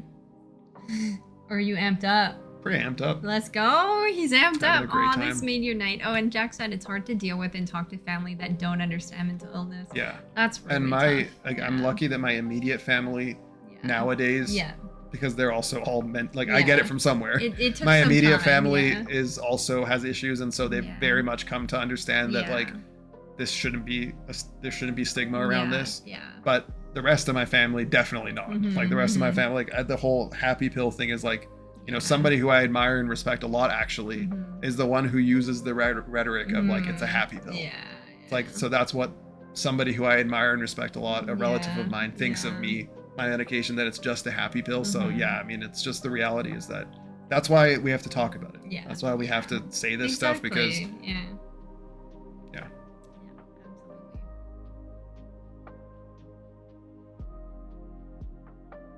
yeah, for sure, Serafina. I'm happy to do it. Good. You guys are awesome for being here and being so sweet and listening to us talk and chatting. It's been so nice, you guys. All right, so there was... sorry, I just want to say, Strawberry, I don't want to, like, you know, be overly singling someone out because it's pretty personal. But Strawberry, because, like, I know you live in the same place as us, roughly, it can be really, like, you know, that it doesn't have to cost anything, and you can literally just go to, like, a normal doctor and tell them that, you know, you feel like you need help for mental health, you have some stuff, pretty serious stuff going on, and you would be surprised that it's pretty straightforward. It's not as intimidating to get into as you might think. There's actually a helpline that you don't even have to go to your doctor. You just call. Remember? Yeah. There's if you look it up. Yeah, it's just there's a lot, because we live in Canada. We have a lot of options that don't need to be costly, that don't need to be excessively stressful. Your therapy was entirely free. Entirely. It was entirely free. It did take a bit of waiting, but otherwise it was entirely free. Yeah. So the downside is a little bit of waiting. That's like, you know, the compromise. But anyway, I just wanted to mention that, because if you feel like you need it, I really think, especially living where we live, I wish I would have known just how pleasant the experience can be. Like, of course, you know, the medication stuff was not pleasant, but there's no helping that. That part is not a matter of, you know, like, no one was making that harder for me. That's just had to be that way. But as far as, like, can our institutions make it easy on us? What I'm saying essentially is that where we live, yes, they really do. Anyway, so I think we can, like, switch back to talking about book stuff. So somebody was asking a question, and I think we lost it now, but they were asking a question about characters in the book. Do you remember the question? Oh, here it is. Yeah, the question. No, that's not it. It's a little bit lower, I think. No, too far. The question was, do you have any favorite major or minor characters, I think. Okay, cool. And I think they asked both of us. Yeah, so I'm allowed to answer. So you're allowed to answer this one too. Well, I'm scared that like can that be a spoiler? No, just be careful with how much you reveal. Yeah, I see. Okay. It doesn't matter that much. Okay. Yeah. It's your book. You should answer. You go ahead. First. Yeah, go ahead. It's your book. You should answer. Sure. This is surprisingly easy for me. I don't know why, but my favorite character to write, and I think just like my favorite character in general, is Kirana, who's one of the main viewpoint characters. That's cool. I don't know why, but I've just always, ever since Born in Fury, because she's in that one as well, I found her easy to write. I found her fun to write. It kind of just like rolls off the keyboard. Rolls off the keyboard really easily. Yeah. Hey, Bobcat Nation, thank you. Thanks for giving us up to Hijinks. Welcome, Hijinks. Thank you, Bobcat. Thank you so much. Much appreciated. Welcome in, Hijinks. Yeah, so Kirana is my pick, and then for minor characters, it's kind of tough because I don't really know what like qualifies, but like I don't know. Actually, okay, you take over because I have to think. My favorite characters are Rizu and Maxon. Oh, Hijinks! Thank you for paying it forward. That's so nice of you. Thank you for the 5 gifted, and welcome on into the 5 people gifted. We salute y'all. Thank you, Hijinks. That's so sweet, and that really helps. Thank you. Okay, so my 2 favorite main characters are Maxon and Rizu. I think Maxon is such a good character. I think you've done an amazing job. I think like just the way his personality is, the personality, and then also like the people he surrounds himself with. I think it's really interesting. I like Maxon's story a lot. So Maxon and then Rizu. Rizu I love. Like I literally play a rogue dagger wielding kind of thief in every single game, and so Rizu is like my peak main character in every game. I would choose her like time and time again. Rizu tends to be a favorite. Like and especially in Born in Fury, I think almost everyone's favorite was Rizu. Yeah. And then in the new book, I think a lot of people's favorite is still Rizu. Yeah. So for me, Maxon and Rizu, I think Maxon, you just did so good with him. He's really cool. And he was a new character with Winds of War. He wasn't in Born in Fury. Yep. But yeah, he's really good. I think Lakari is not a main character, but a secondary character, maybe? Yeah, he's a character. I mean, even though he's a creature, he's absolutely a character. Lakari. Yeah, Lakari's awesome. Oh, but then there's the Wick Wolves, then there's Fen. Yeah, Fen. How can I not choose Fen? Okay, Fen and Lakari, obviously love those. Yeah. How can you Do you not have choose any them? like human minor characters that... Human minor characters. Let me think. There's the one. What's his name? Is it John? The one who John. swears all the John. time and says like the most unhinged, hilarious stuff. Like what's a line that John says that you like? It usually has a lot of cursing. Yeah, like can you think of one? John is so funny. Yeah. No, I'm not good at like recalling specific. Name? He doesn't have a full name yet. He's just John? Yeah, no, he doesn't have a full name yet. Well, he's going to have a family name. I just haven't decided. But they just call him John? Yeah, he's just called John. Does he have a nickname?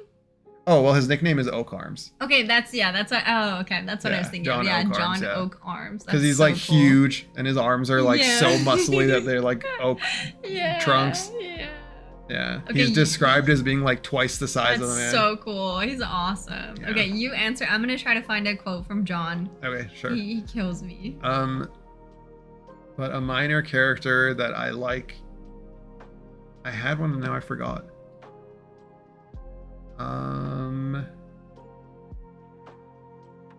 Yeah, everyone's saying Rizu's their favorite. Yeah. Rizu tends to be Rizu. Fan favorite. Yeah, and that art piece wasn't by me, by the way. Yeah. The art piece was by Odd Embret. Yeah, she did a fantastic Instagram job. And Blue Sky. She's my friend. I won't she show did you a great up close job. because I don't want spoilers, but she drew that. Yeah, that's not Rizu, by the way. Yeah. Oh yeah. Sorry, you were talking about Rizu. It's another character. Yeah, it's hard to pick a favorite. I can't pick a favorite, but in terms of like who I liked writing, that's like a minor character. For whatever reason, I really enjoyed writing Sentali, who's like I can't say too much, but he's like a Middle Eastern character, which maybe that's why, because I'm Middle Eastern, so I related with him a little bit. But he's like this really gruff, pretty harsh character, but I think he's quite interesting. I enjoyed writing Pip as well. Pip is like a silly, dumb character. Yeah. And because usually my everything I write is quite serious. Like my book is not a particularly humorous book. Exactly. It has funny stuff, but I'm generally more like, I think that's why I like John. He adds a lot of levity to otherwise a lot of intense darkness. He's like saying hilarious stuff. It makes you cackle. Yeah. So Pip was another fun one, and I also really like Saze, even though like, but it's kind of like, well, Saze is Kirana's attendant. She's like her right hand woman, basically. Mm-hmm. So it's kind of like they go hand in hand. Those two are like almost always with each other in scenes, and they're always talking to each other. And in the same way that I really like writing Kirana, and I find I just really enjoy writing her, Saze is there at the same time, and they bounce off of each other just really smoothly. And I always like the stuff they're talking about. Like, it's not a coincidence that chapter 1 of the book, the first scene is Kirana and Saze having a conversation. And is this a spoiler? No, it's not a spoiler to say that the very final chapter of the book also has Kirana and Saze having a conversation. Ooh, interesting. So you can tell actually by that I like them a lot. That's cool. So, that's really cool. Ooh. Yeah. That is peak, Mo. Yeah, we haven't talked too much about the content of the book because obviously it's brand new, so we can't like spoil stuff. But if you guys have any questions about the book itself, rather than like we've talked about your experience as an author writing the book, if anybody has any questions about the content of the book, and in general, because we're probably not going to be on for too much longer, like usually you go till 4. So if you have any questions, then now's the time to ask them.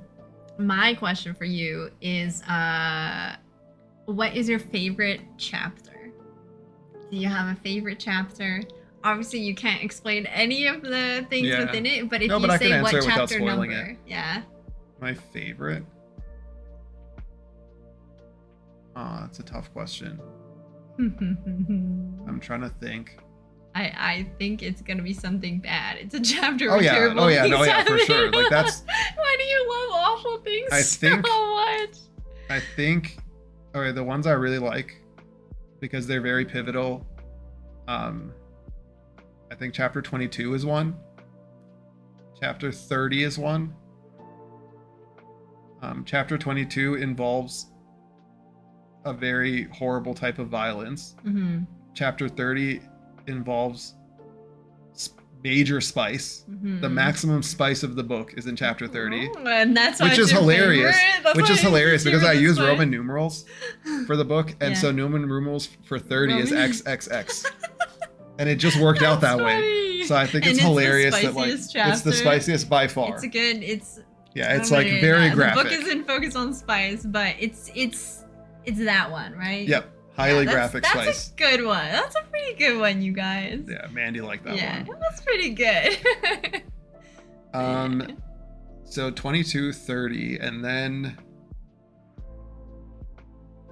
don't make fun of his slur. What? You tried to say Roman numerals, but Norman numerals. Did I say that? Oh my god, I want to die. Did I say that? That makes me want to die. Norman numerals? Oh god. I don't know. It's something anyway, like I feel like I answered the question. Yeah, you did. Adequately. That's great. Habanero or ghost pepper spicy? No, I would say it's neither. According to like considering smut that like readers, smut like these days it's like completely normal to just like write out graphic porn. Yeah, exactly. Every other chapter. Yeah. Like the majority of the most popular books right now, even in fantasy, are like that. And hey, I'm not even hating on it. It's just the way it is. Yeah. So my spice relative to that is like mild and that's boring. That's not your intention to write. You're writing, to tell your story. Right. Yeah. But that one scene is actually like a fully depicted case of coupling. Yeah. It's pretty I'll hot. say. Coupling. Why gotta use that word? Coupling. Because I'm a fantasy author. Fantasy authors. Yeah, it's pretty good. Pretty hot. We got more music here. Amazon recommended me a book called Mountain Daddy after I buy your book. No, it did not. Yeah, I mean that tracks. No. That Mountain absolutely Daddy? tracks. Is that you living in the mountains? Why you gotta make it weird? Okay. Let's see. Any other questions about the content of the book? So we talked about favorite characters. We talked about favorite chapters. We talked about, oh man, I want to ask a question, but I think it's impossible to do it without spoilers. Well, I can try. Or unless you will spoil by asking it. No, I wanted to ask, like, what was the hardest chapter to write? Hard how so? Like, I don't know. challenging to write or like emotionally hard. Oh. Like when I was writing the last few chapters of the book, I was like actually like my mental health was damaged. Like I don't know if you remember, but like we want to like watch a show at the end of the day. I'm like, I'm not doing so good. Yeah, like, because you didn't want to spoil the book for me. And then when I read those chapters, I was also suffering. Yeah. Yeah, but we won't talk about why or how. Yeah, but writing them was like messed up. Yeah. It actually was like left me feeling like not good and needing like a day to recover. Yeah, well, you read so it was challenging in that sense. Challenging in terms of like technically challenging was probably again the mystery stuff. Yeah, I see. Remember when I read some awful stuff in your book and I got mad at you and I was crying? I was like sobbing so much. I was crying. Funny because like we often will read before bed, so we'll be in bed, each reading our book, and then I just like suddenly hear like sniffling and like some like weird moaning sounds. I look over and Mandy's like sobbing. She's like painful sobbing. Like my heart hurt. I felt sick to my stomach. I'm like, why did you do this? Yeah. What is wrong with you? I specifically said, what is wrong with you? Why do you want to hurt us? Yeah. And that's why it's what I said to it. Why do you want to hurt us? And you do. You want to hurt your audience. Yes. So if you want to go through pain, it pleases me. Yeah, that's what's But at least the audience can know that it hurt me as well. So we're sharing the pain. Yeah.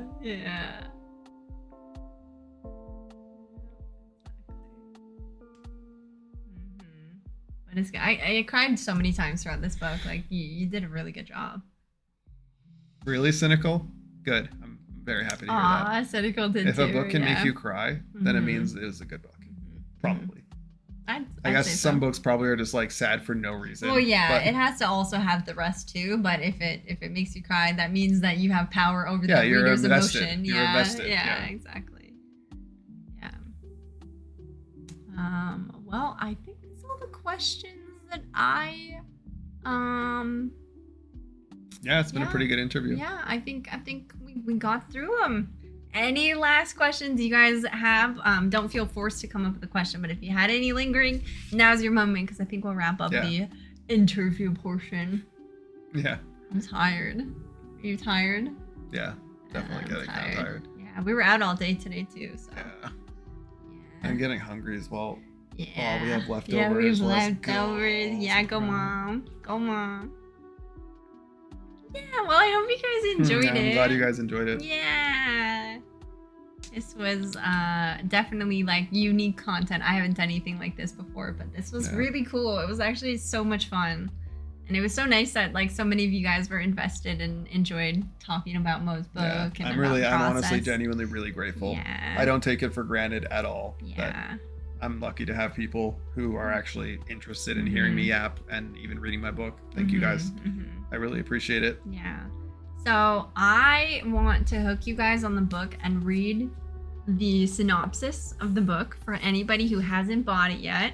Anybody who hasn't gotten the ebook, anybody who hasn't got the physical version, you can get them both on Amazon. Let me read it. Or do you want to read it? You should read it. Sure. Yeah, because you can have the right emphasis, right? I'm not much of a narrator, so I'm not like, don't expect theatrics, but I'm just gonna read it. I'm just gonna read it. Yeah. All right.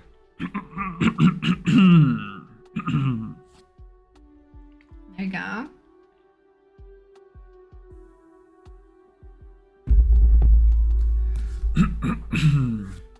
I'm just kidding.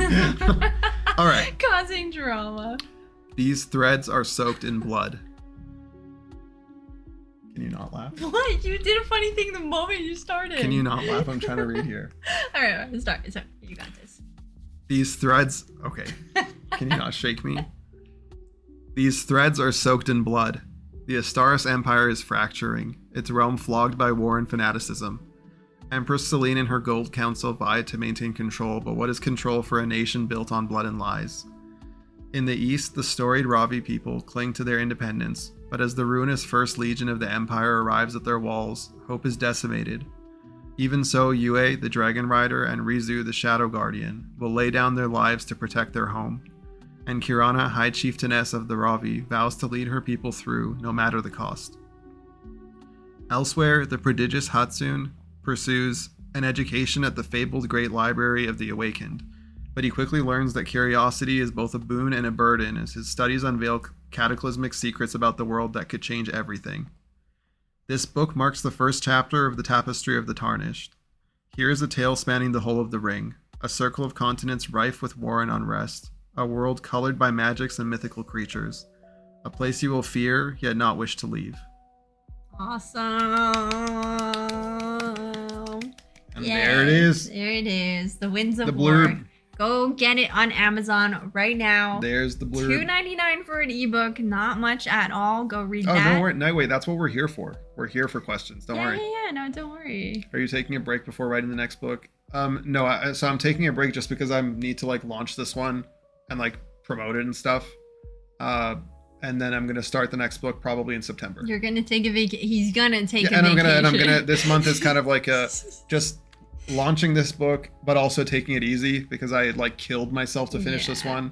I was crunching, like working from dawn till dusk for like many of the days of the past 2 months. Fainting episodes. Yeah, I actually like full on fainted Yeah. from overworking myself. Yeah. So I definitely am gonna take this month to recover. Mm-hmm. And in terms like, we've been talking about mental health. Well, my mental health has not been taken care of.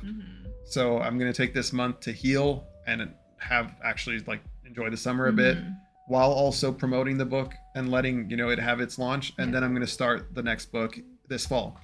And I'm not going to commit to anything because I don't know exactly what the plans are, but I'm thinking I might, something a lot of authors do that I also might do is write a novella, cool. which novellas are usually like up to 100 pages, so much shorter than a full book, but also much quicker to write. So I might write and try to release a novella before the end of the year. Oh, that's cool. I think you 100% should do that. I think everyone would leaning towards really it. enjoy it. Yeah. And then because also as I do that, I'll be able to start working on the second book. So yeah, that's a good idea. Some great questions. How inspired is the trilogy title by Elden Ring? Completely unrelated or a little bit? That's cool. Cool question. I don't feel like it's inspired by Elden Ring, but then at the same time, like I'd obviously played Elden Ring before I started this series, and you're like the word tarnished is used a million times. So how could I not be influenced by that? It like sparked something. Yeah, but the reason I chose the Tapestry of the Tarnished, the reason I chose Tapestry is because I feel like it's just epic. It like invokes this sense of like epicness, like. You think of a tapestry on a wall, it's like what kind of saga is woven into it. Ages, and then Tarnished would be a huge spoiler if I were to say exactly why. But a lot of the imagery in the book is about like gold. The book cover has the color gold on it. My logo and the tree has the color gold. The house words of House Astaris is ours is the gold. Cool. That's so cool that you have house words. The Tarnished ties into that as well as a lot of other stuff that you will find out about in like book 3 and stuff. So awesome. But then when I was also thinking about it, I was like, oh, Elden Ring people will love this, which is a lot of people nowadays. So it's another reason that it's a good title to have as well. Yeah, that's and that has happened. Yeah. People who are fans of Elden Ring are like, oh, cool, I want to read this now because it says Tarnished. Excuse me. Like I'll be honest, this is a like Twitch chat exclusive bit of tea that you guys can't go telling anyone. But I definitely did. I mean, I guess it's probably kind of obvious, but I definitely did like when it comes to the title of the series, Tapestry of the Tarnished, and especially the title of the book, The Winds of War. There's definitely a little bit of marketing going on there. The Winds of War is quite similar to another book that a lot of people are anticipating. What's that? I've never heard of a book like that. As I've said, may have been very inspired by the author of that book with my own book. And so it felt like a good choice to call my book The Winds of War and have the same acronym as that other book. Is that the first copy? So this is the 4th. I had to do 4 proofs. Like these ones, if you look at you can see it says not for resale. Yeah, those are these are proofs for like testing the printing to make sure it looks good, so that when I launch it and people buy the actual one, it's all good. This was the 4th one. The first one is the first one was pretty nasty in comparison. This one's a lot nicer. The cover's so good. So there's a lot more questions. There's this one if you want to answer it. Rothfuss is your inspiration? No. There's some stuff. I definitely a bit of some stuff. I think with regards to prose, I'm inspired by Rothfuss because his prose is just beautiful and poetic. Wind, right? Yep. Yeah. But in almost every other area, I'm quite not inspired by Rothfuss. Yeah. All right. Let's see what else. What else we got? By the way, I just want to clarify. I don't mean he's bad. He's amazing. Just he's not an inspiration to me personally. Sounds funny when you say. Yeah, that. I said it in a way that made it sound way worse than it is. Like. I'm like, well, okay.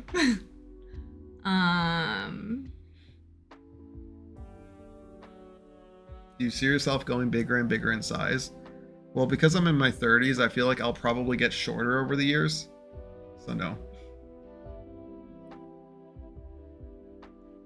I think this is a troll comment. Pretty sure. Anyway. Is it? Or is it just because I mean it could also be a good question. I'm pretty sure. Well, I responded with the troll answer Yeah, anyway, so. sure. Okay. I think there's a couple other cool questions. Sure.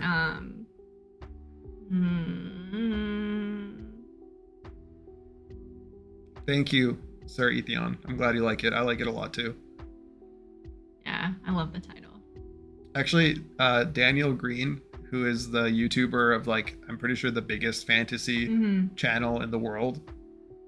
He featured the Winds of War on his channel for his fantasy news thing because of the cover reveal, because he liked it. And then when he read the thing that it says at the top, he specifically referred to it as a tantalizing tidbit. So he liked it too. The first passage upon the tapestry of the tarnished. Yeah, it is tantalizing tidbit. Because usually it just says like the first book of, or it'll say like the tapestry of the tarnished book 1. And I'm like, no, it's gonna be more tantalizing in my case. Or at least I feel confident now because Daniel Green of all people called it a tantalizing tidbit.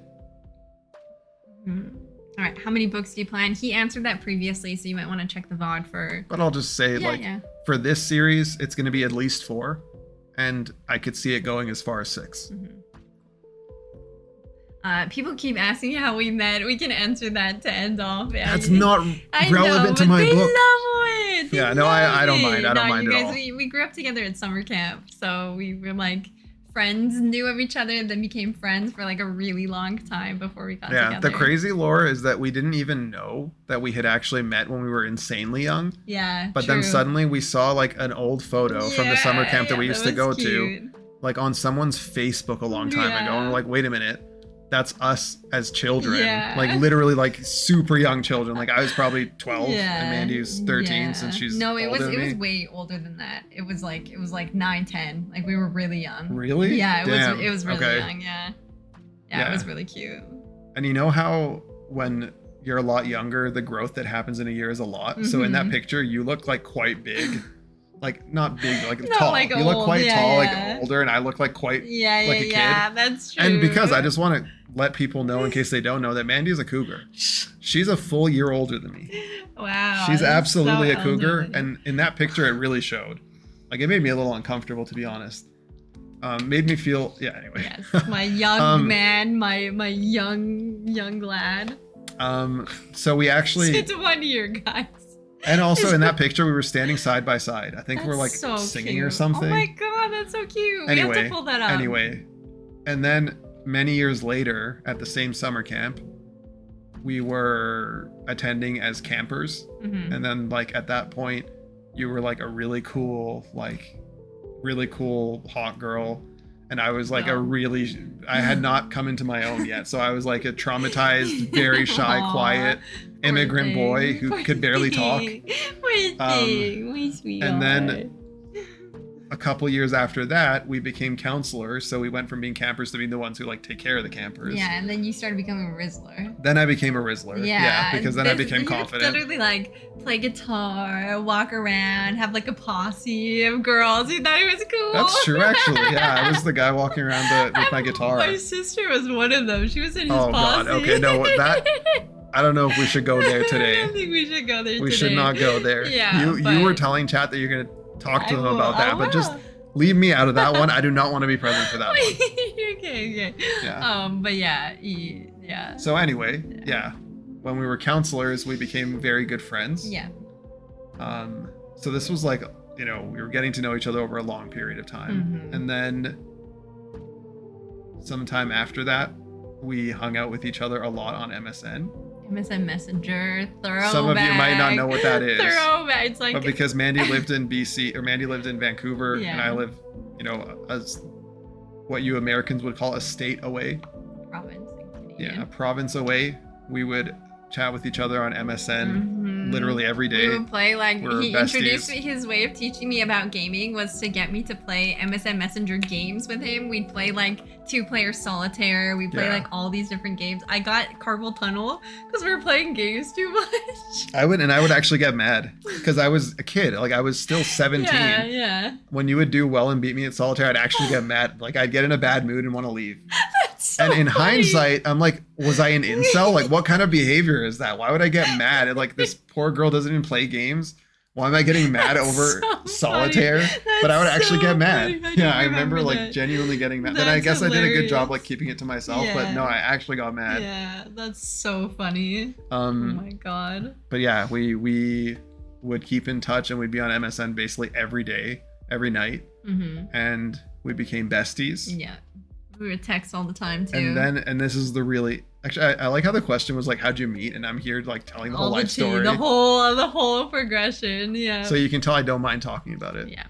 But then, this is the really dark part of the story. It's hard for me to talk about, even now. It's hard for me to remember. Yeah, it was so hard for you. So I have regret. We were besties. We were talking to each other on MSN every night, getting closer and closer. And then at some point I was like, oh, wait a minute. Like, I'm feeling a little more than friendship now. And so we had to talk about that. I expressed how I felt. And then Mandy was like, yeah, I'm good. I don't feel that way. Sorry. So I was like, okay. I fell for this girl. And then she actually... And then she's like, no, I'm good. No, it was so sad. No. Apparently that's really common. Like women, for whatever reason, we all have a really hard time like committing. Yeah, I'm sure it was so hard for you. No, it's really common. I've heard it a lot. I'm sure you really went through it. A lot of women are just like, no, I don't want to change a good thing. I'm scared. I'm scared it's gonna ruin it. Yeah, that's true. Yeah, that's what it was. It wasn't like, obviously I cared a lot about you, but I was just like, I'm so scared of what this could do to our relationship because we're so close. And I was like, I'd rather that. And so I was scared. That's why. But fortunately, I persisted. Yeah. And fortunately, Mandy was open-minded. She wasn't like extreme about it. Like, okay, I'm going to get out of here. I'm not about this. Oh, man. And then like a little while later, like 2 months later or something, then she was like, oh, actually, maybe I do feel that way too. And then like a year after that, we got married. Yeah. True. And imagine, like, you guys imagine, like, I don't know how to word this because he persisted in a very gentlemanly, like, good way. You hear like some stories where like the girl says no and then the guy is like way too pushy and then she says yes just because she feels pressured. It wasn't like that. It was like, because we were so close, it was a conversation. It was like, are you sure that's how you feel? Like, think about it. I want to make sure, you are saying what you actually feel. I think in like today's climate, it's just important for guys because it's usually the guy who's like, being pushy. Yeah. It totally can be the other way around. Yeah. But usually we're talking about guys who are in that position.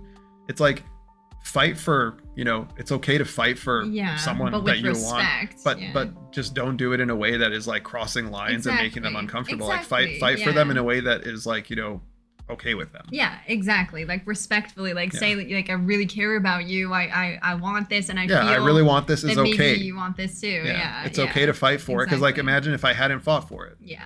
We would not have gotten married and this channel would not exist. Exactly. Yeah. Like I often think if he didn't push me that little bit further than I genuinely actually needed, like by asking me if this is really what I wanted and really how I felt, then like we would not be here. Like 12, 13 years later, we would not be here with this incredible happily life. Ever after. That's such a scary thought because I was a bit afraid to change our friendship. Like that's really, really scary. Yeah. So I'm very grateful that you pushed me. Yeah, after being and absolutely you stayed destroyed, strong, after and being you didn't let rejection after stop being you from absolutely love. crushed, Yeah, absolutely destroyed. Yeah.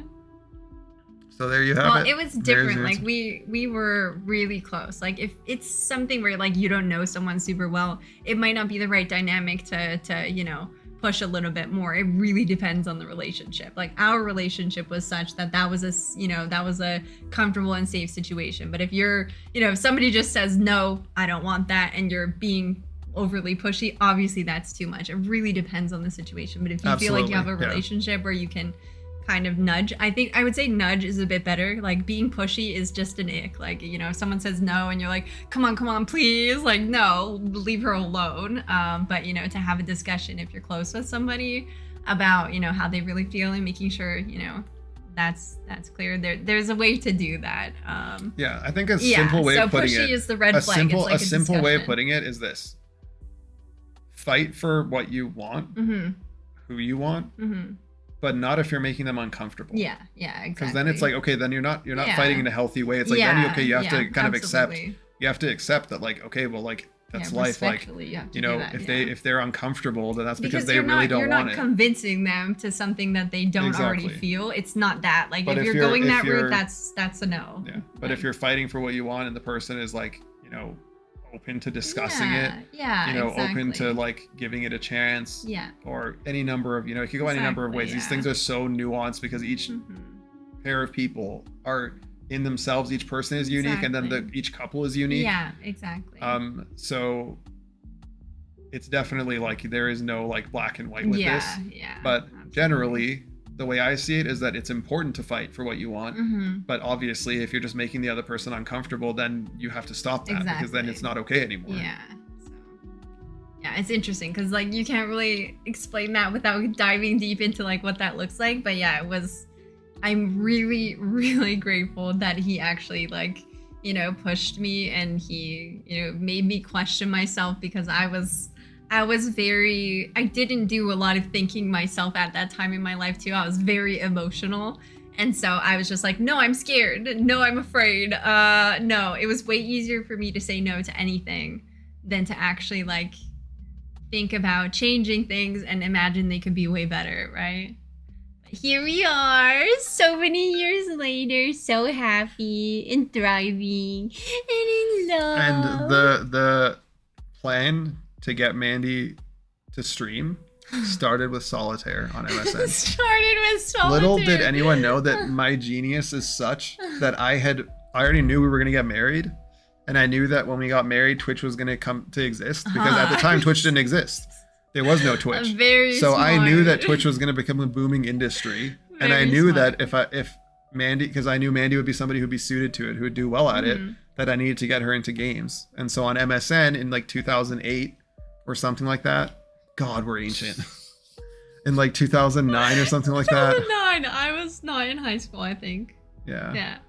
I got her playing solitaire, gave her that gaming itch. Oh God, that was 15 years ago.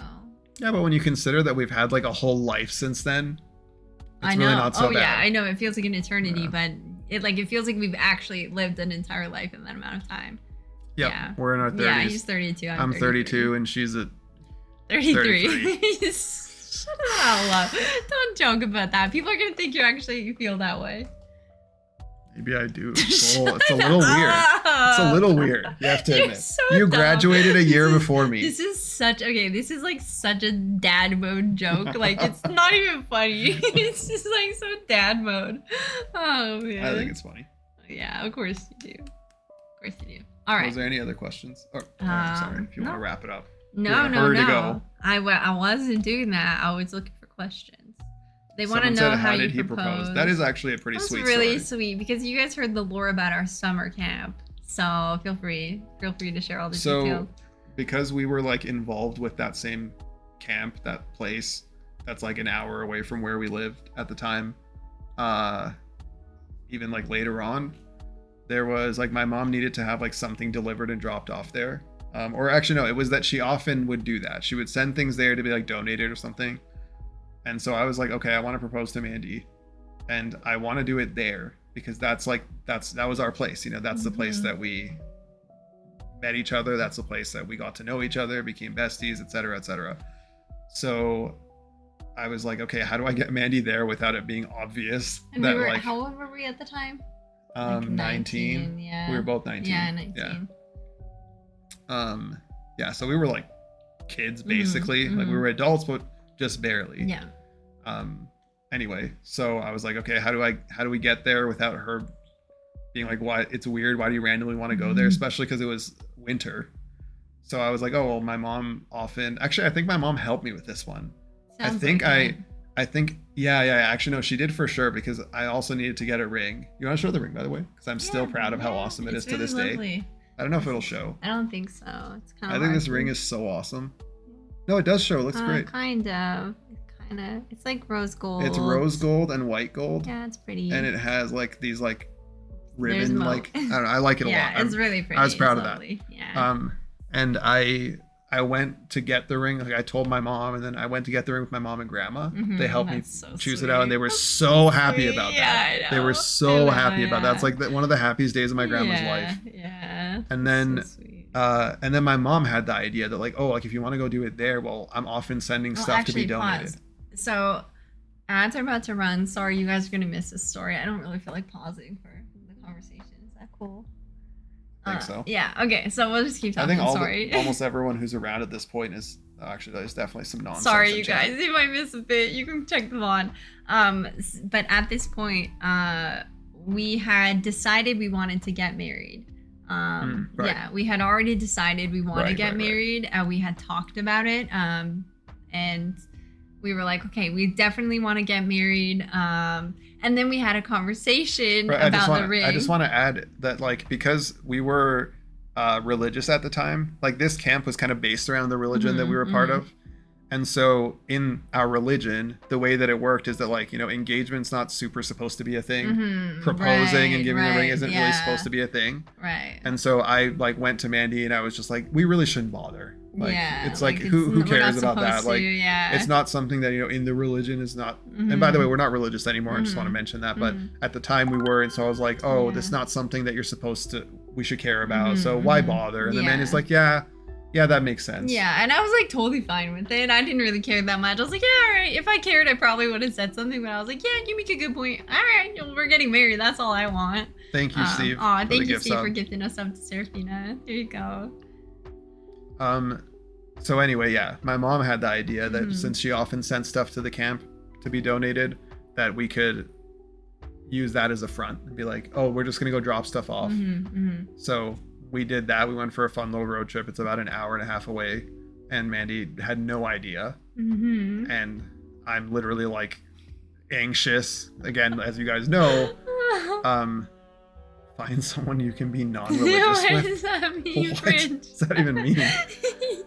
Yeah, I'm because again I have anxiety, so like I have this ring in my pocket. I'm just like so anxious the whole time, and Mandy has no idea. She's like woohoo, listening to music and stuff, and yeah. So we go to the camp, and because it's winter time, there's actually no one there, and we go to like where do we drop off the donations, because we actually did have the donations. And also funny because we were kids, I was literally driving my family's van. So cute. This nasty van. Cute. Not romantic at all. Not cool, that's for damn sure. And so we go, there's no one there, like, okay, I guess we'll just leave the donation bags somewhere where they'll find them. And then I'm like, you know, sweating bullets. I'm like, how am I gonna do this? Oh God.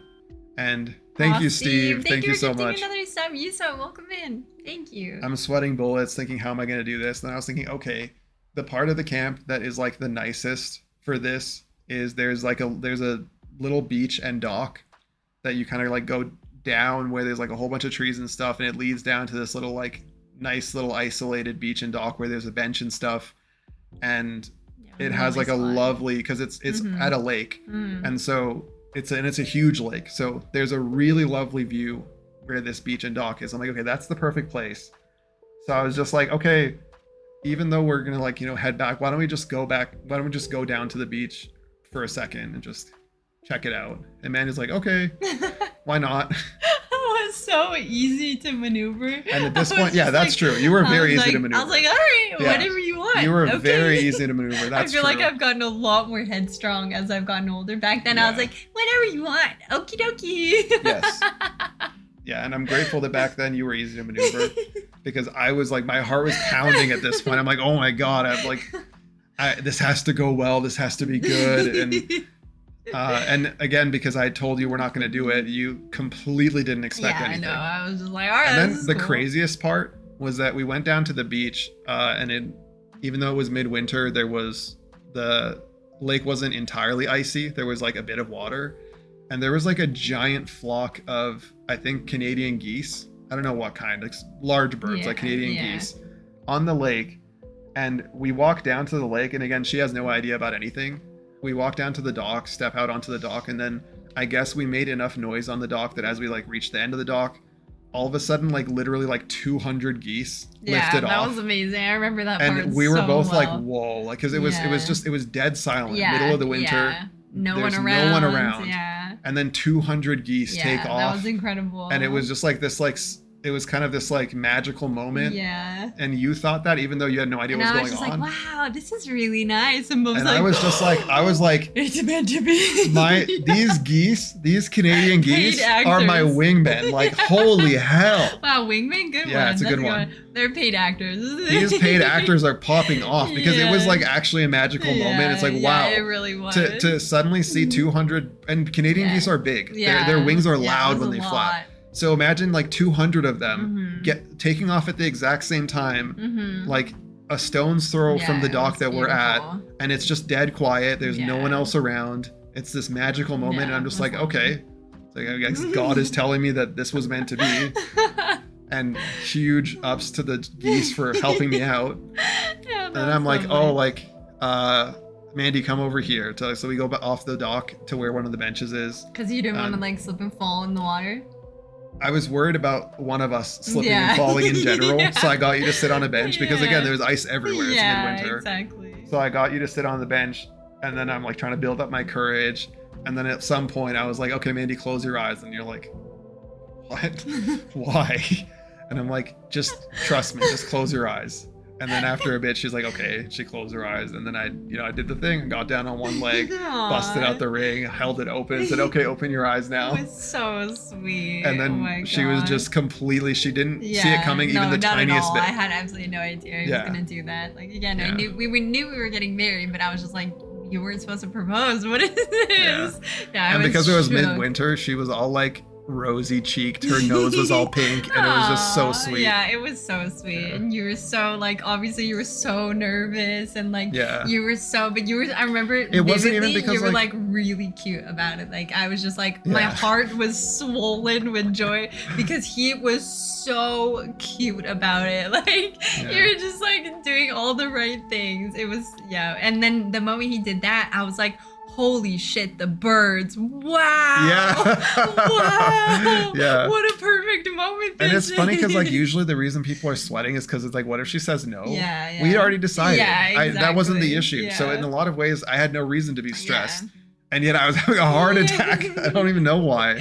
Yeah, well, it was very sweet. I love you, honey. So yeah, that's our story. Yeah. And then we got married.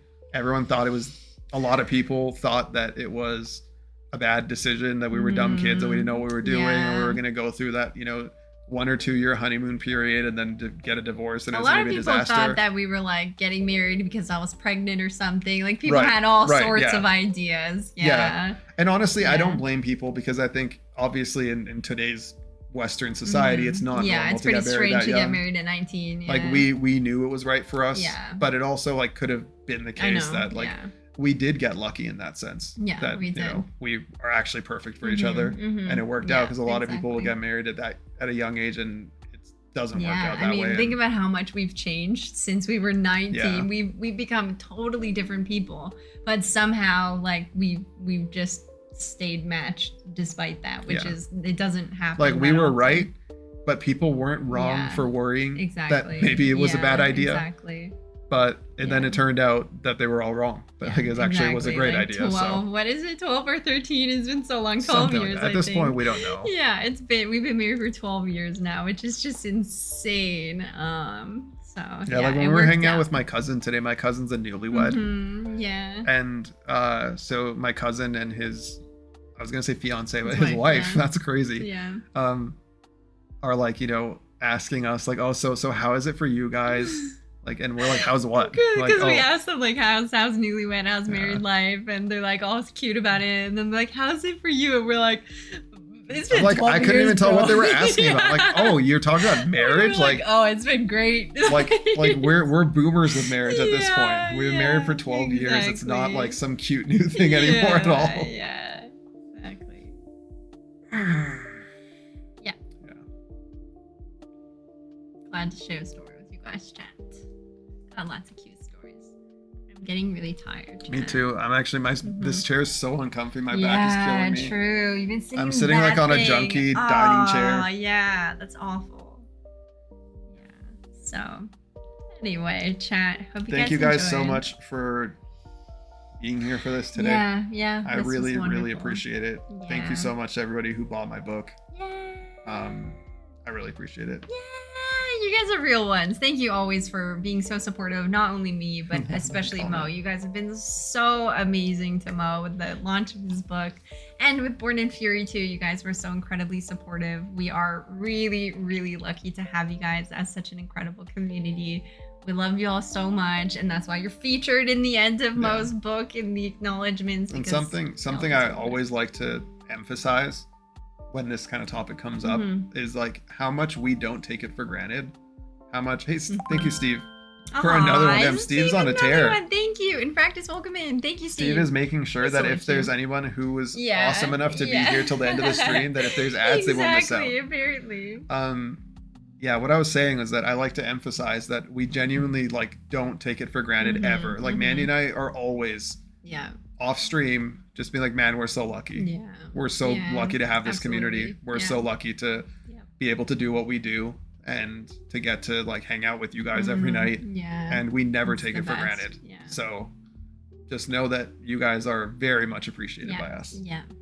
All right. Well, it was a cute comment.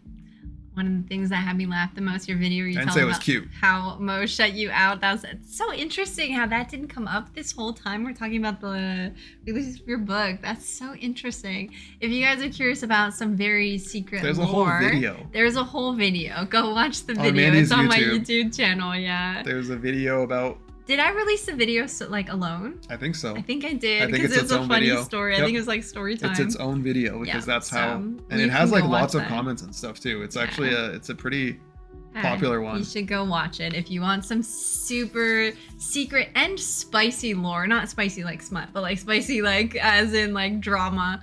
Go check that video. It's pretty damn funny, and it was a big L on his part.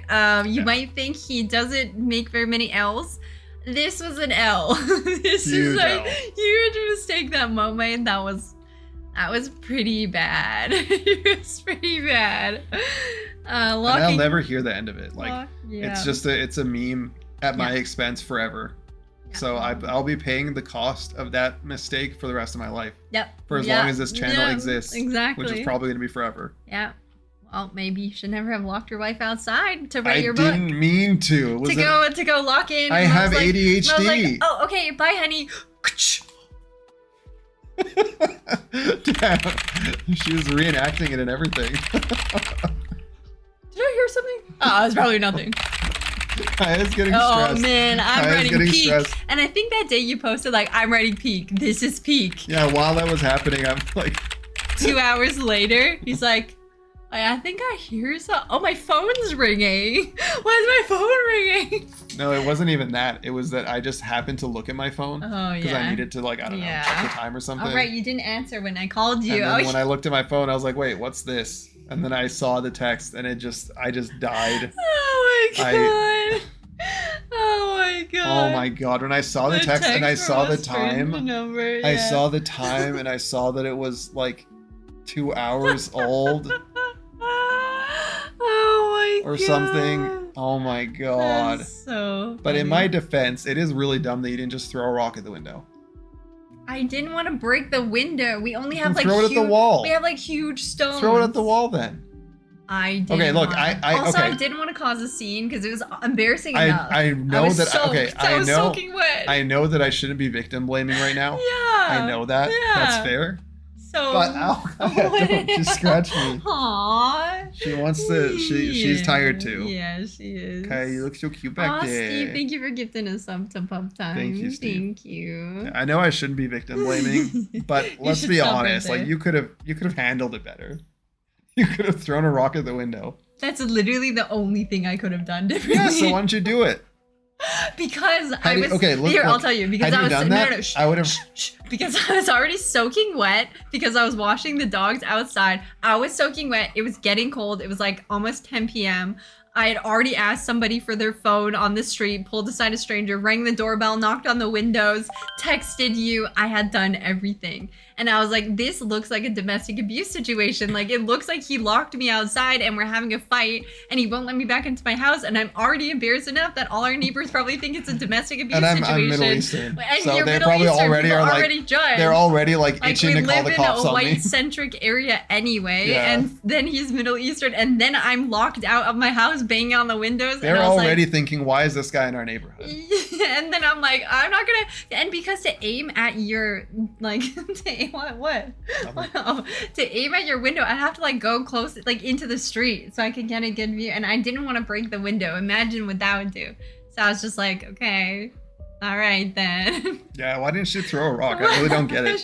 Like, it could have been resolved within 15 minutes if she threw a rock at the window. Why do you keep flinching as if I'll hate you? I'm not gonna hit you. I don't know. I'm not gonna hit you. Because you're being like, Kaya's getting stressed too, because you're giving off very threatening vibes. As we talk about this, you're really, honestly, you're making us very scared.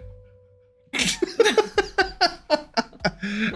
This is peak deflecting. Yeah. This is I'm victim blaming deflecting. and I'm like gaslighting. Yeah, this is an ugly side of Mo you might not have seen before. Yeah. Yeah, so anyway. The not taking accountability side of Mo. Oh my gosh, she's so cute. Take accountability. To be fair, take in my defense. accountability. No, to be fair, that's not the right answer. Oh, I was gonna say that I did. I took it on the chin and felt bad. Now? What about now? Well, it's been a while now. I can make a case now after all this time. All right. Great. No, actually, to be fair, that literal day when you were telling the story on stream, I was in chat being like, well, you could have thrown a rock. Yeah, I know. Yes. I was already... But you don't mean it. I don't mean it, yeah, you were exactly. the absolute humongous That's the key thing. problem. Like, almost every time that we're like, I don't know, saying stuff like that, we're always joking. Exactly, and it's because obvious obviously we're you joking. mean it. You yeah, felt I it. locked you out for 2 hours. So ashamed. Of Yeah. course, it's one of the worst things I've ever done to you. Exactly. I want to die every time I think about it. Yeah. That's why, like, you weren't really even mad when you came in. Because I could see the guilt, like like he was melting with guilt. Yeah. Like you come in and I look like I've been I've been to war and back. Yeah, he's like, so sorry. Thousand like, mile stare. What's it called? The 1,000-yard stare when you like, I don't know, been to war and back. That was me when I opened the door. I'm like, no. Oh, 1,000-yard stare. Oh yeah. So. Hunched over like a dog who's sad that they did the thing. Yep. Yeah, that was me. A guilty face. Mandy forgot her keys. Yeah, like, why would you go out without your keys? Like, for real. Oh, because I didn't think the door would lock itself. That's wild. I went inside, locked the door. And this was all to write peak. Went upstairs, put my noise canceling headphones on, and locked in. Locked in on the book. Made some good progress. Do you remember what you were writing? No. I remember you said it was peak at least. It was good. It was good for sure. Like, it was a very well done part of Born in Fury that people ended up liking. Yeah, shout out to those Sony headphones. They were great. Yep, the noise canceling worked really well. Mm-hmm. Yeah, those were the white Sony headphones that they sent. I don't remember which ones they were. Yeah, well, things happen over time. They were great otherwise. I feel like they fell apart too fast. Nah, they were pretty good. They're like $350. They fell apart too fast. I feel like it was like 2-3 years. I feel like you're just being a shill because they sent them for free. Well, I would love Sony to send me free stuff. Yeah, me too. anytime. So why am I? I want that too. So I'm actually you know. I'm shooting myself in the foot. Yeah. Those what if headphones Sony watches this? were so good that I'm getting emotional thinking about how great they were. Buy the Sony headphones. All right, dad joke. Do you have a dad joke? Do you carry those in your head? You do? Wow. What? This is my go-to. This is not you. I'm really This surprised. is my go-to. He's not this person. What's happening? What did the pirate say to the ocean? I don't know. What? Nothing. He just waved. The pirate waved to the ocean? Oh no, sorry. I messed it up. No! No! I messed it up.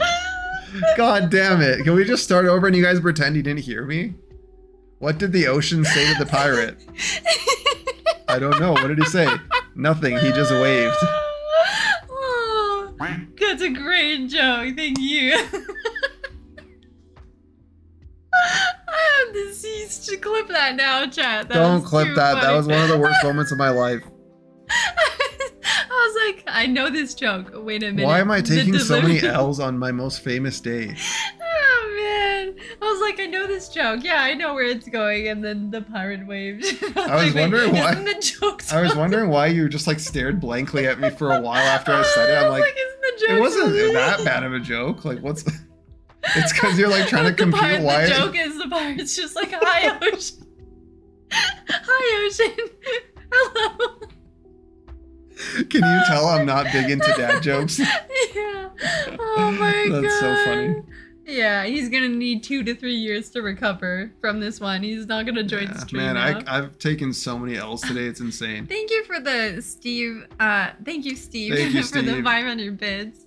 Thank you. That's very, very nice of you. Oh my god, the first attempt killed me. Yeah, I should have said nothing. He just waved and the ocean waved back. Get it? Yeah, that would be an improvement for sure. Oh my gosh. Is that Bunny from Dizzy? What? Oh, yes. Yeah, if you mean Miss is Miss Bunny also from Dizzy's chat? Yes. Miss Bunny is Grimm's wifey. Yeah. She's sweet. Is it raid time? It's raid time if you want to raid. That's crazy. I'm technically raiding someone.